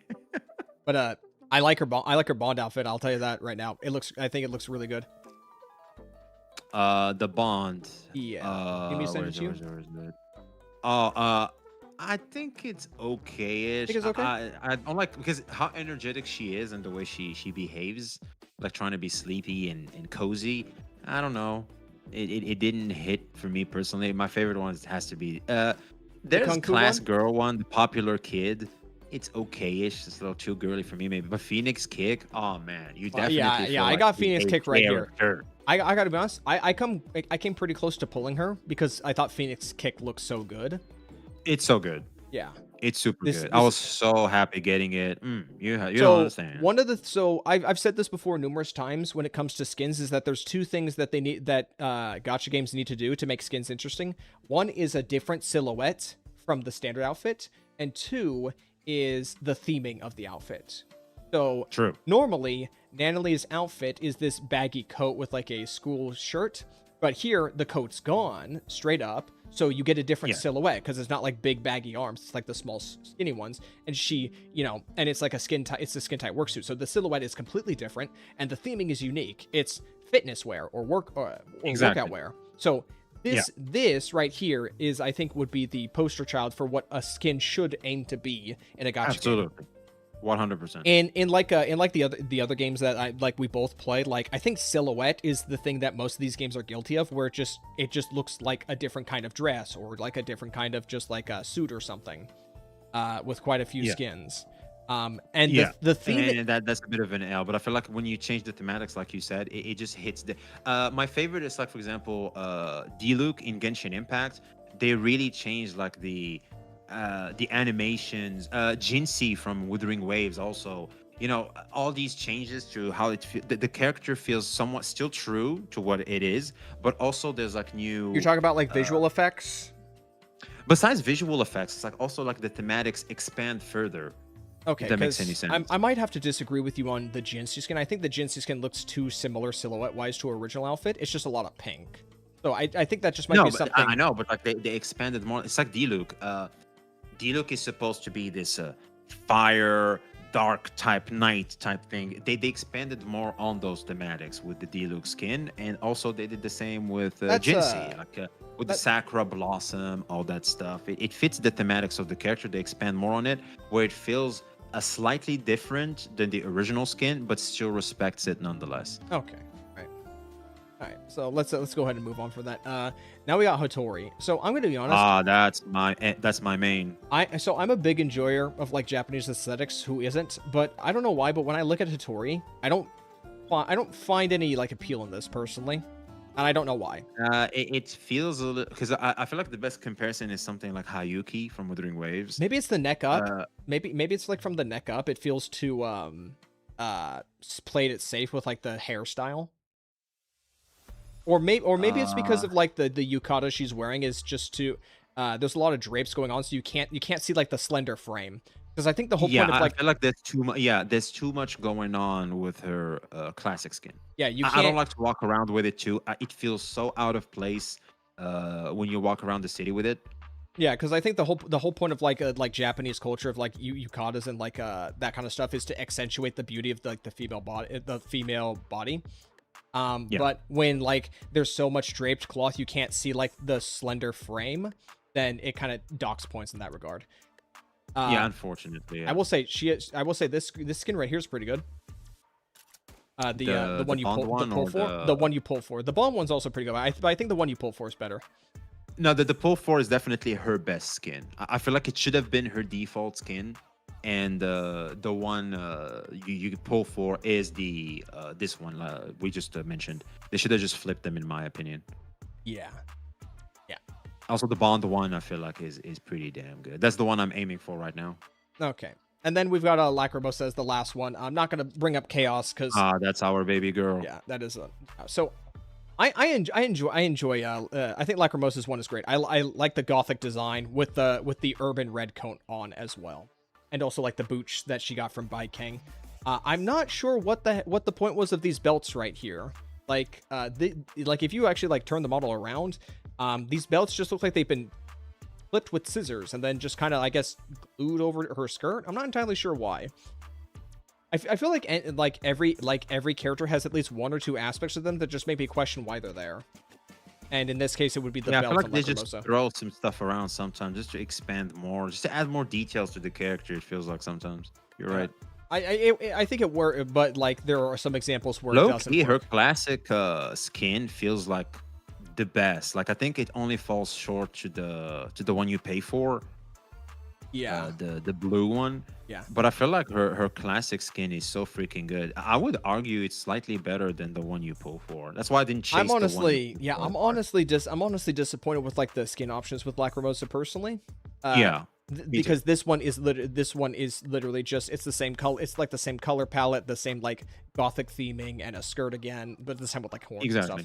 I'm not really a fan of like this. And when you compare like all three of them, like which one here is the best and which one's the worst? Like easily, like these two are just a country miles better, Nanalie and Hattori, than Lacrimosa's, and that disappoints me. Yeah, sadly. Well, Lacrimosa already stole the show, so it's fine. As a character, yeah, she's good, but like, and then I went ahead and did a tier list. Like you already had like your opinions of it, but like this is where I would actually put it if I was just left to myself. Anyone, I can just go ahead and just send that to you on like a frame of reference, but that's where I would put it. Flash it up on screen again for another. We're good with characters. We are good with characters. So let's we can now start to wind things down and talk about like events and stuff like that. Yeah, specifically just 1.1 events. Not the story, obviously, but like some of have you had a chance to like play like the side content, right? Not too much, to be honest with you. Really? Still, I don't like events personally. The PvP racing. I just got that one standard pull you do by just playing. Interesting. But besides that, to be honest with you, if you see me not uploading much content, it means I'm probably not playing as much gacha. Okay. What about, I'm a simple man. So then, what about Bagel? Do you have anything to say about Bagel? I like Bagel. I like how the community is behaving there. I think it's a great addition. I think they should implement that in other gotchas as well. I I think it's hope great. I hope they they flesh Bagel out and they give it like better search optimization so you can better Oh, interact with people on the platform. they will. I think what they're doing now, I feel like the direction of NTE right now is throwing stuff at the wall, see what sticks, and as soon as we see that, we expand on it. I feel like we've seen that before. I Just can't doing the same shit. I can't help but notice though, from like posting a bunch on Bagel, I'll just flash this up on screen. I can't help but notice that it seems like there's Definitely have flash on Bagel. Yeah, I feel like Bagel, they really have a lot going on. They can see that the reception has been very positive. Why the fuck wouldn't they improve more on that? It's like, we're already giving them that thing. I It's very social. It encourages people to interact. I dare say it might help people finally break out of their cocoon and be more sociable I think in they their should outings and video games. Great. they should add posts that you can make without using an image. So just to for discussions, rather than just posting an image, just let us like put down just titles and just a description and just people comment in it, so that you can also use that space on like the interface to not show the image and just focus on like having conversations in like a forum post. Yeah. But anyway, I wanted to briefly mention about like the reward system. I think Hoda might actually be running bots or just like a small handful of employees that go around and just like the same post over and over, because I can't help but notice, but it seems like every post I do gets around 10 to 19 likes, and I think that's intentional by the system so that Yeah. people can get the rewards from Bagel. Nah, it's not only that, it's also that you feel appreciated. Well, You yeah, feel of course. validated. Yeah. It's like, oh, well, no one likes you on Twitter or Reddit or something like that, but at least over here, someone likes you. And you can get a bunch of upvotes and notifications. That's right, Also, buddy. You get to be famous over here. I'll send you a link for this right now. I don't know if you want to look at this, but I'm gonna go ahead and send it to you. There may or may not be a way to like exploit Bagel by just spamming your own post with a bunch of like bunch of comments, so it gets pushed up in the algorithm. Somebody did this testing on Reddit, and these are like the results they Interesting. came by. I'll link it in the description if anyone wants to read it. I'm not entirely sure how truthful it is, but from what I read it, yeah. But it did get a lot of traction. It got 1.5k upvotes and 200 comments. So it seems That's like pretty good, yeah. it feels seems like like it's it might be positive. legitimate. Yeah. And when I was first looking at Bagel for like the first week, I did see a lot of posts that are at the top had like people spamming hashtag NTE, some like a 5-letter hashtag, like NTELAT, I think. So there was definitely people spamming their own posts. Okay.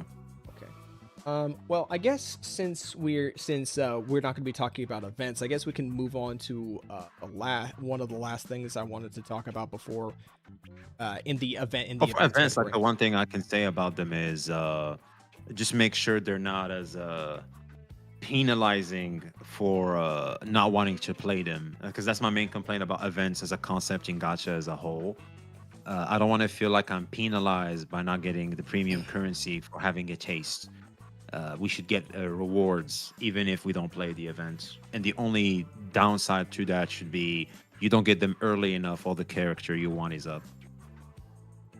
Okay. If you want them now, you do the event. But if you don't want to do the event, you're not penalized. You can just get them after the event rolls away. Okay, there's one more thing I wanted to talk about event-wise, and that would be the Porsche spending event. I actually have no interest in talking about like the cost, like a lot of people were like arguing about when this information was coming out. I wanted to pose a idea or like a thought process. So Is it just me? I feel like you can still guarantee it. Is it just me? I I'm feel close.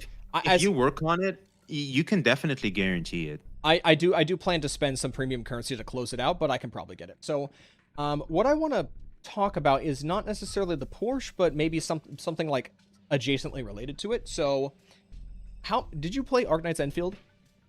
Yeah, a bit, not a lot. Did you see the conversations about how like daily there was an issue with like people not understanding how much daily and weekly content they need to do to progress their account? So people were just doing all of it when they didn't need to, and it burnt themselves out from the game. It felt like busy work. For me, it was the opposite. I just did the bare minimum. But I did the classic. I get my premium currency, and I just click out. Well, it apparently You- got to such a bad point online that even the game director went on the 1.1 version live stream and basically told people, you don't need to collect this kind of resource anymore. We're not doing anything with it right now. We might do something later, but you can stop right now. I think NTE I think yeah, I think NTE could potentially run into a similar situation because now that they've introduced okay, so now that they've introduced a spending event where you have to spend you want to grind out a bunch of fawns to try and get this Porsche. Whether or not you care about the Porsche is another conversation we can have another time. But now Hoda Studio has potentially set an expectation to the player base for font usage. to grind fawns as often as you can all the time. So this you want to be ready. You don't want to be caught lacking. This could next time for sure. This could and when we look at like the activities in the game right now, and I'd say there's some decent ones in there, but they're not they have their problems. I think this could pose a risk when combined with the compelled feeling to grind fawns at every opportunity for people to burn out faster. Because oh no, if I don't grind fawns every time like the reset, and I don't do a pink pause heist every 2 weeks, then I might miss out. There might be something coming out. Well, not necessarily. I feel like it definitely gives value to fawns. See, the thing with these gacha games is they have to keep giving these currencies value to the player base. Like in your eyes, fawns should be something. It has to, because when you think about it, do I need fawns to upgrade my characters? No. So what the fuck are they for? Why should I care about the city stamina thing? So they want to introduce more avenues for playtime that is not just the classic combat hack and slash gameplay, but they also need to make it worth your while. There needs to be a reward system for that. And so I wouldn't be surprised if, for example, there's more reruns and different types. I think it was Nonpon that talked about more porches, different types of porches. We're gonna have different models of porches, and I wouldn't be surprised if they do that too for fawns. Whales don't have to be penalized for it, but I feel like as free to play for the people that like to grind, there's a reward system for that. Because if they remove how you use fawns, for example, after you unlock the apartments, for now I think they can pause because players can unlock more apartments, you can unlock more stuff. That's more tools for you. But at some point, players, especially the OGs, will want an avenue where they want to spend funds, and I think introducing more stuff like that in the future is probably in their plans, considering the structure they have set up. If they don't, there's gonna fumble like Genshin Impact. Again, okay, it's gonna pop up again. Stop. You're making the recording unreadable, unlistenable, unwatchable. It's like everyone's gonna burn out with gacha games at one point or another. But there are elements that can make people burn out faster. And that is just something that I'm thinking about, and I'm kind of like exploring the possibility of. Now, there is nothing in the game right now to suggest that they're going to throw like these kind of events at us frequently right now. So this could just be a one and done thing, and then nothing becomes of it, and everything that I just said is just hogwash and it doesn't matter. But this is still something that I want to have a conversation about. So you've given your stance on it. I've given my own stance, and then we'll just see how the game develops and what they do. I think it's possible. Yeah. I think it's possible, which is why I wanted to talk about that. Considering this setup, I think it's the most probable scenario. But if they don't, well, that's a huge cause of concern. As soon as that is confirmed that that's the direction they're going with, yeah, I'll be real, man. I'd be pretty pissed off. Especially when they're the ones that introduced that and gave it value through a collab event. So especially when well, that's just a betrayal to player expectation that they have set up. So when these spending events come out, you're either hampering your progression of getting characters by spending currency, or you're hampering your progression of your own account in getting like more apartments and more cars and more stuff to like do an experience in the game, because you're putting that stuff towards this Porsche. Like I said, me personally, that I'm saving for this Porsche right now, so I need to sacrifice pulls for an upcoming character, and I also need to sacrifice fawns that I could use to unlock a new apartment and see what that's like and decorate and stuff. Yeah. Or even like buy cars and upgrade them, or even something as simple as like buying the best gifts for a character so I can get a bond skin, or even something like buying furniture to make the cafe to get more currency from the cafe. Like, do I want to try and do that to like increase the cafe income every day, or do I need to like batten down the hatches and focus on getting this Porsche first? Well, see, the problem is they done the porch thing very fast. So I think considering also how time gated it is, the other stuff is not time gated. This one is. So you kind of want to grab it while you still can. That's kind of where the predatory aspect comes in. That's why you're tempted to spend to get it. But the reality is, in my opinion, the introduction of funds to that is a net positive, considering how they introduced the currency, how they want you to use a whole stamina system that they've introduced for that currency that can only be obtained and used through other activities that are not necessarily what you signed up for in the game. So I feel like as long as they just need to make sure they respect what they have set up, and we'll be fine. If anything, that would be a net positive, and NTE would have set a standard in how live service gacha games need to improve more on their daily activities and daily login activities. Okay, well, that's it. That's it with the Porsche. You know, I've said my piece and you said yours. Okay, we're good. We'll see what happens as time goes Well, on. really, the font system, to be specific. It's okay. not necessarily the Porsche.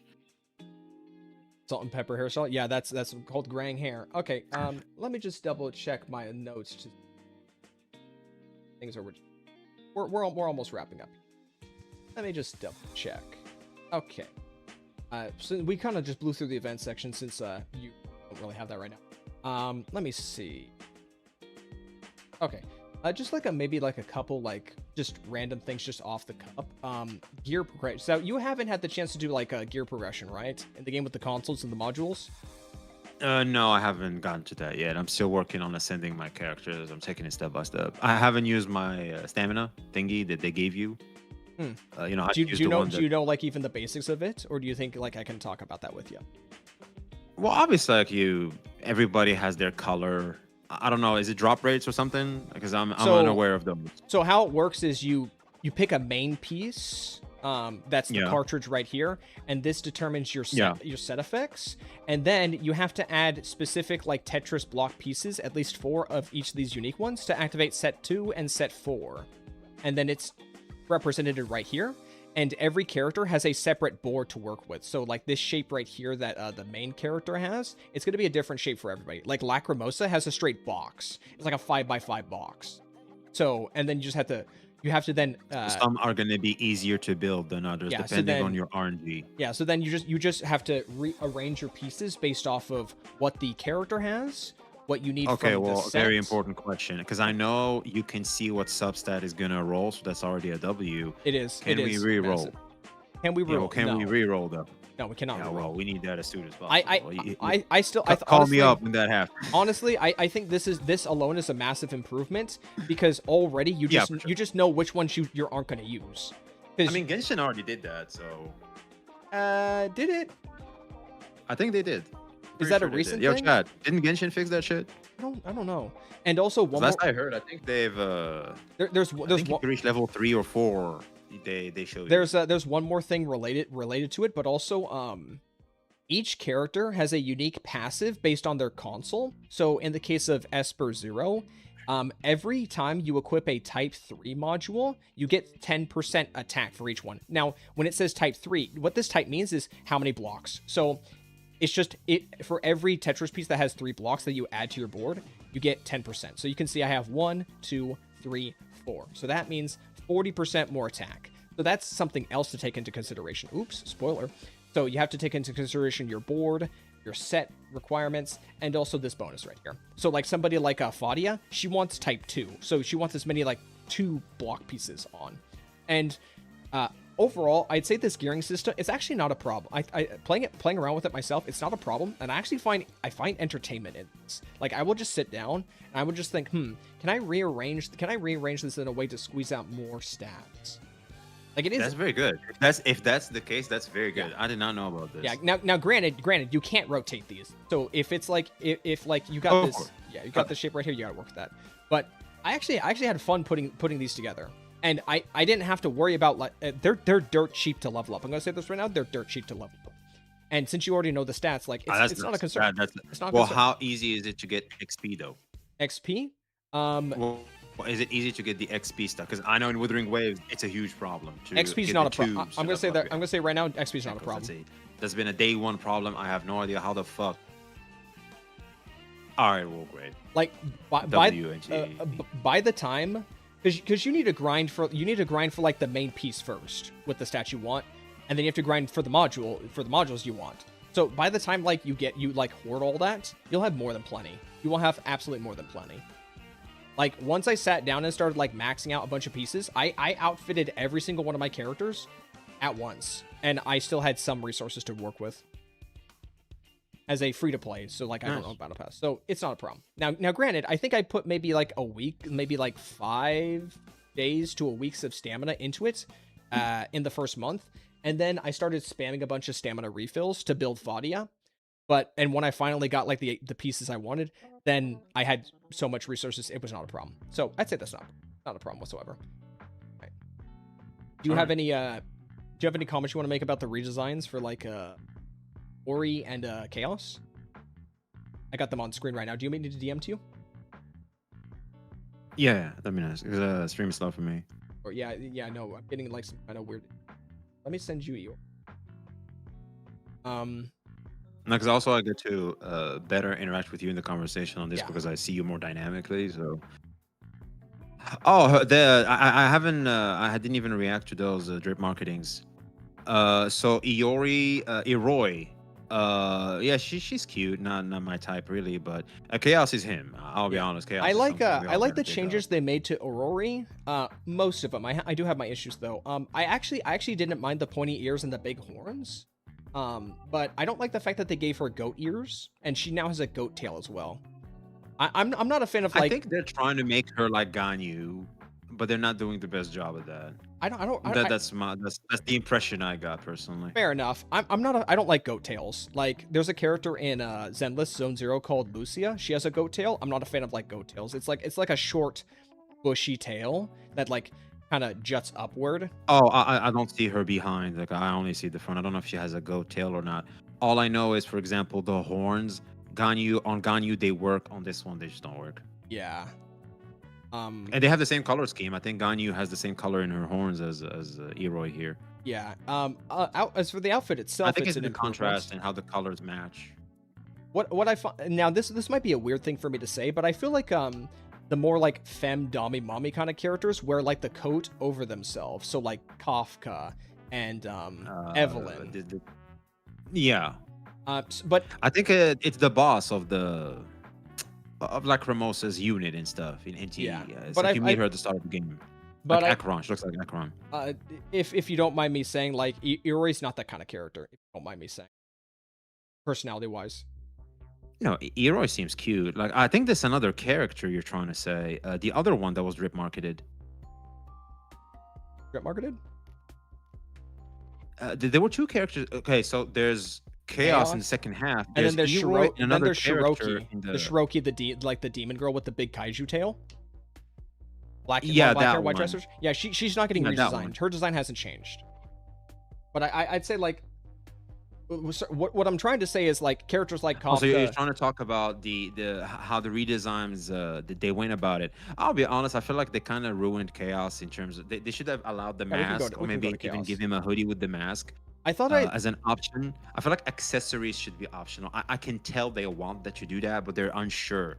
I think they should just give us that freedom. I think it's might like have. What Wuwa has started to do. They've introduced accessories. You can get them for your character. You can detach them or equip them if you want. They should just do the same here for something as like masks, hoods, maybe like those little halos like you talked about earlier. That type of stuff that should be optional. I think they might have said something about letting players put the mask back on under certain conditions. I don't know how true that is though. So I'm gonna leave the alt or some shit. I'm gonna leave that alone. Otherwise, other miscellaneous things that I want to mention is we're gonna jump ahead for a moment. I kind of wish, on the topic of cosmetics, I wish we could disable the skins on some weapons because I like Lacrimosa's like frying pans that she uses, but if you have her disc, then it changes to like these mirrors or like these antique items. And it doesn't fit the character. Like if I get the premium skin, which is like the black gothic outfit, then this works. but then like her glider doesn't match because her glider's like 2 tomatoes. Two tomatoes. Yeah. Yeah. So now that doesn't. So like the weapon doesn't work with the skin. If I get the skin, then these all work, but the glider doesn't. I would just like it if I could just disable the cosmetic option on the disc. You're right. See, we keep going back to it. Customization in games that are very skin heavy, I think is very important. Also, if you do own a max awakened character like this is also a thing for Mint as well, is that you get a glow effect on like parts of a character's body. I wish I could disable that as well. Really? Yeah. Well, hold on. Let me DM it. Let me DM it. Since I don't, this is information you're probably not going to find because obviously people. So the first image is. Oh yeah, her tail. Yeah, I can tell. It's the wings and the tail. Yeah, there's so, like these stars in her back. Yeah. So there's a weird, but the thing is that there's a glow effect on the wings, but that glow effect bugs out all the time. So if you see in the third image I have right here, it's Lacrimosa in the console menu, and those glowing lights on her tail, they didn't move along with the along with her when like you shift the interface over and she turns. So those lights are just sitting off to the left. I've actually had a visual glitch in Pink Paw's Heist as well, where I'm in combat and the glow just moves away from her and it's like 5 feet behind her, and it like waggles back and forth. It's annoying. Buggeriness to Everness. Like I would just like to turn that off personally. Like as far as it's like what keeps coming back to it's optimizations. Give player more expression in how they want to see things. Okay, and I think we are almost done. I think there's just one. Was there anything you wanted me to ask before I ask you my last question? No. Okay, Honestly, so I don't think. I think after we had this whole conversation, I think so I guess we can agree that Neverness to Everness is good, but it's still got a long ways to go, right? Yeah, I'm really getting flashbacks of when Withering Waves first came out. So I've watched quite a few of your Neverness to Everness videos, and this just might be me, but I can't help but feel like you might be cushioning the blow of your criticism for NTE as a game because it has no 50-50 system in the gacha. Do you think I'm right, or do you think maybe I something? praise typically dev practices in terms of how they go about gacha. You Kind of like how we were crazy about the free 10 polls around HSR days. That was a big deal back in the day. So would you shit, the 10 polls. Genshin could never. Doctor Ratio. So would you, shit. Oh yeah, so bad. Would you put that above for right now? You'd put that above like the state of the game, in hopes of that hold on a second. Okay, hold on. Just so that I'm clear. Just like Withering Waves when it came out, that shit was a 6. NGE is a 6 as well, easily, in terms of player experience. But when you consider how these games typically they like to approach their games in, we'll push it out now while the timing is hot, and we'll figure it out later. I mean, Withering Waves came out in a very rough situation. Like the game wasn't optimized for many people that had decent machines. Also, the music wasn't really it. It wasn't very welcome friendly at the start. I'll be real. It was very rough. The very thing that helped us was definitely the Genshin thirst. We really wanted something for it. It was the first one. Like the first big one after Tower Fantasy failed. We really want. A lot of people were saying, "Oh, it's just gonna be like Tower Fantasy," but we're like, "No, we don't want them to be like that. We need it to be good because we want this to end." And it took some time, man. It took some time. A lot of people were criticizing the story up until 1.3, 1.4. Even for me at that point, they still haven't won me back with the thematics. Only at Renacida have they simplified things a little, because they used to be all these words and stuff, man. I love that when, I don't know if you played the Cyberpunk collab, but I love when Rebecca was like, "What the fuck is that?" I'm returning to every player. I've seen a little bit of it. Every player at the start of WoWa has asked that question. What the fuck are all these words and stuff?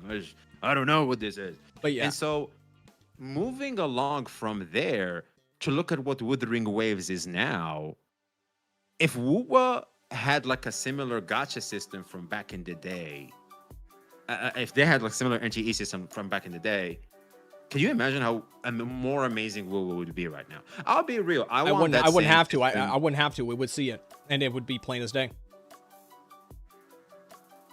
Well, I hope they for the can better, change that. obviously. Yeah, they can obviously still change that. I mean, I think the casino system is fantastic. That is a nice surprise they've added. I actually like to see my polls now. It's not like, No, oh, no, no, yeah. purple. Well, just I win. like the appeal. I like the visual spectacle of that too. But I think Yeah, maybe you might have and not also the surprise mechanics. Actually, they're actually surprise mechanics. The rainbow bridge, I I think, is a never get nice addition. anything going on the rainbow bridges. Never. I always get S ranks for some reason. I don't. I always typically, pass it. typically I get S rank I skins. got the I'm car. pretty lucky there. I got the car, but For the most part, I don't, already so deep in.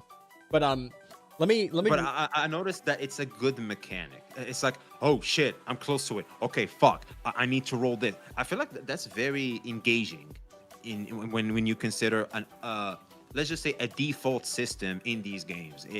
They made it engaging, they made it fun, and that's a good thing. let me maybe try to rephrase what I'm trying to say is that I appreciate I myself appreciate that Neverness does not have a 50-50 system, but at the same time, if I don't think the game itself is worth playing, then I Well, here we won't go. I won't consider Exactly. it. Well, I won't is consider it. is the game worth playing? I think the answer is yes. It's a fun, casual I experience. think an Everness to Everness is worth playing for at least a month. I'd say at least a month. Give it a chance. I'll Give it be a chance honest, for a man. month. I When won't. you I won't. I consider won't the tell you. landscape of gacha, when you consider the landscape, okay, so I'm playing Wuthering Waves right now. I've been playing Wuthering Waves since the start of the game, since it's launched. I log in for like 3-5 minutes.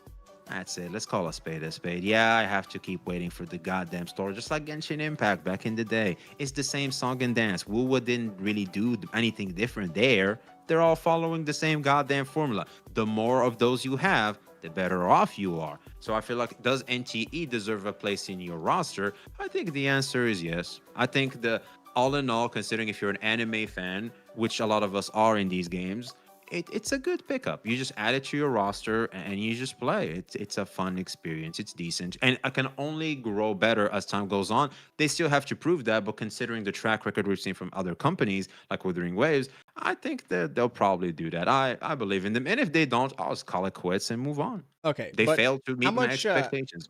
How much would you say that is because of the absence of a fit? Because that is a positive business decision going forward. So, would you say that it is influencing your opinion of NTE to a degree? Uh, Am I talking in circles right now? no, well, kind of, not really. I feel like you just haven't gotten the actual answer you want me to say.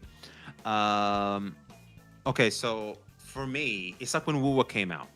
Let the devs cook. That's something I used to say a lot Okay. when Wuwa came out. Let them cook. We're at 1.1 in Wuthering Waves 1.1. The game was still rough, but look at it today. It's like this is the best analogy I can give. I'm investing in a stock. No, I said speculative. We'll I see said how speculative investment it earlier. could go to the moon, Yeah. or it could fumble and crumble. We don't know, but considering the nature of the market, considering the vision I can see they're trying to do, they deserve my time. I feel like they But deserve my time. I think Considering we what they gave us already, I feel like yeah. it's good. Okay. I dare say, as someone that played both Wuwa 1.0 and NTE 1.0, Wuwa had a lot more criticism towards it than NTE. But look at it now. See what I'm going with it? Yeah. I feel like considering the track record of what we've already seen, what Wuwa has accomplished, the standard it has set, I'm expecting NTE to live up to it. That's the mindset I'm going with. I think NTE will find its niche, but I think it will remain a niche in my opinion. I still think to a degree you can still get that sense of like lack of polish that Hoda Studio is kind of like guilty of with Tower Fantasy. It's not as bad, but there's still some wrinkles and bumps in there. And I also think they have to step I it think up. we also have to. Wuthering Waves was called Boogering Waves for the longest time. It was also still like one of the few options available for its time, which helped it maintain an audience. Exactly. And so when you factor these things, yes, NTE is gonna have a little bit of a. It's an uphill battle. They're a victim of their own practices of their environment. Like they're a victim of their environment. The environment they're in makes it so that we'll just push the product, just make it come out. We'll figure things later, and because of that, we have this song and dance with the games. But when you consider them that they are all basically incomplete, It's look at SSR for example. They had a few bumps down the road, but look at it now. It's like nothing is set in stone for these games, and for me, I have a more optimistic approach to the games, and especially when I look around the market and how I feel like the devs should behave and are probably more likely to behave in trying to compete with other competitors. So for me, it just makes total sense to give more of a benefit to the doubt, to be more charitable in how I go about my that's the right term I'm looking for here. My approach in how I'm gonna voice my opinion on any of these games. I've been doing that since Wuthering Waves. I've done that since SSR, and I'm doing it with NTE now. Especially when they bring in good developer practices that are an upgrade to the already existing Hoyo formula. I'm all for that. Okay. All right. It's pro consumer. I'm for that. SSR had the 10 pull, then we had Changli Yao, and you get a free pull because no, we got 15 pulls because we fucked up in Japan. The Japan Gion's weapon had a problem. Well, here's 15 pulls. Okay, hey, look, I fucks with that stuff. I don't know. That's good stuff. I I encourage that. I'm someone who spends a lot of money in these games, so I kind of I have that disconnection of like generosity, and I focus more so on the quality of the game itself. So while NTE doesn't have a 50/50, which is a good thing, I'm not factoring that into my decision as whether or not I should recommend NTE to play people. No, because I like to project things in the future. Because okay, is this a game I'm gonna play for a couple of weeks or a couple of months? This game has a really good system at it that no one else is doing. You should keep your eye on it and maybe get in on it. So when it does get better, it will have a leg up over the competition. Is that your mindset? In a way, but Okay. also, is it actually enjoyable now? The answer for me is yes. It's a good experience. I'd I'm not give gonna Neverness to I'm not gonna give it an Everness. 8. I would give it a 6.5. Like Really? Wuthering Waves back in the day. Yeah, Okay, like I would give Wuthering it Waves back. I would give it somewhere around that rating as well. And like I Yeah, said at the start, I have a speculative investment in it right now.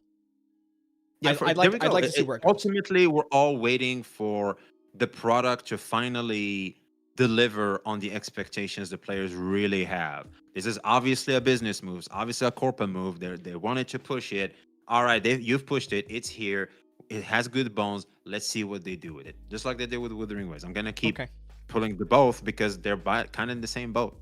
Okay, I think How do you feel about Stella Sora? I haven't played it, so I it's don't think I it's can my say much favorite about it. gotcha game personally. It's my Yeah. favorite, but I also acknowledge it's a side game. Like there's not enough content for it to be a main game like the other ones. All these games are side games, bro. Gotcha Play inherently Stellasora. are side If you games. play Stellasora, you'll know what I mean. Okay, so if Oh, every gotcha game's a side game, then Stellasora is a side game of a side game. Let me put it that way. okay. Okay. Yeah. Bullshit. Okay. Well, that makes sense. Yeah. Is I there? think So I'm good. all in all I'm for good. side games, we're good. I like Okay. to accumulate a bunch of side games. I I like 2 to 3 gotchas. I'm really trying to just find the time to get back to SSR. I want to play WUA, NTE, and SSR. I'm very curious. I I want to try maybe Stella Sora since you've mentioned it now. I might try Limbus Company too. I like the community over there. They seem to be very cool. ZZZ as well. I'm hearing good things about ZZZ 3.0. I yeah. think something good is happening over there in ZZZ.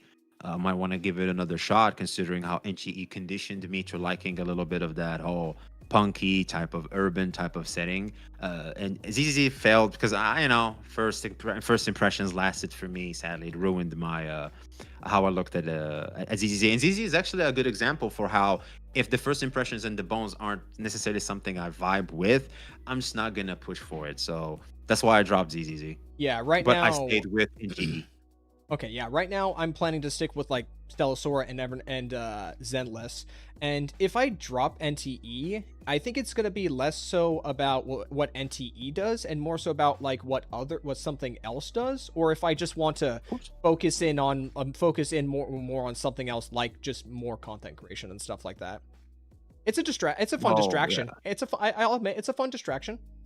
exactly. I, And I that's what I'll a admit video game is supposed to be in I'll your admit, life. I was starting to bounce off of it, but then once because no pull account, that is a self-imposed debuff I gave on myself. But once I Oh yeah, got somebody, now I'm in a they're very. I'm in a much more comfortable position with the game. Yeah, they really want you to. Okay, having a goal is very important in a video game, whether it's beating the game or leveling a character. You need some form of incentive and a goal to work towards. It's very important. If you don't get characters, oh boy. Yeah, the characters are the lifeblood of these games. All right, well, I think Bro, if I don't get a new character per patch, the dude, I cannot survive playing that patch. It becomes very excruciatingly painful to play in that patch every day. It's incredible. That's why I'm saying these games are inherently just incomplete. They're slop. I mean, let's call them for what they are. They're slop games, man. Like shit. I did. Genshin should have Hey, hey, came hey, out hey, with hey, all hey, 7 hey, reasons. hey, hey. Uh, When did I ever say I'm not a pig? When did I say I'm Look, not a I pig? enjoy slop too, but all I I'm never said I'm saying not a is pig. we gotta go about this with that type of mindset and acknowledging that ultimately these are slop games, and you see that in pushing the product incomplete. Fucking Genshin coming out. Oh, you gotta explore all 7 regions. Okay, where they at? Oh, you gotta wait 6 years for that shit. What? Excuse me.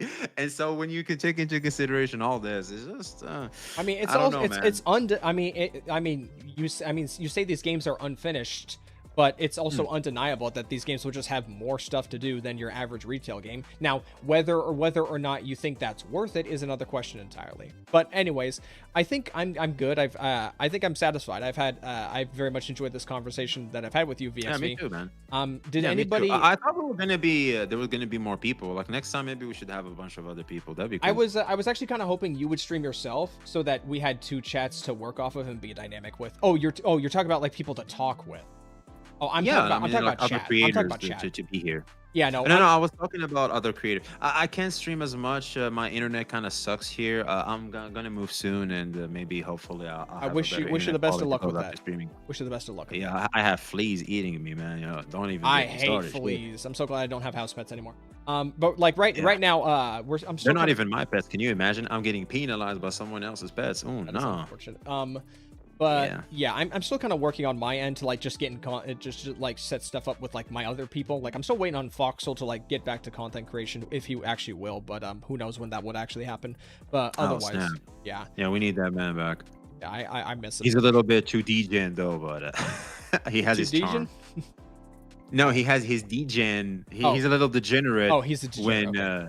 when provoked, but all in all, I think he has his charm. Okay, well, I think that'll be it for this conversation about I'll Neverness try to Everness. invite other people. Ah, there's my man Nonpon, for example. It could be me, you, Nonpon. I'll see if other people are cool and we can do something. But now, I'm glad we have this conversation. Haven't really had a chance to like engage with you on this kind of level before. Just been kind of doing our Yeah, own me too, thing man. I nearby. appreciate it. I think this was I got to know you better. I appreciate that. All right, yeah.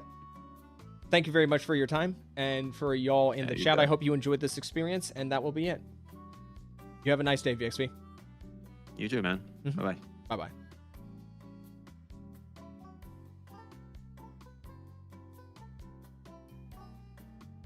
All right. Get the Spotify closed. All right. So I'd say that was a very productive thing, lads. All right, let me get my video. Okay. You left her waiting for hours? I didn't think we were gonna do webcam, but whatever. I did not think we were gonna do webcam. Let me get up and swap the formation. Hello, Blade Shooter. All right. Oh, what just popped? Hold on, F5. What just popped while I've been in here? Cafe? Oh, okay. Am I close to a level up? Nah, that'll be. Okay.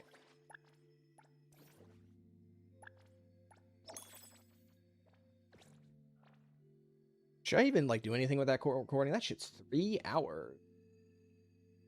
I just VX chat, and I don't think I even want to like cut and paste it because that's gonna be a massive file to move. Oh, how big is that shit? About like what, 20 gigs? Only 11 gigs. That's surprising. Okay. Well, I'll leave that alone for now. Let us get out of here. And we're going to move on to Zenless Zone 0. We got that. I got to do that event. That. Close that.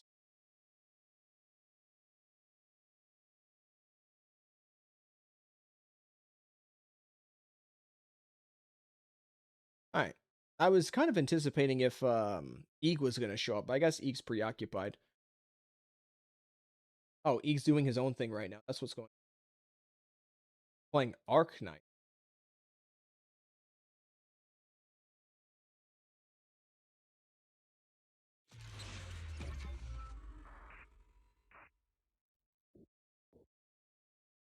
Just go ahead and take a look. Just pop into it. Just pop into his cannon. Just what he's. Oops.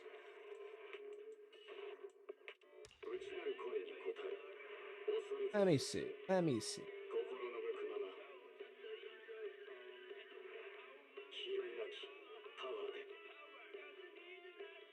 Couldn't quite question VxV if he's giving more benefit of the doubt and dismissing more criticism than usual. Yeah.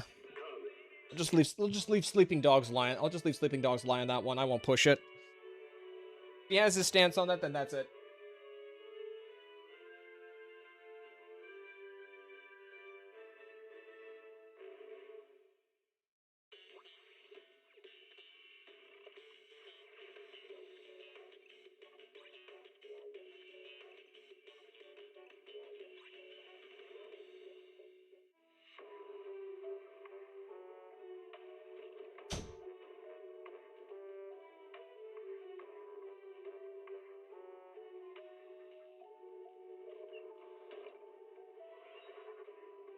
A lot of overlap with NTE and the ZZ and NTE fan base. There's also a lot of overlap with people trying to push NTE as a better Zenless. Just best to just ignore them. I'm going to take this opportunity to eat something because we've literally been going for 3 hours. So I'm kind of, hungry. So we're just going to do that for a moment. All right. So we're just going to leave this right here for a moment. And I guess I'll just talk to anybody if they want to. Hello, Kaskamo. First I've heard of that? No, yeah. Well, you guys got to remember, I'm on Twitter. I am on Twitter, and I'm on Twitter because I need shitpost material, okay? So when I'm inevitably on Twitter and I curate my shit so that I'm looking at trying to find funny shitpost material, I get a lot of tribalism stuff because let's be honest here. Tribalism in and of itself can be funny at times, but it also means you just kind of get the unfunny tribalism. People just spouting stuff at each other. And one of that thing is being some people trying to say that NTE logs Zenless. And then you ask them about what they mod Zenless for, and it's like the dating system.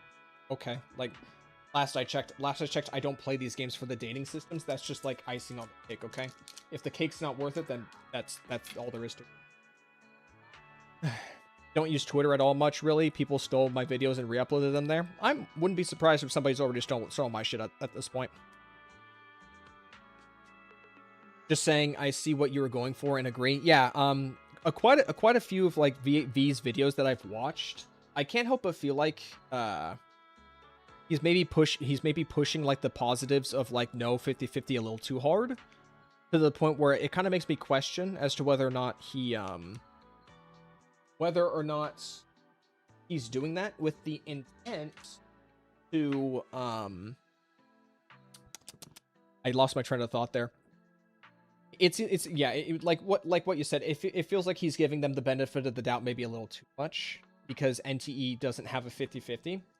And if y'all remember, like one of the big contributing elements of like the Wooba community as a whole is that Wooba in general is more generous than Genshin.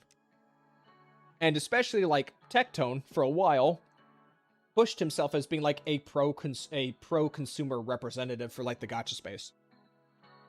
So, in a way, NTE kind of mirrors that as well.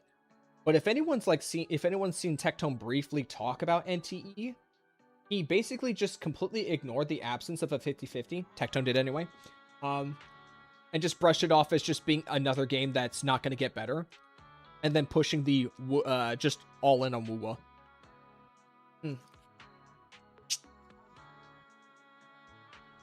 Why is this not playing? Oh, he just started.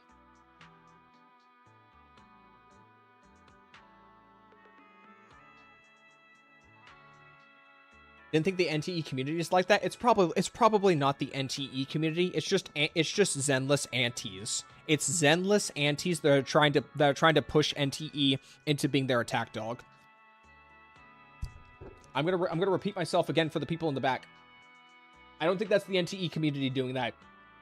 I think it is largely Zenless antis. I would even be surprised if these Zenless antis even play NTE. More than just a little bit. And hey, if there are NTE antis that are actually doing that, it's probably not that many. It's just not worth taking seriously.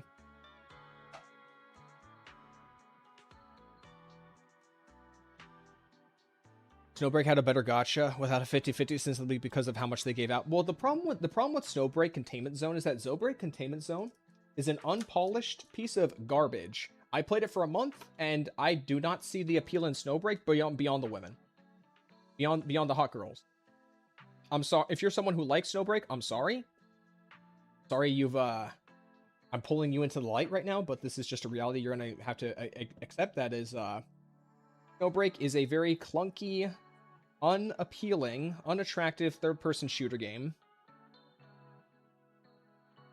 that hasn't really changed much. If you had to compare, you'd compare ZZZ to PGR. Well, yeah, pretty much. But you have to understand that Zenless, when it came out, was trying to do that, was trying to be this mix of like instance-based combat and then like social life Persona style. And obviously like NTE is kind of aiming for that as well with like its mixture of like combat and social elements. So obviously like the comparisons were going to happen.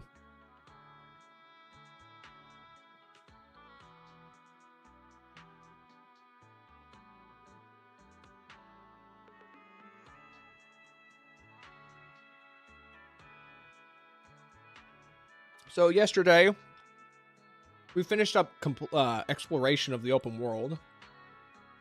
And today, the only thing we have left right now for version 3 is the permanent edition of the auto chess mode.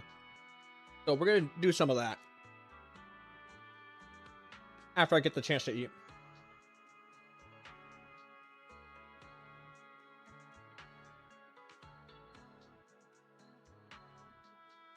ZZZ has a good layer for its bond system. The bond system in Zenless is outdated, okay? I'll be the first to say that. They're not really doing anything with it, okay? They spawn like a handful of characters in fixed locations that you can talk to and get a little bit of rep bond with them. Then, once you've filled up a certain amount, you then get the option to hang out with them, where you then go to a fixed point on the map and they yap for a bit, and then that's it. And then afterwards, you then have to go play 2 arcade games with them. You have to go watch them make a generic bouquet. And you have to run around the map looking for points of interest for them to interact with. It's shallow. It's not really interesting. And it's a chore. It's the one thing in Zenless that I dread having to do because of how much of a waste. Like, it's both a waste of time, but also I don't want to just mute it and just do it as background content. Because I do want to like listen to the characters during the interactions, but like the content itself is not that interesting.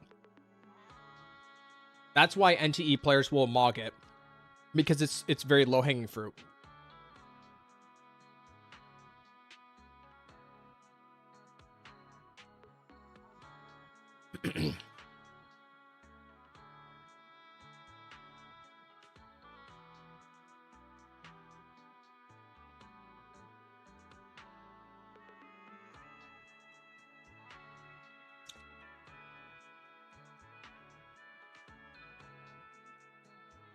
Not a lot of gacha do the bomb system right. I think chasing the bond system in and of itself is kind of a pointless thing to do anyway.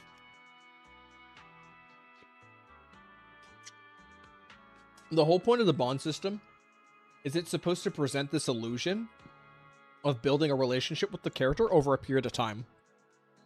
But either it's too long, it's too arbitrary, or what was the last one I was going to make? It's too long, it's too arbitrary. I don't even know what the last one I was going to say. Uncanny? Weird? I don't know.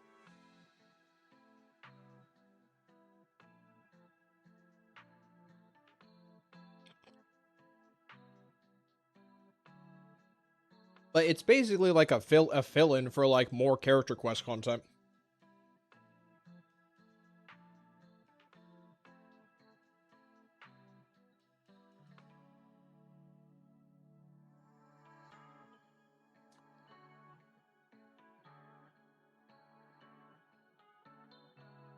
And let's be honest here. The bond system might be better in NTE in terms of like what you can do, but it takes way too long to build up. I know there's a skin locked behind it, but still.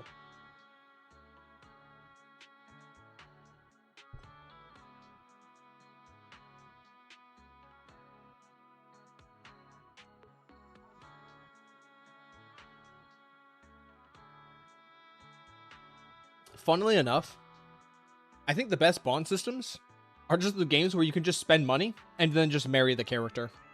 Unironically. So like the Bond ring in Girls Frontline 2.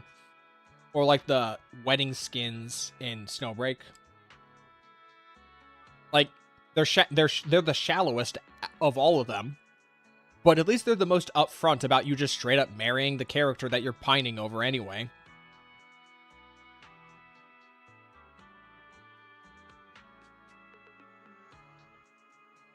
None of this, I'll walk the ends of the earth platonically with you bullshit.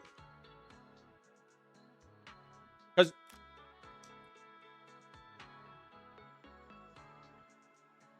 who cares? Who cares about the journey to marrying your waifu in a gacha game, okay? It's all about the end destination. As for the journey, we will headcanon that shit while we're taking a shower, while we're going to work, while we're masturbating, okay? We will fill in the gaps between the start and the end, okay? We don't need the game to do that. We just need the game to fulfill the end point of marrying them, alright? That's it. That's all there is to it. Everything else is just window dressing. For the Enfield bond system, I don't even recall the Enfield system at all. It was like you just stick them on the ship and then just a meter fills. Oh.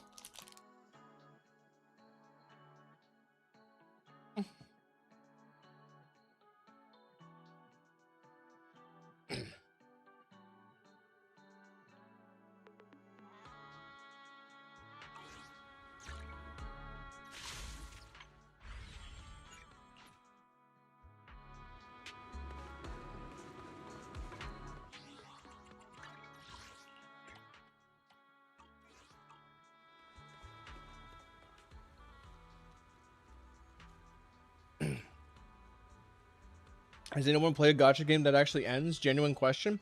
What happens after that? Goodbye, non-pawn. Here's how a gacha game ends, okay? End of service. That's it. And how does that end? Well, you don't get your shit anymore. Game's gone. That's all there is to it. The only time you care about that stuff is when there are stat advantages or extra special abilities for marrying the characters. Well, yeah, pretty much.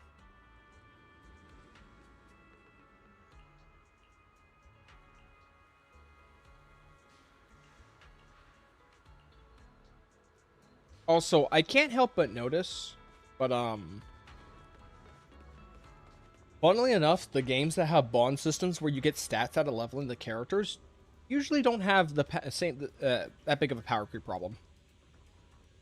Am I saying the two things are related? No. Am I saying it's coincidental? Yes.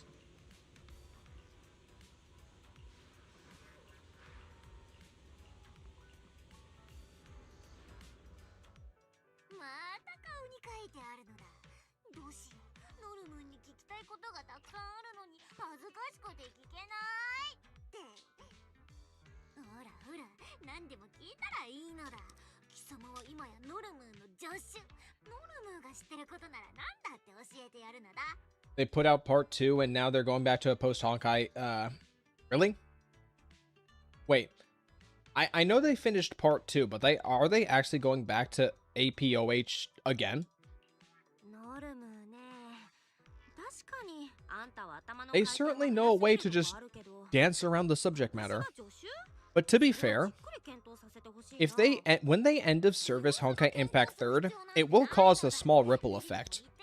Small to moderate, maybe big.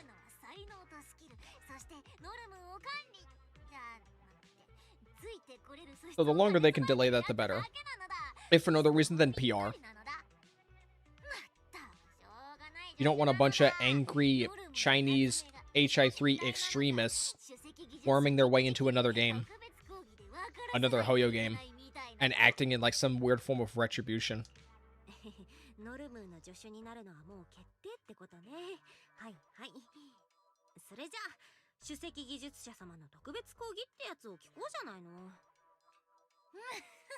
Oh, looks like Egg Stream got fried again.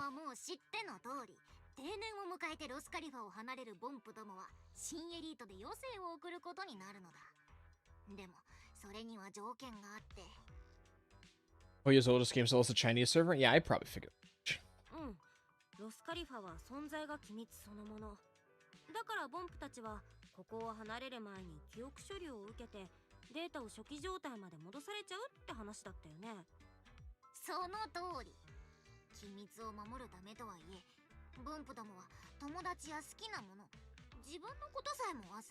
Like Zenless would take the hit if that were to happen? Well, here's hoping not. Are you saying like they'll take the hit as in like the HI3 extremists will come over here? Or are you just talking about like the chilling effect that will create for like the existing player bases?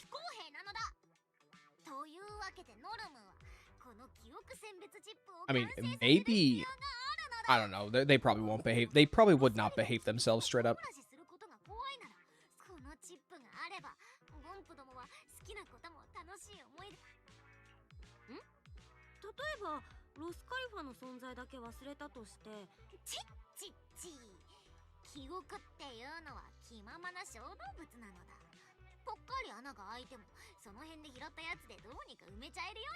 Funny considering how many people shout EOS every time ZZZ doesn't make a bajillion dollars. Well, it doesn't need to make a bajillion dollars because it's not out here. It's not out here trying to be a big scale game.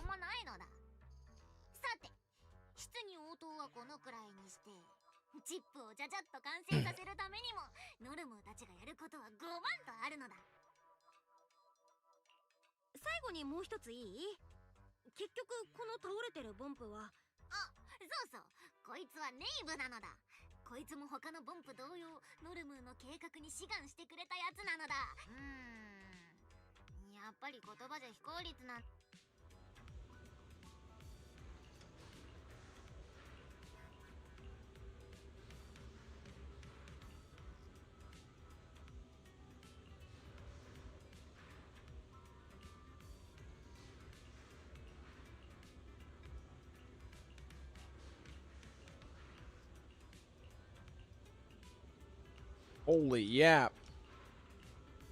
HI3 extremists and some of the ripple effects since the gameplay is the most directly comparable. Well, look at this way, okay? Look at this way, okay? Zenless, yes, it might have the most similar gameplay, but Genshin was the game that came after Honkai Impact 3rd. It is also the most influential game in terms of company profits. And if we're talking about like actual setting, then that would be Star Rail.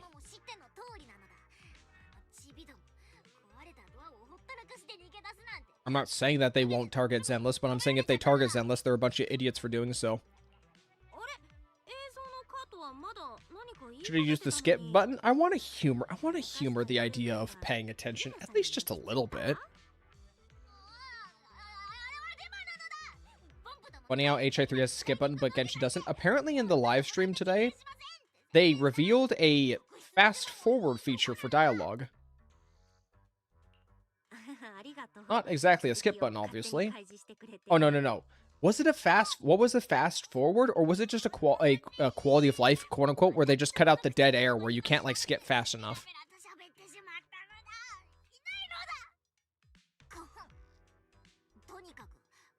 Skip button's probably a coding issue.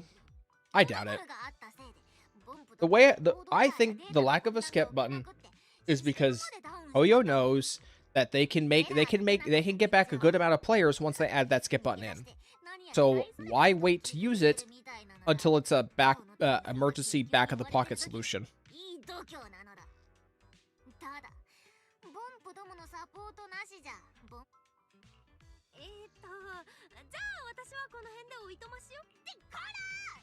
こが誰の縄張りだと思ってるのだというわけで貴様はその無敵のハッキングスキルでダウンしてるボンプどものデータスペースにアクセスするのだ。ボンピューターの修復に戻るボンプが増えれば記憶選別チップの完成もそれだけ近づくのだ。なるほど、責任重大だね。それでノルムはここで何をするの？ That includes you, but only if the skip button is going to work on older quests. I don't see why the skip button won't work on older quests. Honkai Star Rail skip button is retroactive, right? It should be. Now, Zenless's...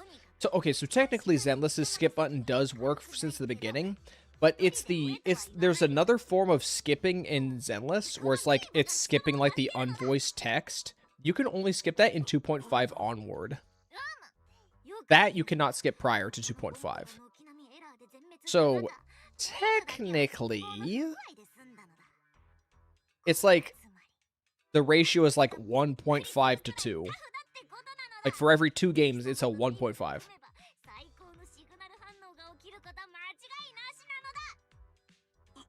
It wasn't for HSR? Well, that's unfortunate. How the hell do you do that?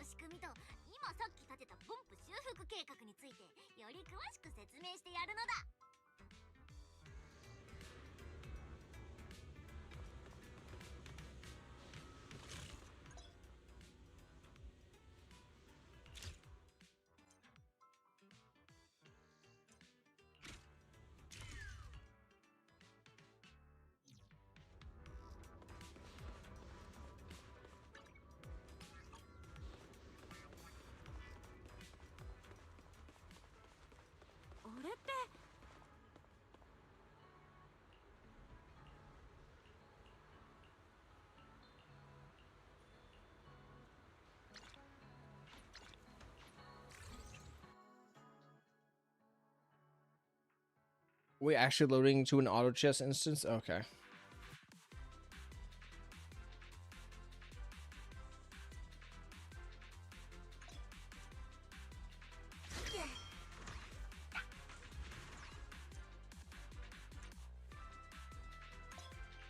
Oh, now I have to manage them? Oh boy. Can't just automate it?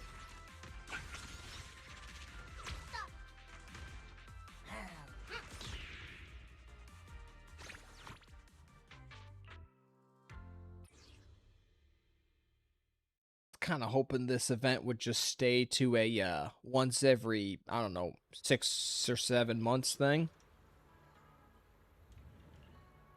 Don't think we needed it to be permanent, but I guess here we are.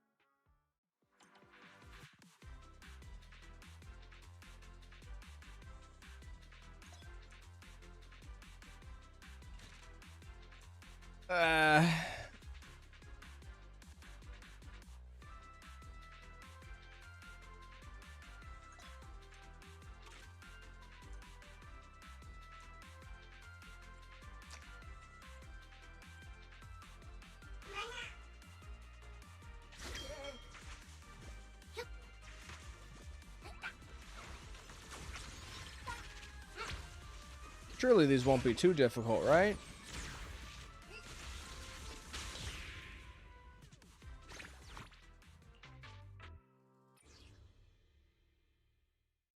Auto chess is back. Not only is it back, it is now a permanent event.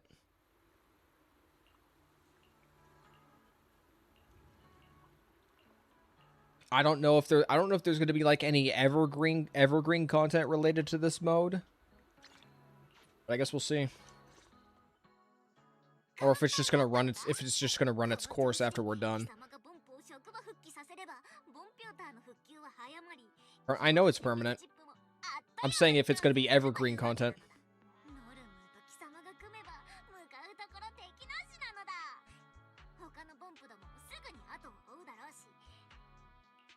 システムがダウンしちゃうくらいのエラーだったし、怖がって戻ってくれないかなって思ってたけど、ロスカリファのボンプどもにとってそれだけノルムーの研究が悲願ってことなのだ。まあエラーを起こしたボンプどもはぶっちゃけ楽勝なのだ。それより逃げ出したチビどもを連れ戻す方がよっぽど。ノルムーに残された時間は少ないとはいえ。じゃあどうやって探す？あの子たちが言ってた計画ってやつ。もちろんお見通しとはいかないけど、天才に解けない謎などないのだ。何せここには関係者、もとい関係ボンプがいるのだ。 Alright, at this point we're just playing the Norma patch. さてネイブ、貴様とあの逃げた連中が友達 Like, at least try a bit harder to hide that. Oh, you're just replying to Shu, okay. あ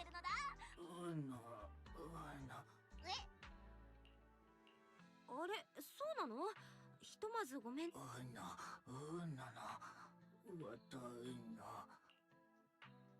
まらないで。あの時あんたは故障してたし。さすがは我が助手なのだ。ボンプの修理屋として2番手に甘んじることをこのノルムーが許さないことくらいロス。そうったらそうなのだ。ほら、貴様は安心して仕事に戻るのだ。ネイブが例の計画について何も知らないとなると、こっちも新しい計画が必要になってくるね。まあまあ、そもそも見込み違いだったのだ。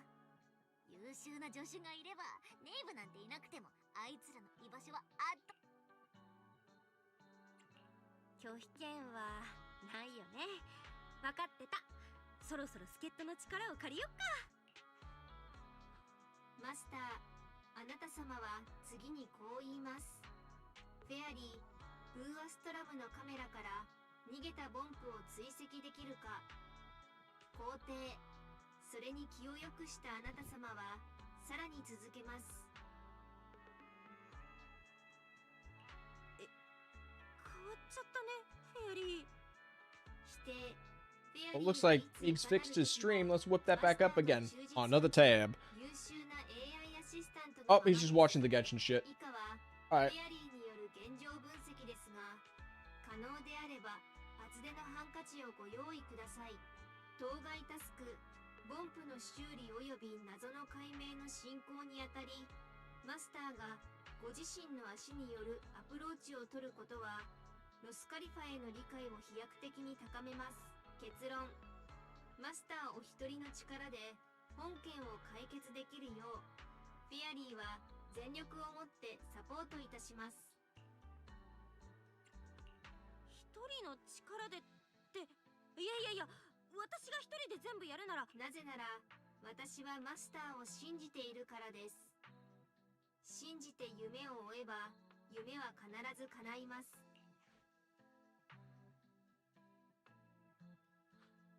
おい、誰と話してたのだ。おお、さっきまで任せとけみたいな感じだ。ただの AI アシスタントだよ。親心でストライキを起こされたけど。できなくはないけど、近頃ベリナってはすっげえ忙しそうなのだ。まさかあんたベリナさんに報告してないとか言わないよね。ノルムが今回研究してるチップのことも。今すぐベリナさんに自首したら。別にベリナがしてるかどうかは重要じゃないのだ。ノルムが言いたいのは外の力に頼る必要なんかないってことなのだ。明るい話をするのだ。ボンプどもも仕事に戻りつつあることだし、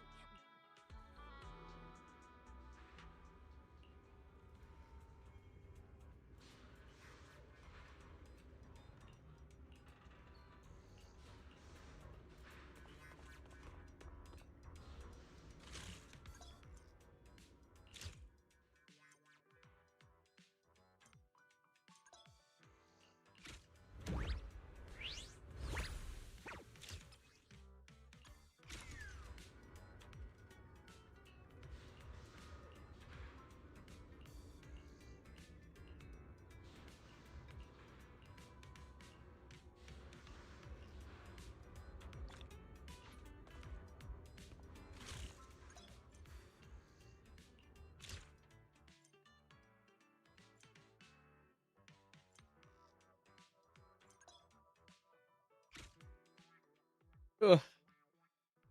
So much reading.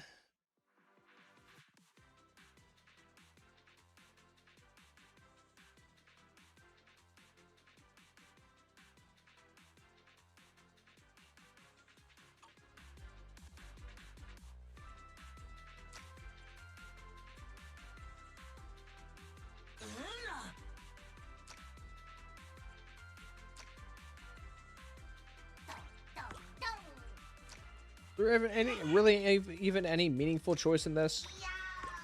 Doesn't even look like it.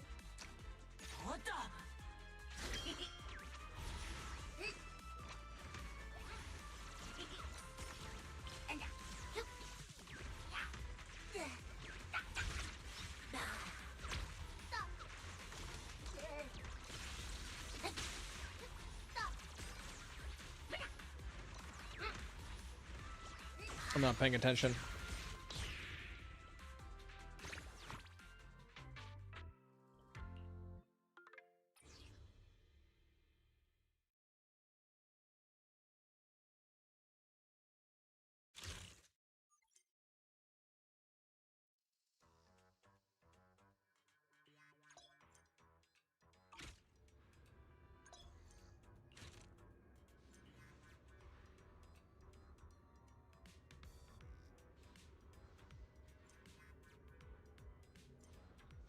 What I'm doing. Too much shit at once.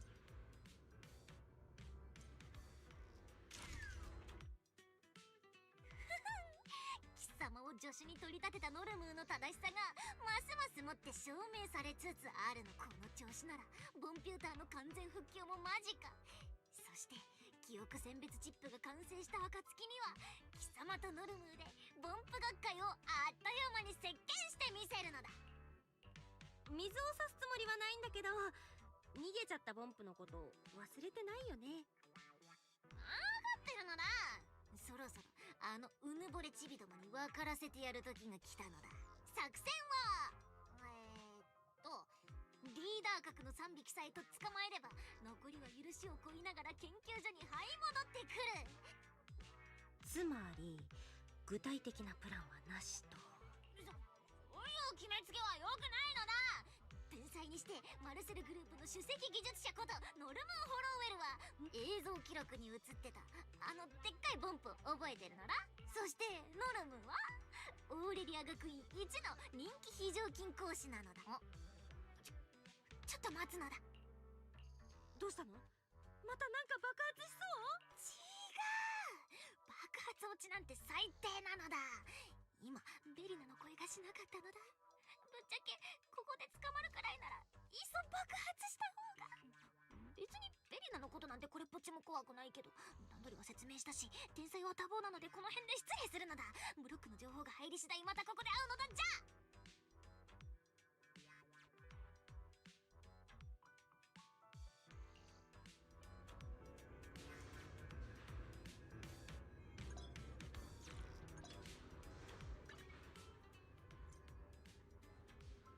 Oh boy, yep, now it's here. Alright.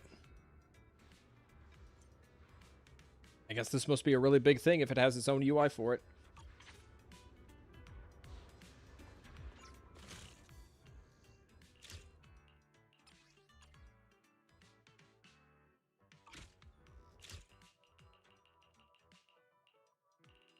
Oh, just 9 phases of that.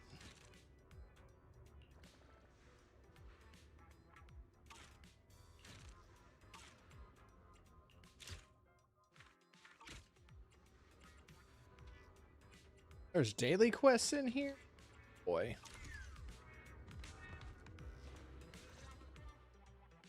お邪魔するわ。店長さん、たった今誰かがここから慌てて逃げていかなかったかしら。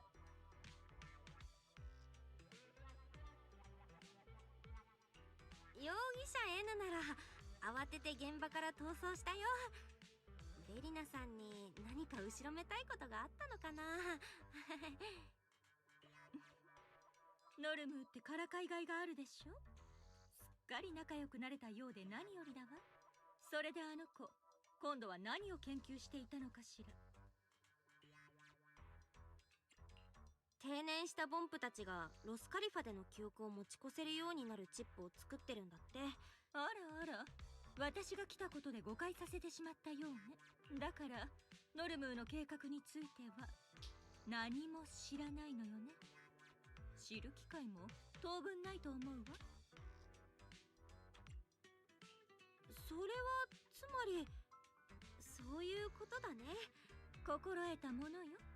あの子は昔から特別だったから。もちろん特別手が焼ける。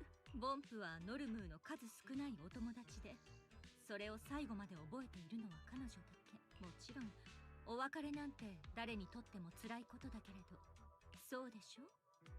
たとえ私が許可しなくても、ただいくらノルムーに天賦の才能があるからといって、ノルムーはあの性格だからなかなかボンプ以外とは打ち解けてくれないのだけれど、店長さんのことはとっても信頼しているのがわかるわ。あははは、個性的な友達がいっぱいいるからかな。性格もいろいろだけど、みんな優しくていい人たちってのは共通。さすがは店長さんね。きっとノルムーもあなたのお友達の中でこのところ外形局を取り巻く状況は複雑で、ボンプたちとの関係改善も道半ばだわ。コンピューターを直して脱走したボンプを連れ戻す。ありがとう。私の方でもフォローできるように準備はしておくから。それにしても逃げてしまったボンプたちは。実はベリナさんの方が当のノルムーより詳しいんじゃないとか思って。そんなことはないわ。今日はノルムーをよろしくと伝えに来ただけだもの。私たちの小さな天才にはぜひ謎を解き明かす楽しみを味わ。何も知らない風にね。 This is a lot for just one mode. Is this supposed to be on the same level of content as like the temple management stuff? コンピューターの修復に戻ろっか。 Because at least with the temple management, it was just simple. It was just press some buttons. Kinda? No.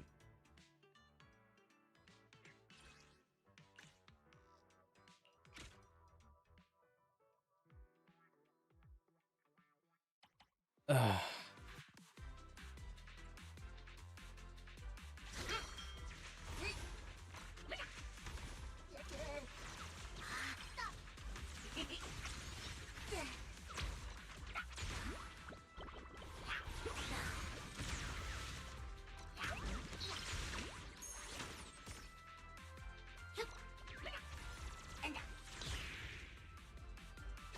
At least they separated it from main story. That's an expectation. That's after what people have experienced with version 2, that should be a minimum expectation. Now, beyond that, that's going to come down to personal preference. And I personally am not for this. Ugh. Did something happen to YouTube? Oh, is my stream not working? There was like some weird OBS issues earlier where I dropped frames, but I think that was on the recording. That might have been on the recording with the VxV live podcast, but I don't know if I'm gonna keep that one in. Might as well just yeah.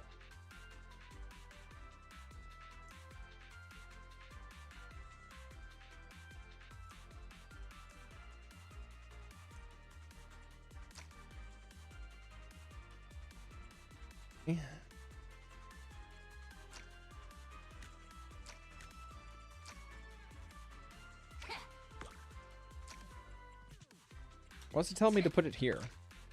They're giving me like a recommended row?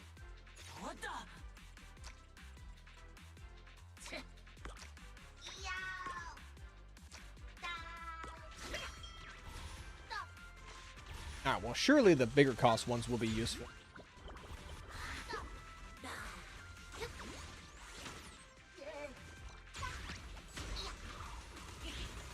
This is not working. Try.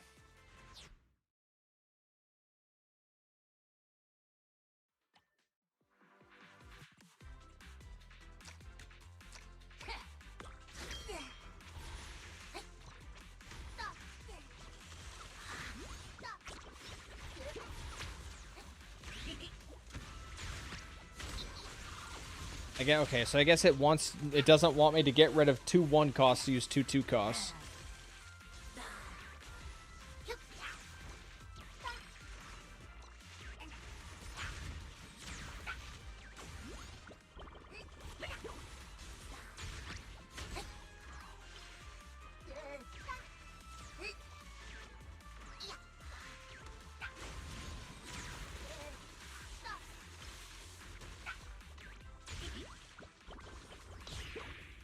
Alright. Do we know when Ramiel is going to come out? 3.1? 3.1 is when people are thinking that it's going to come out. In fact, we have confirmation by Hoyo themselves because they literally say, oi, if you pull Volina, your ideal teammates includes the unreleased Ramiel. So it's going to be Ramiel. Obviously. It's not even according to Dreams. It's based off of literally the recommended lineup that they put on their social media accounts.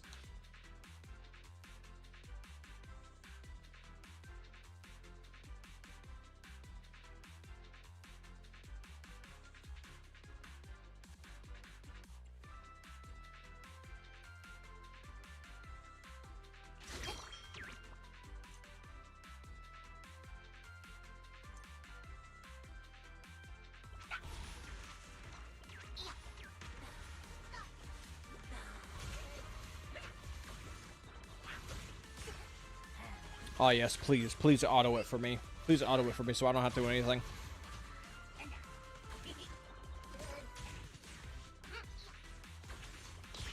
Probably start installing the game again. Yeah. I've never really understood people who say something along the lines of, and this is no offense to you, this is speaking in general sense. I've never understood people who say, oh, I'll reinstall the game when this character comes out. Like, if you're thinking about reinstalling the game, you should probably get it going, like, right now, so you can start gathering as much currency as you can from, like, login events, events that you can, like, fast track to, just anything, really.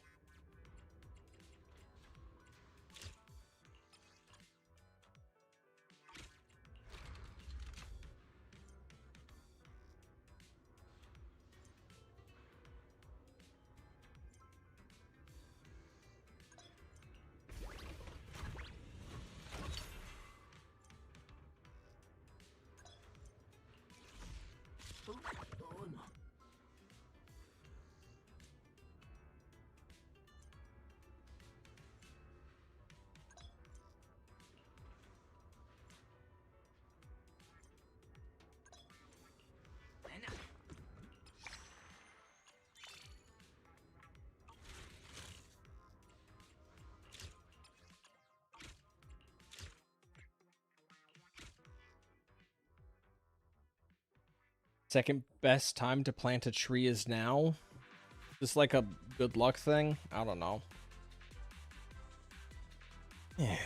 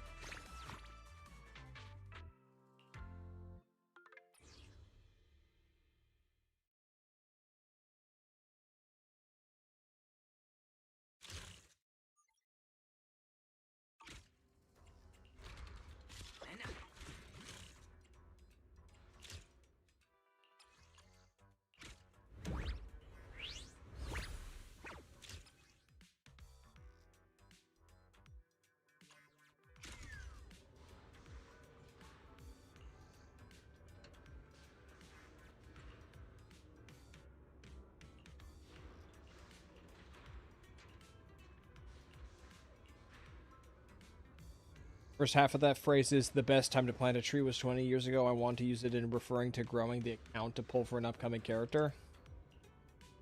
Yeah, that one went over my head. I'm just going to say that right now.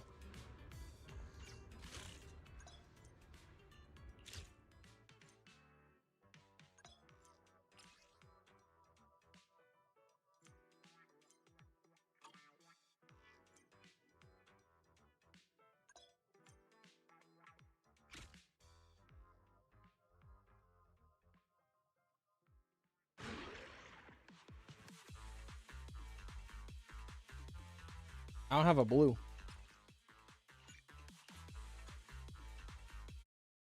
This is where I got more pulls. Can I just pull somebody?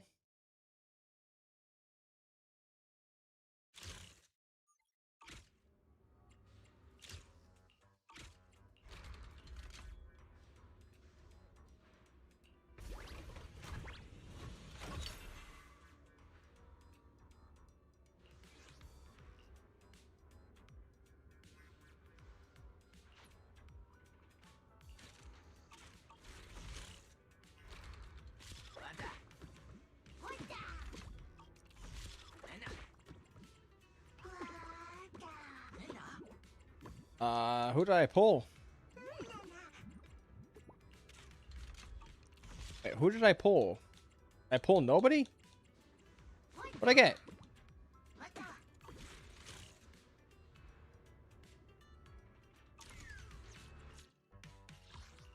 Fuck is it?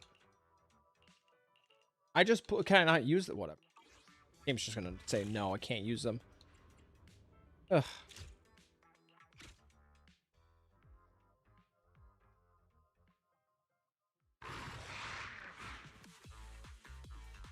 Oh, well, there they are.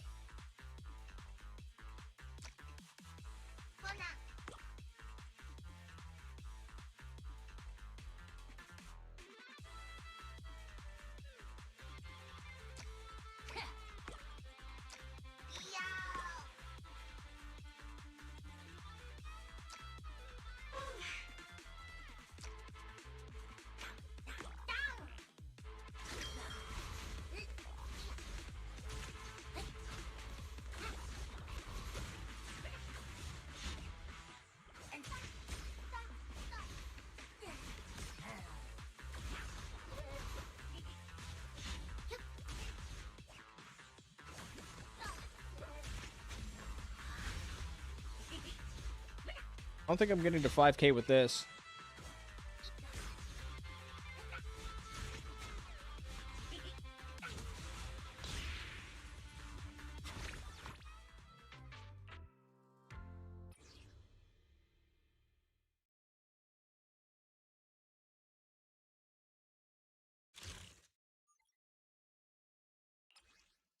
Cool, so nothing. Great.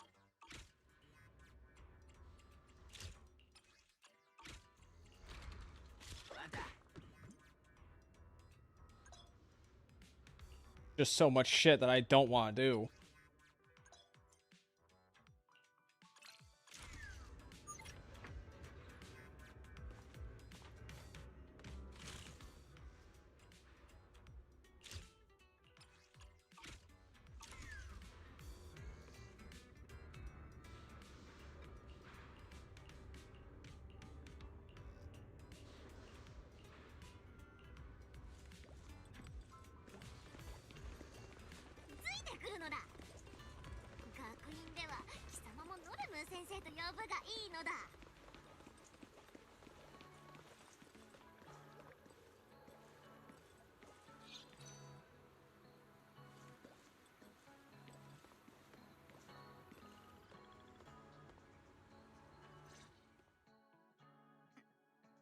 先生だ。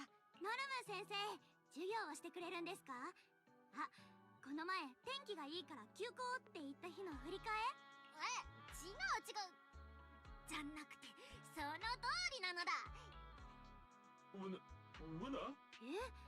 でもブロックはここで私たちに小さな飛行機の作り方を教えてくれてたんですよ。僕はブロックは教師に不向きだとわかるのだ。わな。興奮。いいか、ブロック。あ？貴様はダメなのだ。少なくとも研究に関してはダメなのだ。ノルム、もうちょっと言葉選びとかさ。それができないのがノルムだもんね。だってこいつは自分の能力を正しく客観視してるだけなのだ。それを理由に辞退したいとは言われてないのだ。ノルムのプロジェクトに従事するのは別にどんなボンプでも構わないのだ。少なくともたった今こいつは教職という進路を断たれたばかりだし。違うんです。ブロックの教え方が悪いんじゃなくて、僕が下手だからなんです。いつまで経っても説明書通りに組み立てられないから。やっぱり僕は何にもちゃんとできないんだ。ほら、そういうことあんまり言っちゃダメ。飛行機と説明書ちょっと見せてくれない？は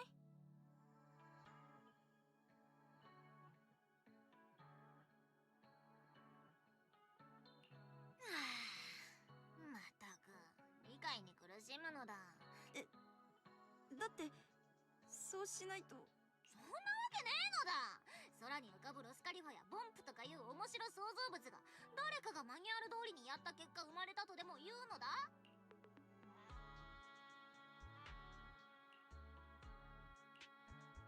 ほら、なんてことないのだ。でも説明書にはこんなの載ってないのに。そうだからこれはノルムーだけの特別な飛行機なのだ。その気になればノルムーはこいつをランチャーで打ち上げて最高到達点で花火みたいに炸裂させることだってできるのだ。たかだか数枚の紙切れに縛られて誰かの発想をなぞるだけなんて。でもノルム先生、僕は天才じゃないですから。貴様が天才じゃないことくらい分かってるのだ。でも貴様はこのノルムーの生徒なのだ。ノルム先生に少し補足するね。今の言葉は天才並みのプレッシャーはまだ感じなくていい。そんなとこなのだ。説明書通りにできない？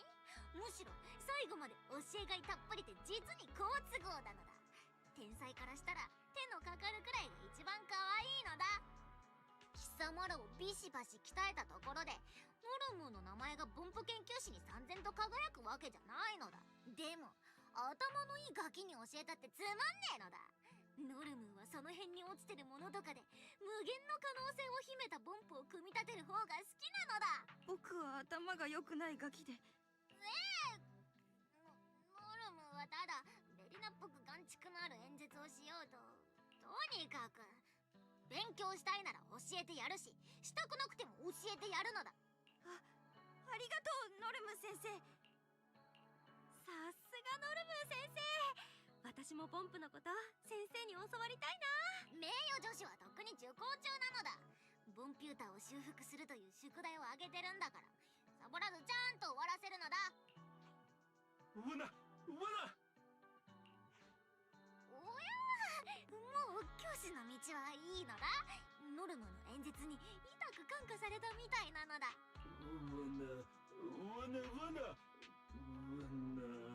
ビビらなくていいのだ。ノルムがついててやるのだ。そうだ、貴様は手始めにそんなことないのだ。いいのだ。家庭の部分は自明であるですっ飛ばすのだ。そんで参考文献は上述によるとかにしとけばいいのだ。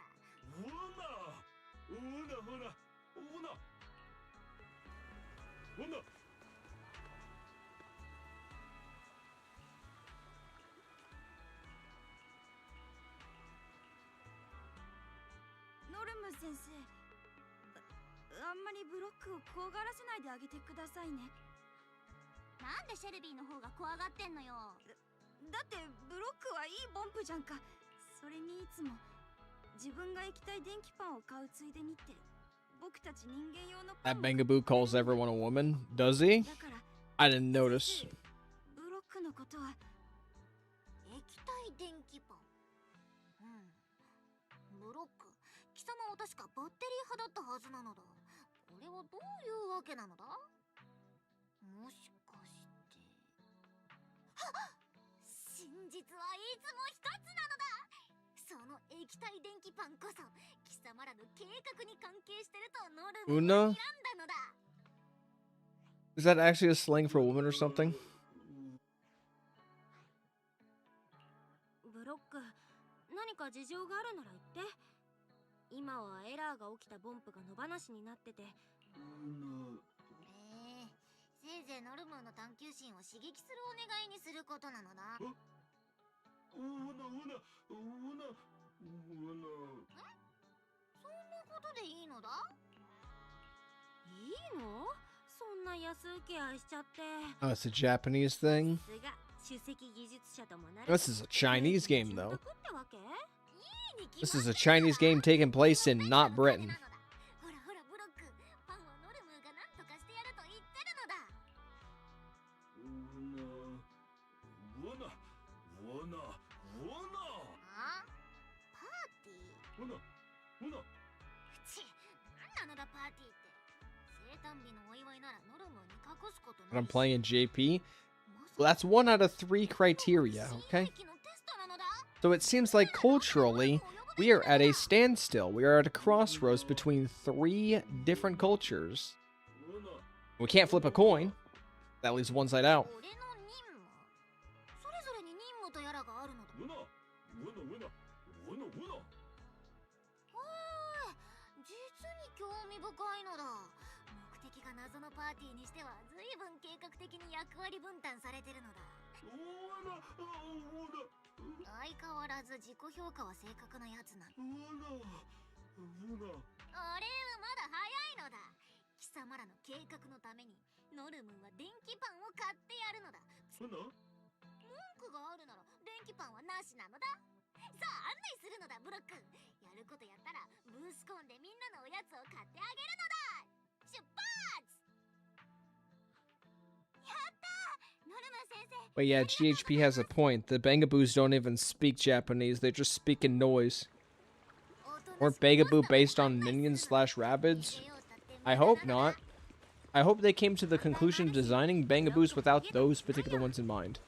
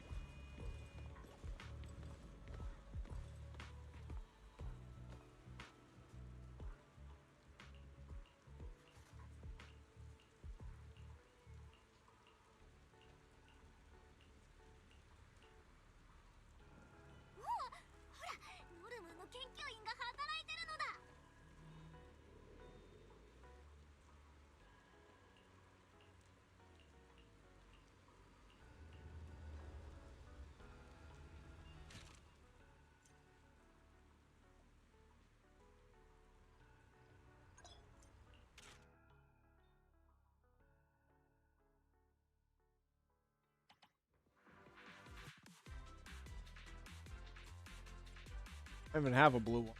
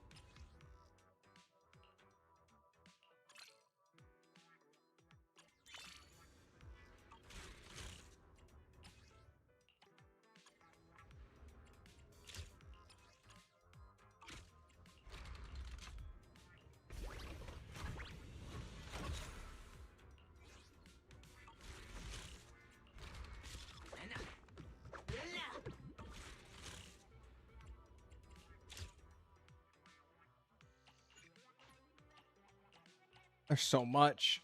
Oh. Yeah, this is a long one. Oh boy. What time is it? 5 p.m.?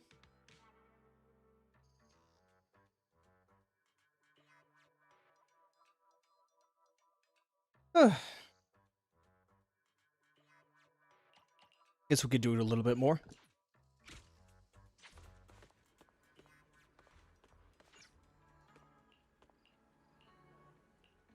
Bangaboo lore runs deep.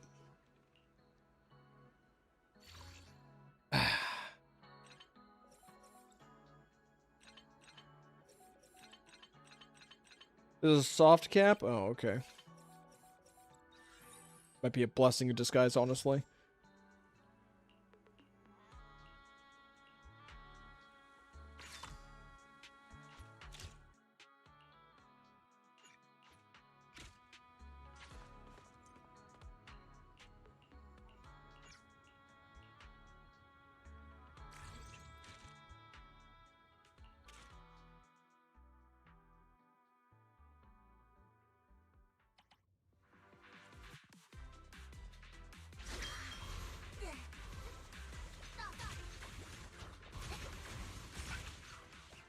But is there an auto team function which just spawns in the best team for you? That's the real question. Then I don't even I think I have to think even less than that.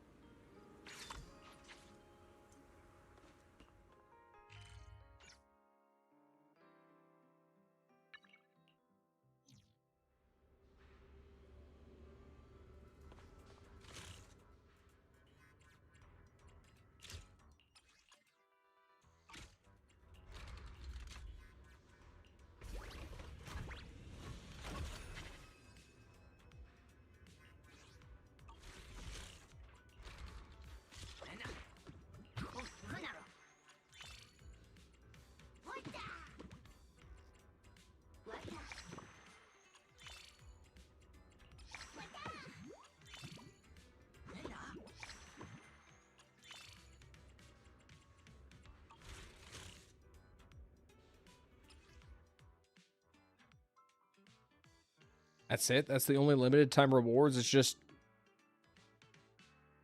What is that? 180 currency? Eh? That's it?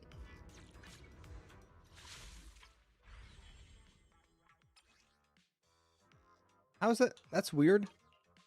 So little.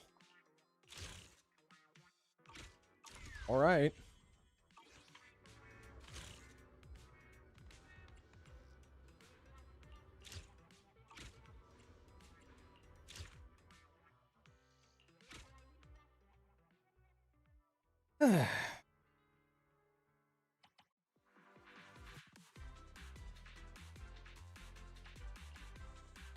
Still no auto function. Okay, so it's just screen guys? Okay. I don't know. That's a green guy too. He's a red guy.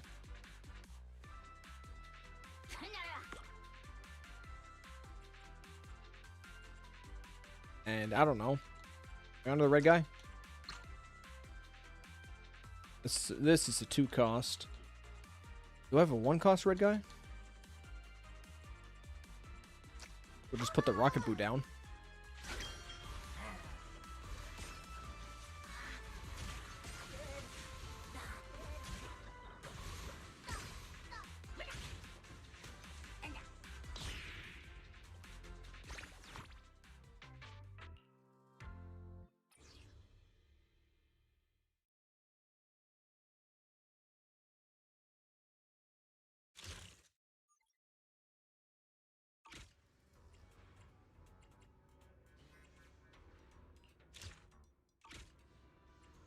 Wait, what is this?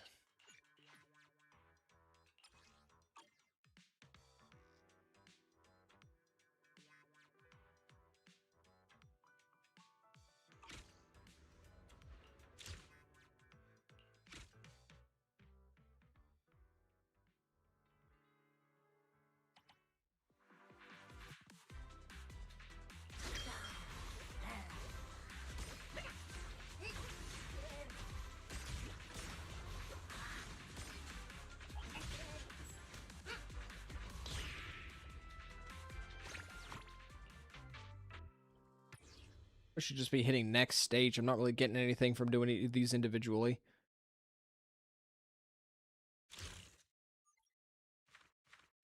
It's like just like reroll material. It's just stat materials.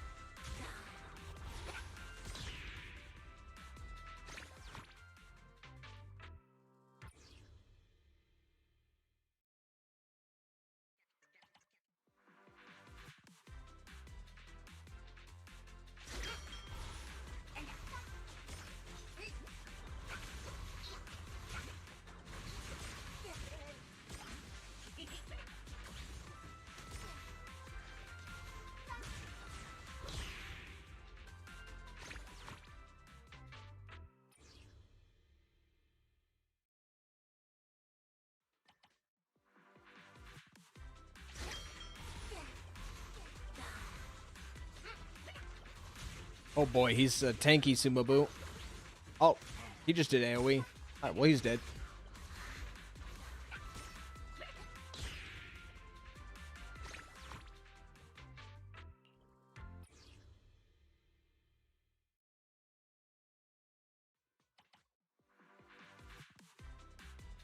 Okay, now we need greens.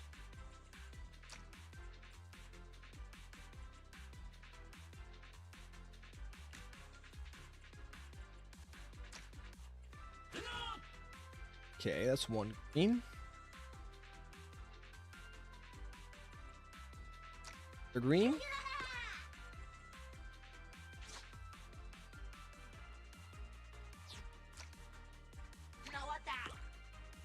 And can we get the healer? Can we get the healer?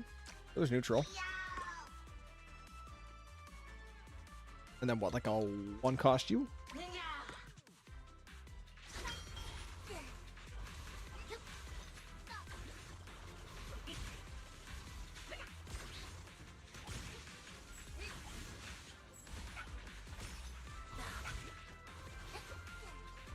Why is my tank getting shredded?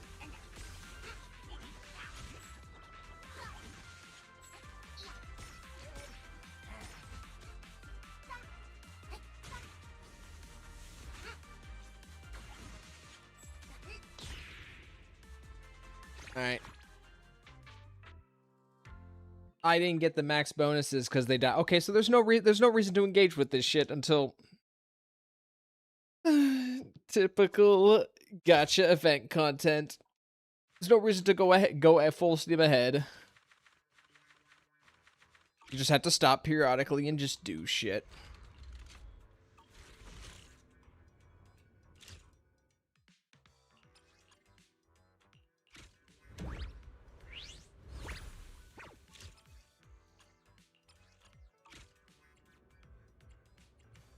Ugh.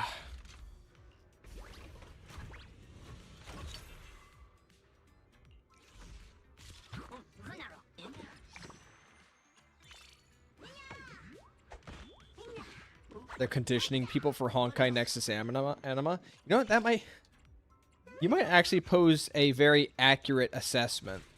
This might honestly just be for Nexus anima. Did not think of it that way.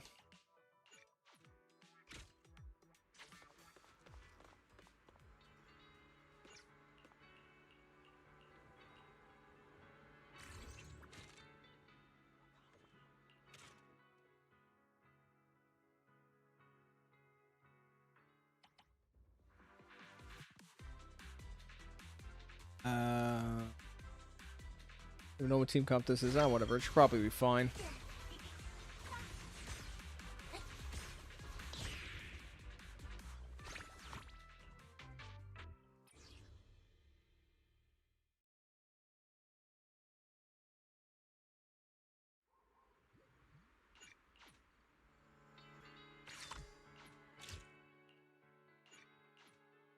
Means Hoyo's next game will be a third-person shooter.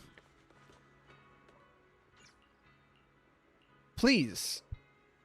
I wouldn't mind that. Also, I feel like Girls Front Line is going to come out with the third-person shooter first. They've got quite a few projects already in mind. I think one of them's a third-person shooter, which I would like to see with GFL2 characters. I don't really want to see Hoyo make a shooter. I want to see the guys who have gun waifus make the gun game.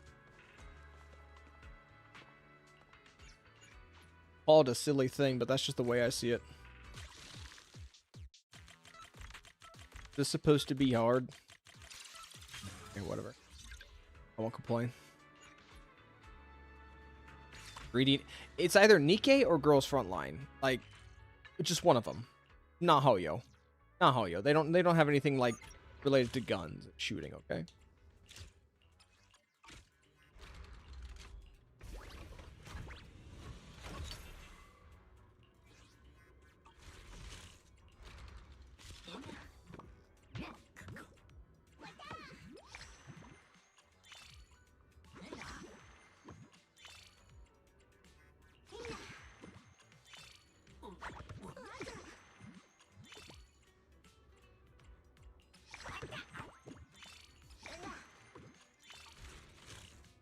Nikki seems already pouring their earnings to develop non-gachas. Oh yeah, right. With Stella Blade. How could I forget?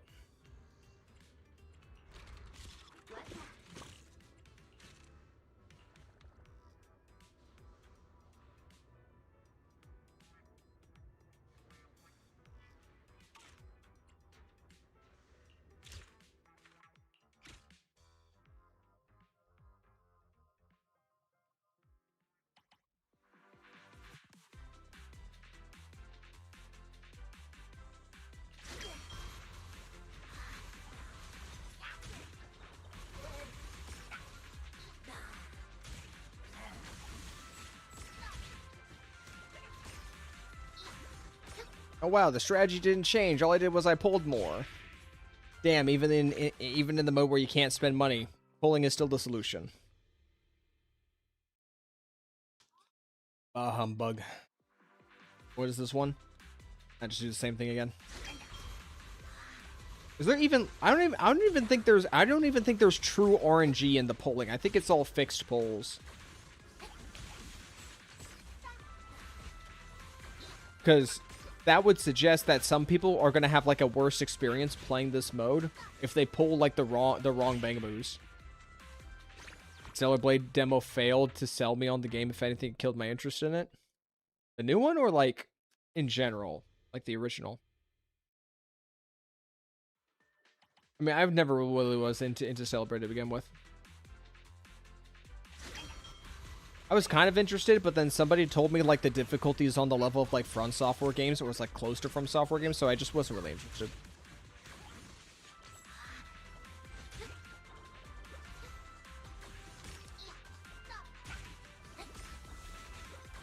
You have an easy mode?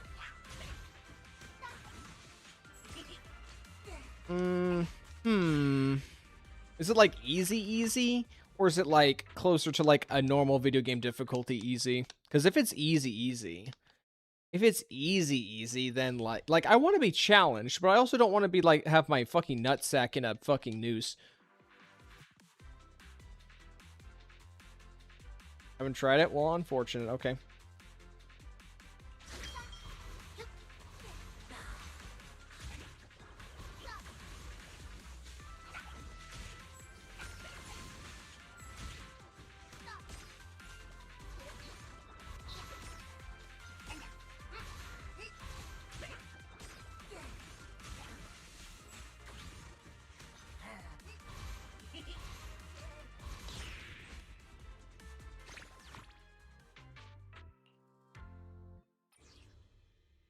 Even getting this training efficiency.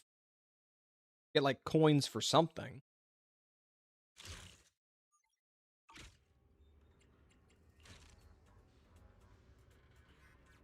It's not that. So wait, this is raise the group training level of collaborators. And what is this? What are these coins?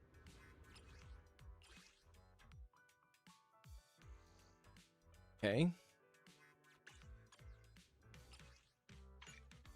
Get module. Oh, I can't do anything with that right now.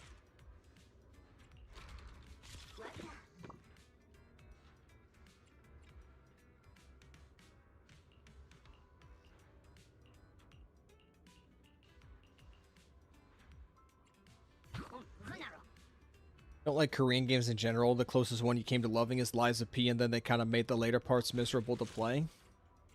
There's always like a big but when it comes to a From Software clone game. That kind of steers people away from it. Okay, surely we can give this like another try and get a better score, right?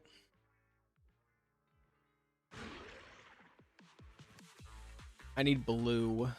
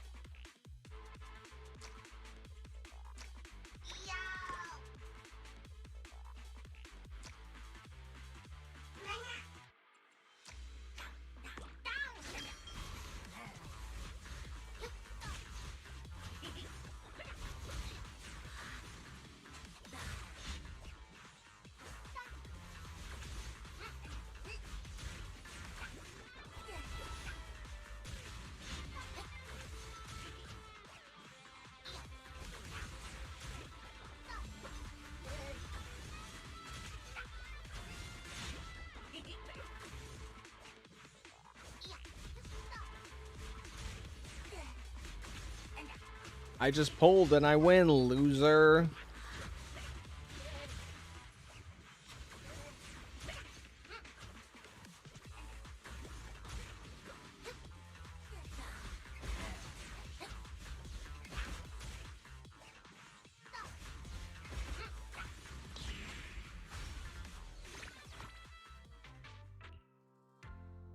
Four pulls.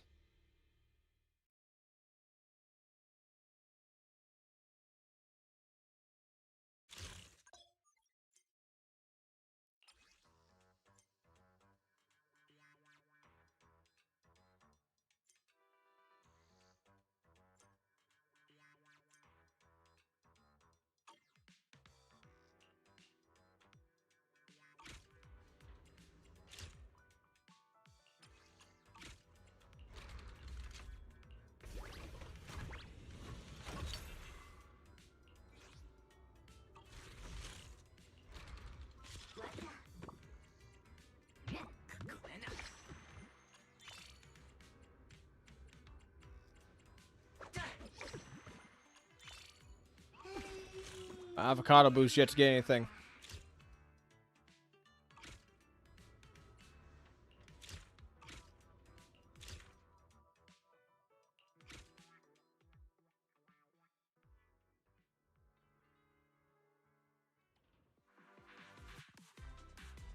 I need reds. Oh, but the reds are going to get countered by the blues. So I think we just stay the course with this one.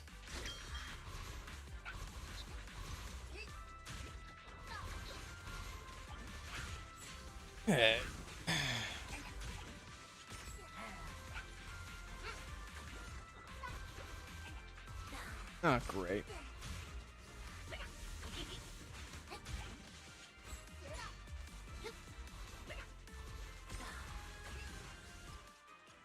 That's not going to work.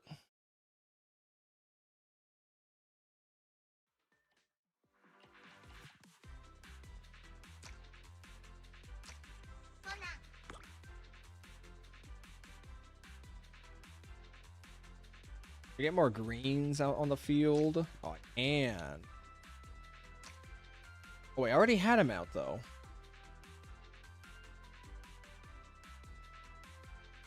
Oh, and the greens get countered by the blue.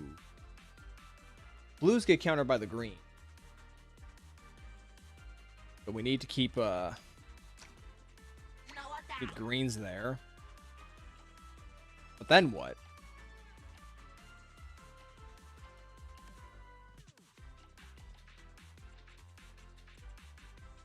Get rid of him?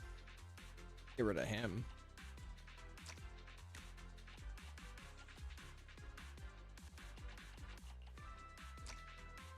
I've got literally, I can't put anything else in though. I literally got nothing.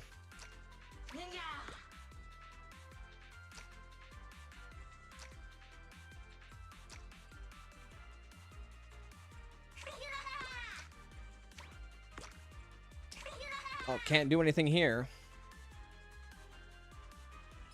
Can't do anything. We should go start sticking stats on them.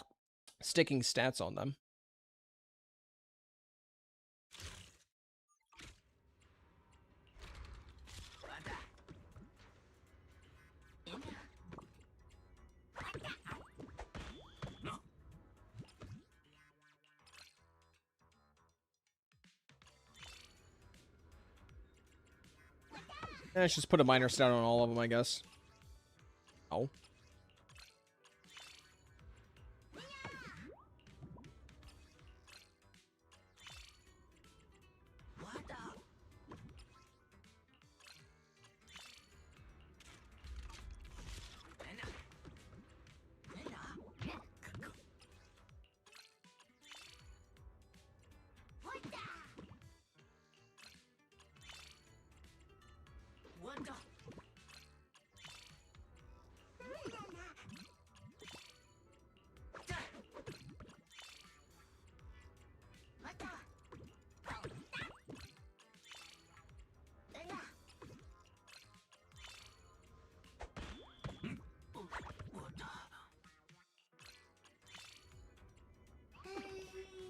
Alright, well, that's all of them. They got, like, some sort of stats on them, so would that be enough?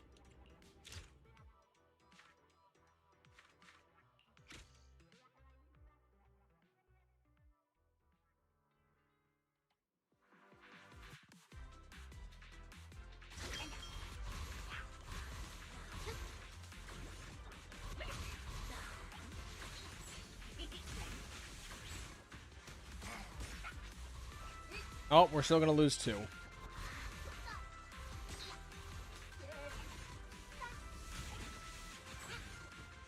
Ugh. I hate this mode. That was so fucking garbage, dude.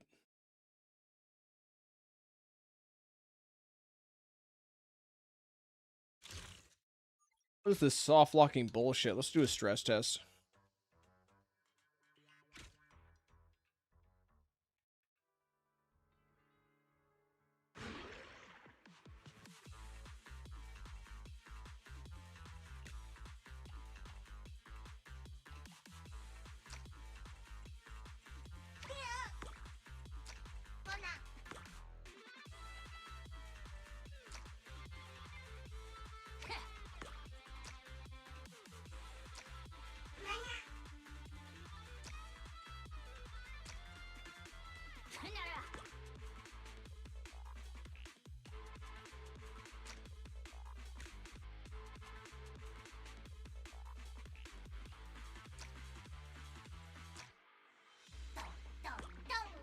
And is there a neutral one? Yeah, the avocado boo in there. Yeah, this isn't gonna do anything. We're gonna lose.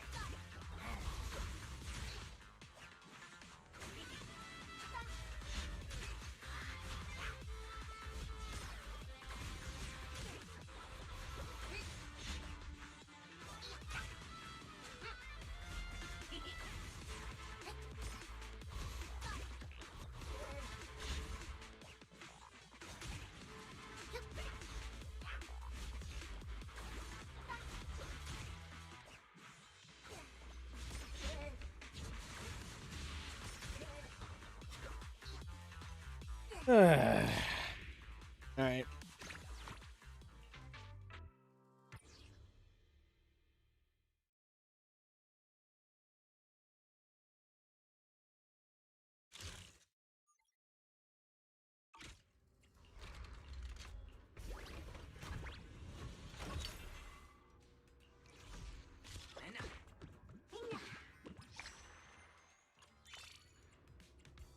Gonna stuff another stat on them.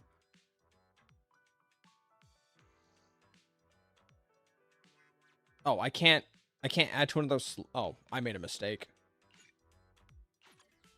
I have to move the slot over manually. Wow, this UI is fucking awful. This UI is actually awful.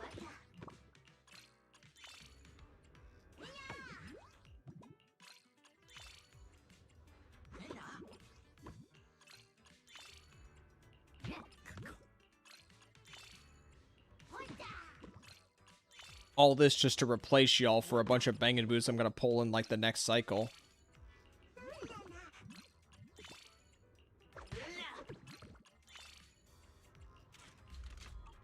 We'll go back.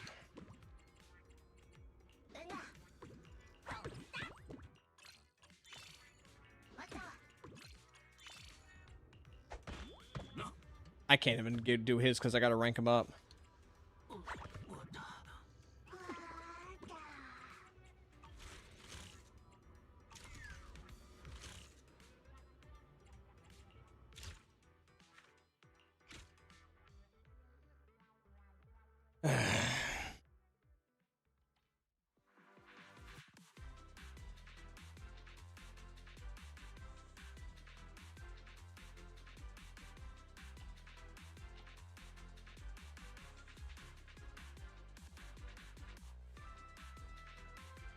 What's it telling me to do? Use Workaholics back row, collaborators, and Vacation Addict front row.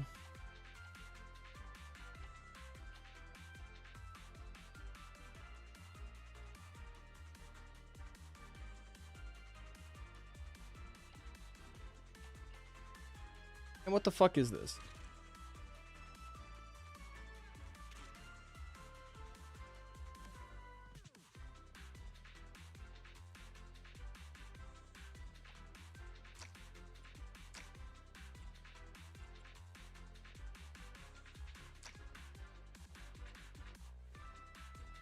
I don't even really have a back row.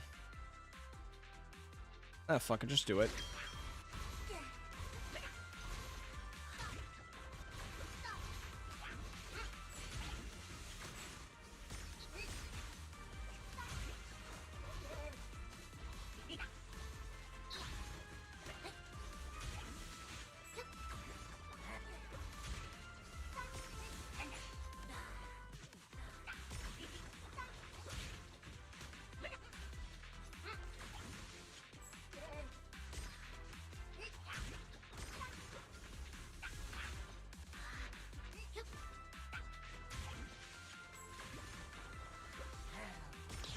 All right.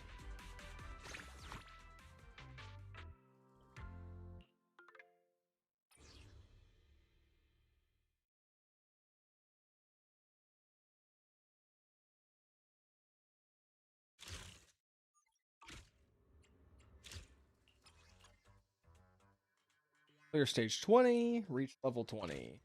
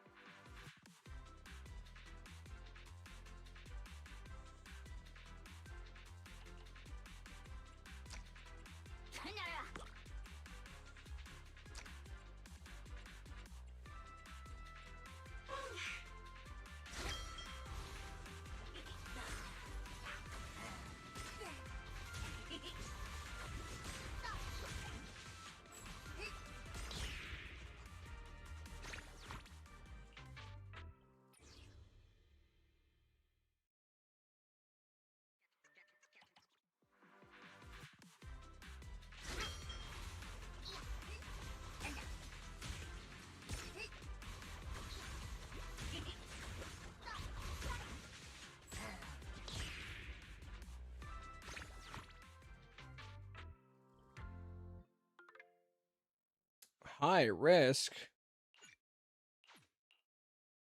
Well, am I not supposed to be doing it right now?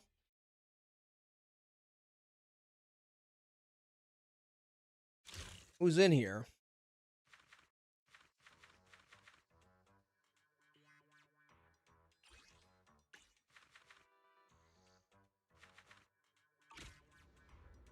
I don't know where else I could be right now.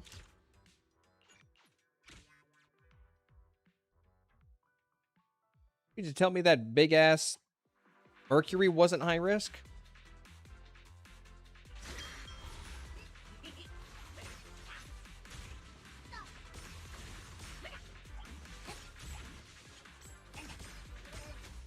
See, okay.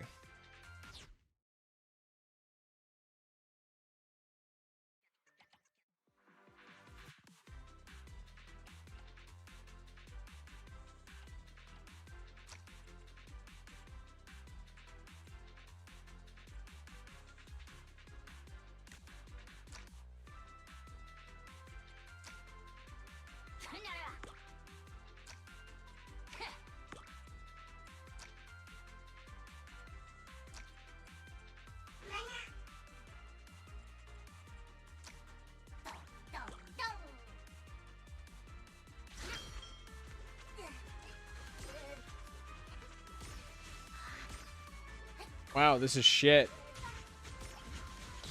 Wow, this is garbage.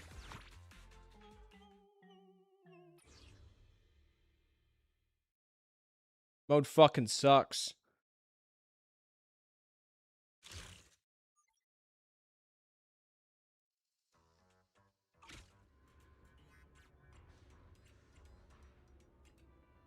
Are we serious right now? So I just can't do anything?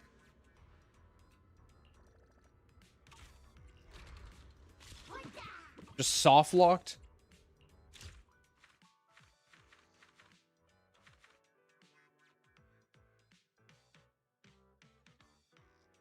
Gosh.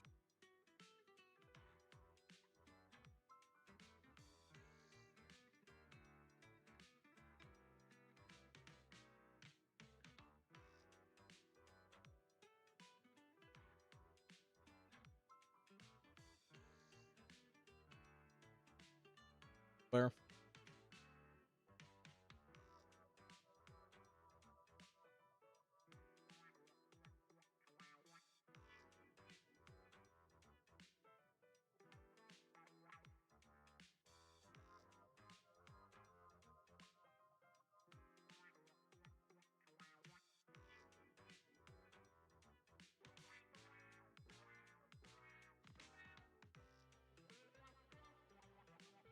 The minigame story any good? I don't care about the minigame story. I care that this minigame is fucking garbage.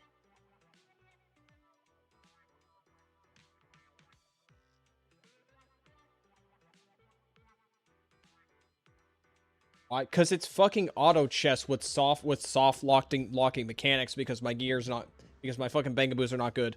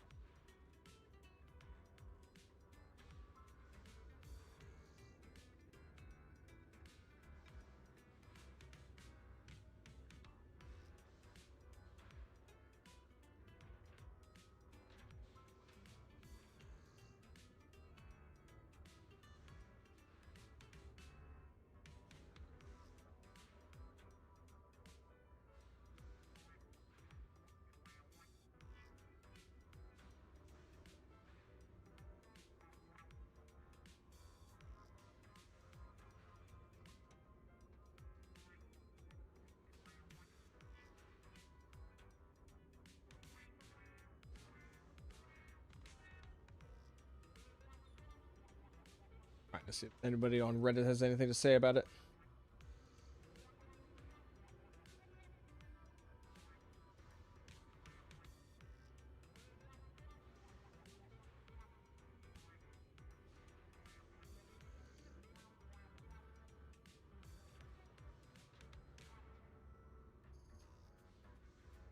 Want to make another Twitter video about the so-called Genshin skip button? I'll make a Twitter video of whatever I please like.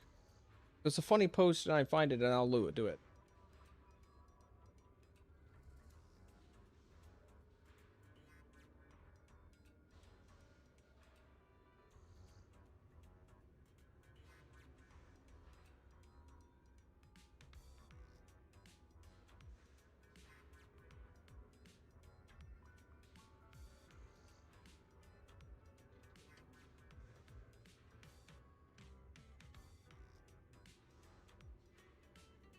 Fucking nobody talking about this event right now.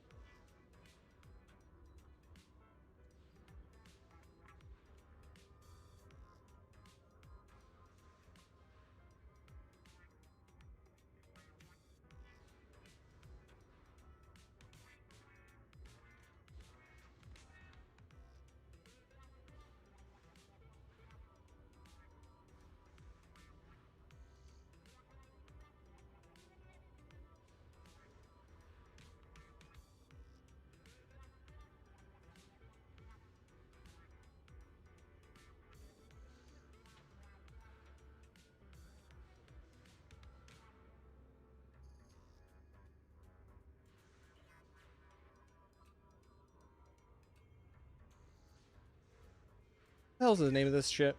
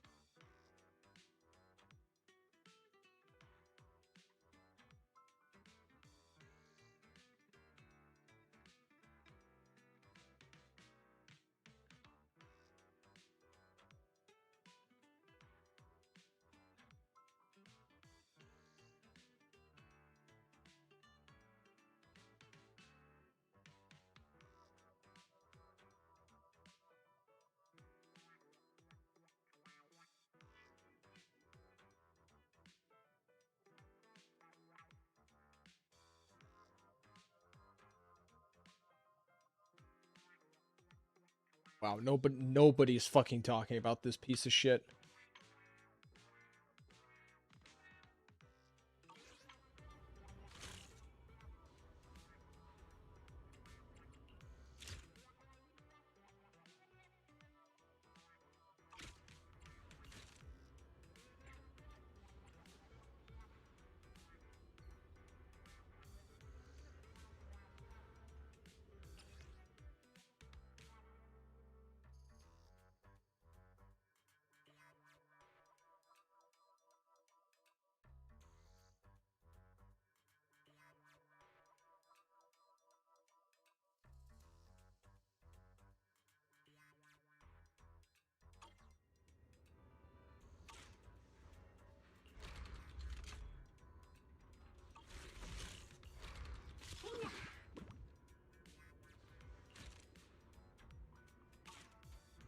Really? It's just soft time gated. I literally just have to wait for this to generate until the level's up. I can't just progress it. Alright. Hey.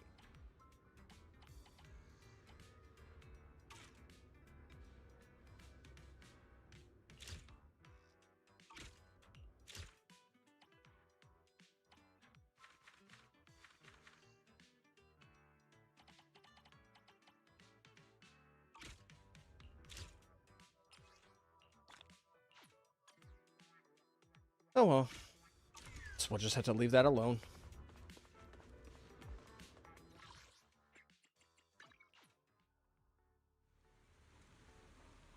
Alrighty, well, been a long stream.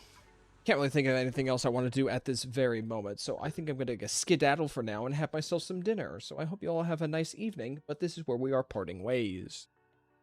Have a good night now.